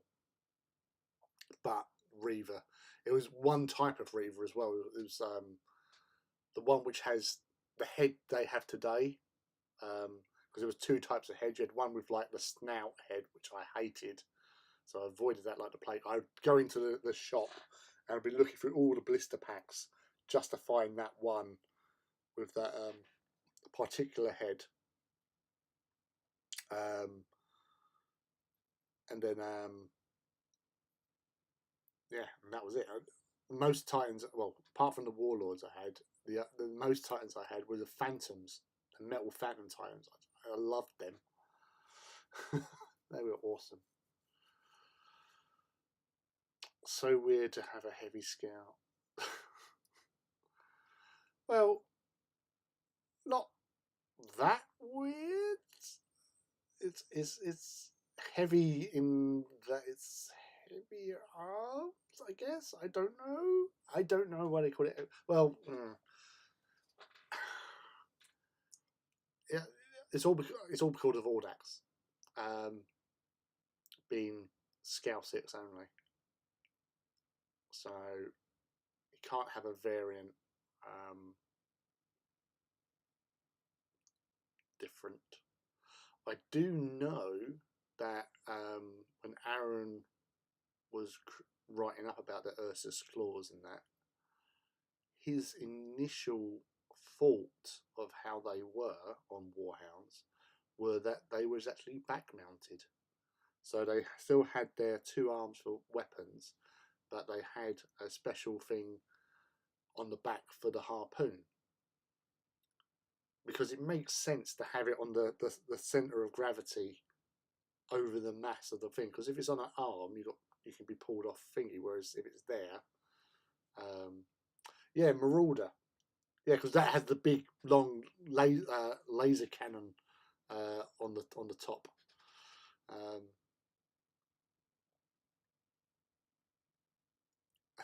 Tempted to do usually and do 110 Titans listed that Legio Fortidus said to have. Live the dream, Luke. Live the dream. So it is a nice feeling seeing all those Titans, and you would be the most Titans in one Legio, and you would have the Legio. I do like in some of the backgrounds they actually sort of say like what the composition was in some respects of how many Titans they had in certain Legios at least anyway. Best place to launch a harpoon, yeah. But that's what ADB was thinking of, like with the Ursus Claw. It was an addition to a Warhound. It was loaded there. But yeah, over the centre mass and the centre of gravity of a Titan, they give it a little bit more stability. But yeah, it's just one of those things that never came to fruition. Feel your own Titan walk. That's the thing, Mouse. At the Titan Owners Clubs, nobody has actually succeeded in the amount of Titans that I have so far in a big scale one. They came close, not close enough, and definitely not on the Knights side. 150 Knights. That's a lot of catching up. Yeah, well, it's more fluff than you had before, to be fair. And it's the same with like the Fire Wasps. That's what I was really excited about, because like in the trait, not the trait, but the Crucible of Retribution, it was, well, we'll just whack that in and you know, we'll throw in another Legio, introduced Ignatum into the fray before having to wait until Terra. So I was happy at that, and it was great to see the one Titan picture, which has only been doubled up by adding a War Master. So there's no pictures of like hounds, apart from obviously on the artwork of boxes and stuff. I'm not, you know, I always thought that with each Legio, like with their pages, you should have like an example of a Warlord, example of a Reaver, an example of Warhound. You know, 2 pages, or even like a Warbringer in there as well, if you want to.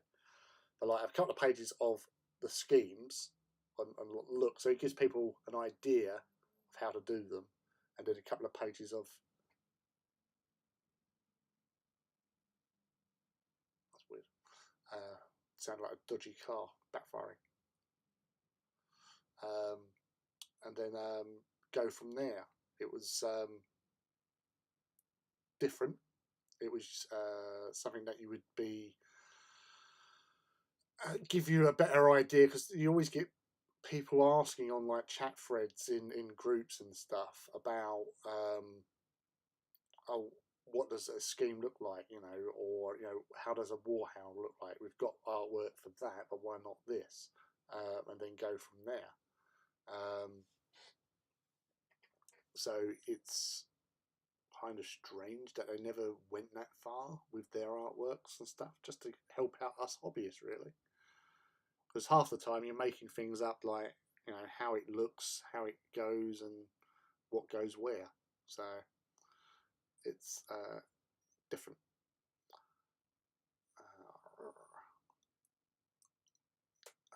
Yeah, I do like the idea of the Escalade barriers. Yeah, that's a lot of Titans for sure. To be fair, they did go and kick down Erdesh's door. They did. They helped out. The thing I liked about that background is that, you know, there was only 8 Titans that went out there to support the loyalists, but they were sort of given battlefield command, because they're like being the like, you know, the first Titan Legio or whatever, and Titan Legio of renown or whatever. But it was quite a nice little gesture to throw in, to have them sort of doing, you know, that sort of like paying reverence to the first Legio sort of thing, which is cool.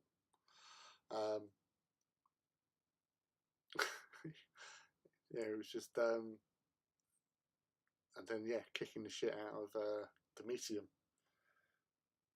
Although I did read that fluff wrong, and for about a year and a half, I was going on about how, you know, how noble Damicium was, because I misread a sentence where it was saying about how, you know, valorous they'd fought, and you know, and I thought I read it that Ignatum, in honour to their courage and defiance, they basically kept their history. They didn't destroy their history.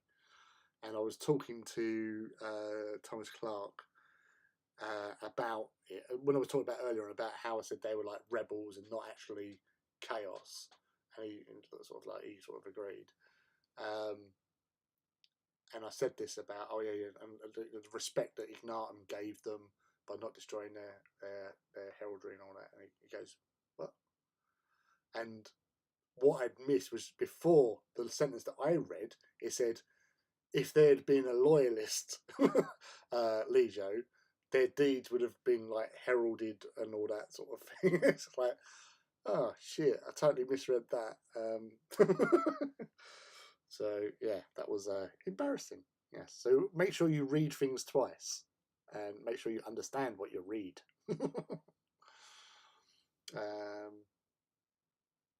It was the meme of a little yellow chick with a Volcar on his back that I loved the most.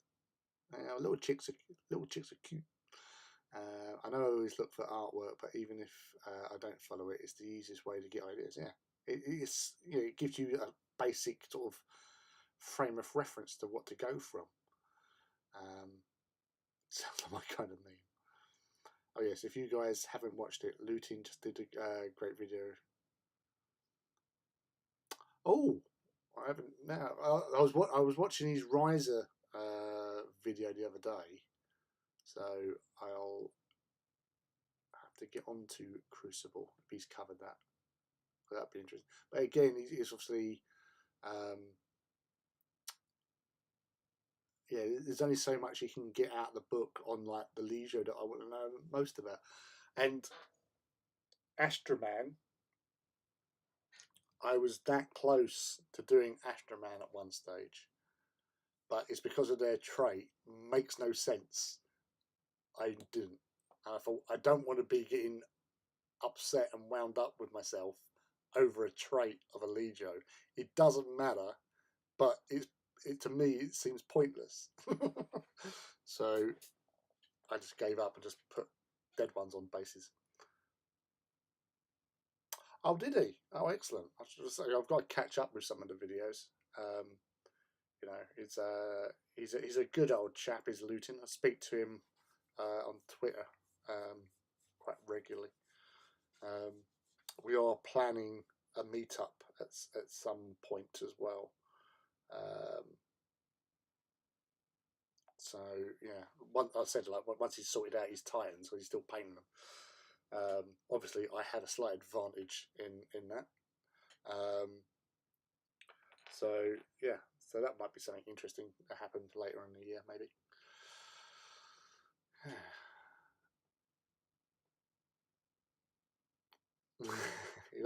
Yeah, well, you know, it's understandable. Your Twitter posts are pretty awesome, to be fair. That's why I've been like sharing the fuck out of them. Get you some more followers, dude.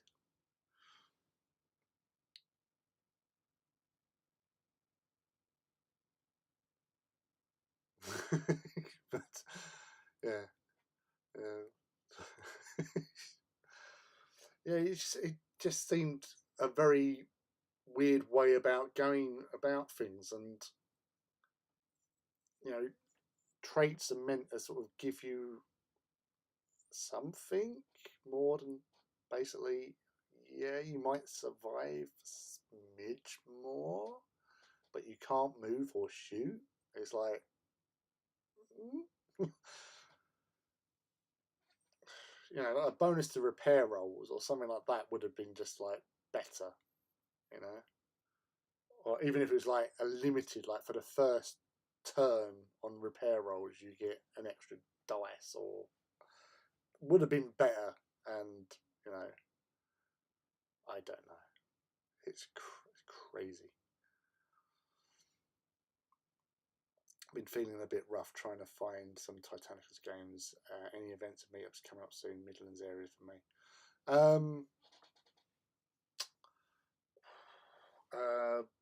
Boards and Swords normally do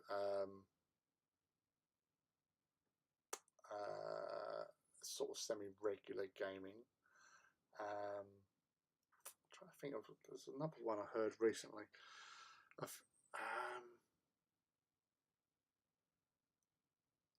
I was thinking of King Fluff for a second, because he does a lot of events, but I think they're all heresy based anyway, not AT based.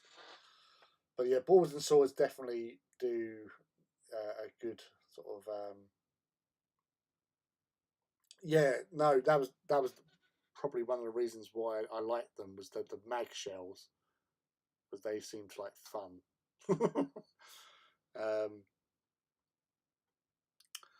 But yeah, I think maybe Tamworth as well. There might be a group up there. So unfortunately, I don't know much outside of Essex really. But then again, I still only generally play against friends. You know, like Phil lives, you know, about 25 minutes up the road. So if I wanted a game with him and arrange that with him, I'd go up there. My other mate, I've played the most, lives about an hour away, so it's about 45 miles from here.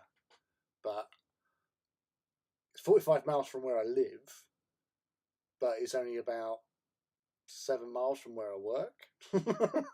So yeah, so I tend to, if we have a game, I'll go there after work, have a game, then drive home at night. But yeah, so definitely I'm definitely looking at trying to get more games going myself, because it is a fun game to play. So yeah, I'll keep an ear out for you, Cyprian. If I do hear of anything, I'll let you know. So especially if you're going to be coming back into the live streams and stuff, if I hear anything, I'll definitely keep an ear out for you, mate. I just thought I should take my AT to Adepticon anyway. I can get a friendly game in. Yeah, you know, if you don't get into the actual game, take them anyway. There'll be people around, first rounders and other people that might take their stuff. Or if you know anyone via Twitter, sort of thing, that you know is going up there with AT, just hook up a game with them. Ashman is a wicked Legio. No idea how their game rules work. Haven't even read them. Don't bother. Confuse the hell out of me.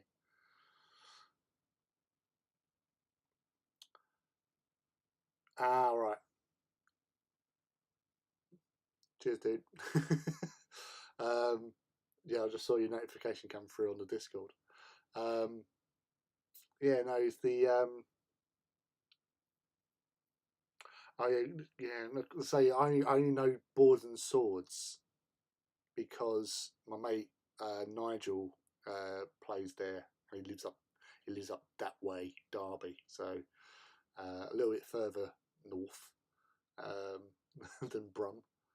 I'm sure there's something around Tamworth area. I'm sure I've definitely heard something around Tamworth, but I just don't know what it is, unfortunately.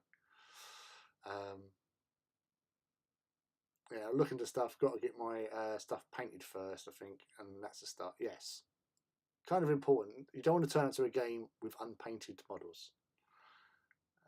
Could check Shadow Facebook to see. Yeah. Although I think there is a pinned post. Yeah, there is a Discord, but I don't really. There's not a lot of people on there, and we don't really talk. Yeah, it was. I think there's only like about 10, 15 people, if that. But I'm very bad at sort of running Discords. So yeah, it's hold on. We might do something with it, but there is definitely a Discord. I can't remember the last time I actually posted it. I post in so many people areas.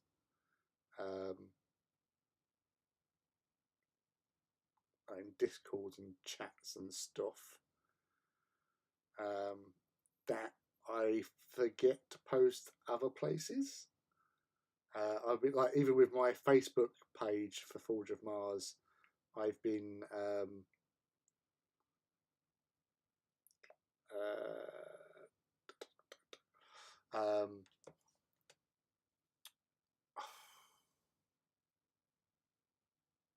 yeah, the completely.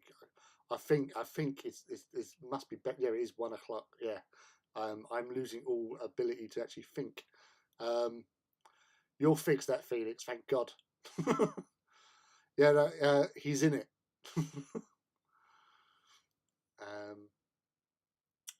Yes.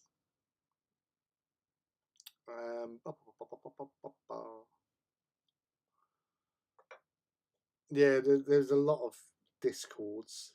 It's very discordant. That's it. So I forgot I can do this. Right.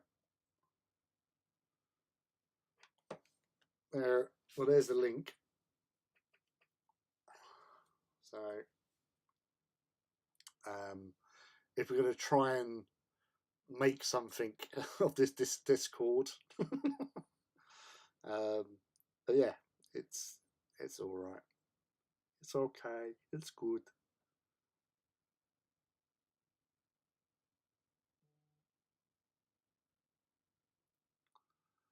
Yeah, and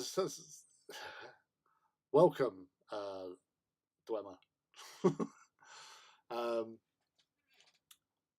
So yes,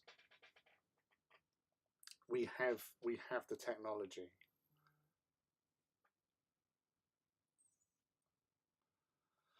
But yeah, yeah, right, okay.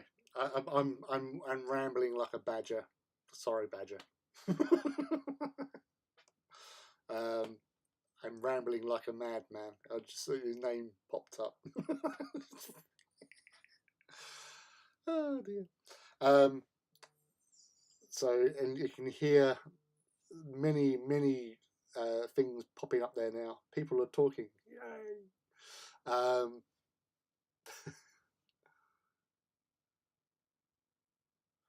Yeah. Well, again, Empress Spears. I had to set that one up because I fell in love with the Empress Spears. So yeah, they're my last 40k. I don't actually tell. Well, it is technically my last one.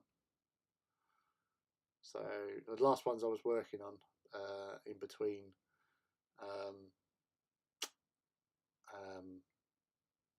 Necrons from the Indomitus box. So yes. Anyway, right. I'm gonna have to go to bed. I've got to tidy up and get some sleep because I'm working in the morning. So we've hit 5 hours. Woo! Go us. Thank you for everybody for joining in and joining Mouse, my assassin of bots. That is your official title now, Assassin of Bots. Or Master of Assassin. Yeah, well, whatever you choose. I don't know. I'm easy. But yeah, it's been fun, great time. We've done stuff. I've painted a Titan, and you've done hobby, and we've had chats and fun. So that's all that matters, and that's all it's all about with that hobby hangout anyway. So another successful Saturday Night Reaver. As again, take care, everyone. Tom, if you're still awake, get well soon, dude. And give me up for 5 hours. Woohoo! Stop it. You make me go on. And yeah, so Wednesday night, Rob. Wednesday night, 7 o'clock PM UK time. It's time for Artist Empires Paint Over. Yes. And then back here next Saturday. So take it easy, people. And I'll see you soon.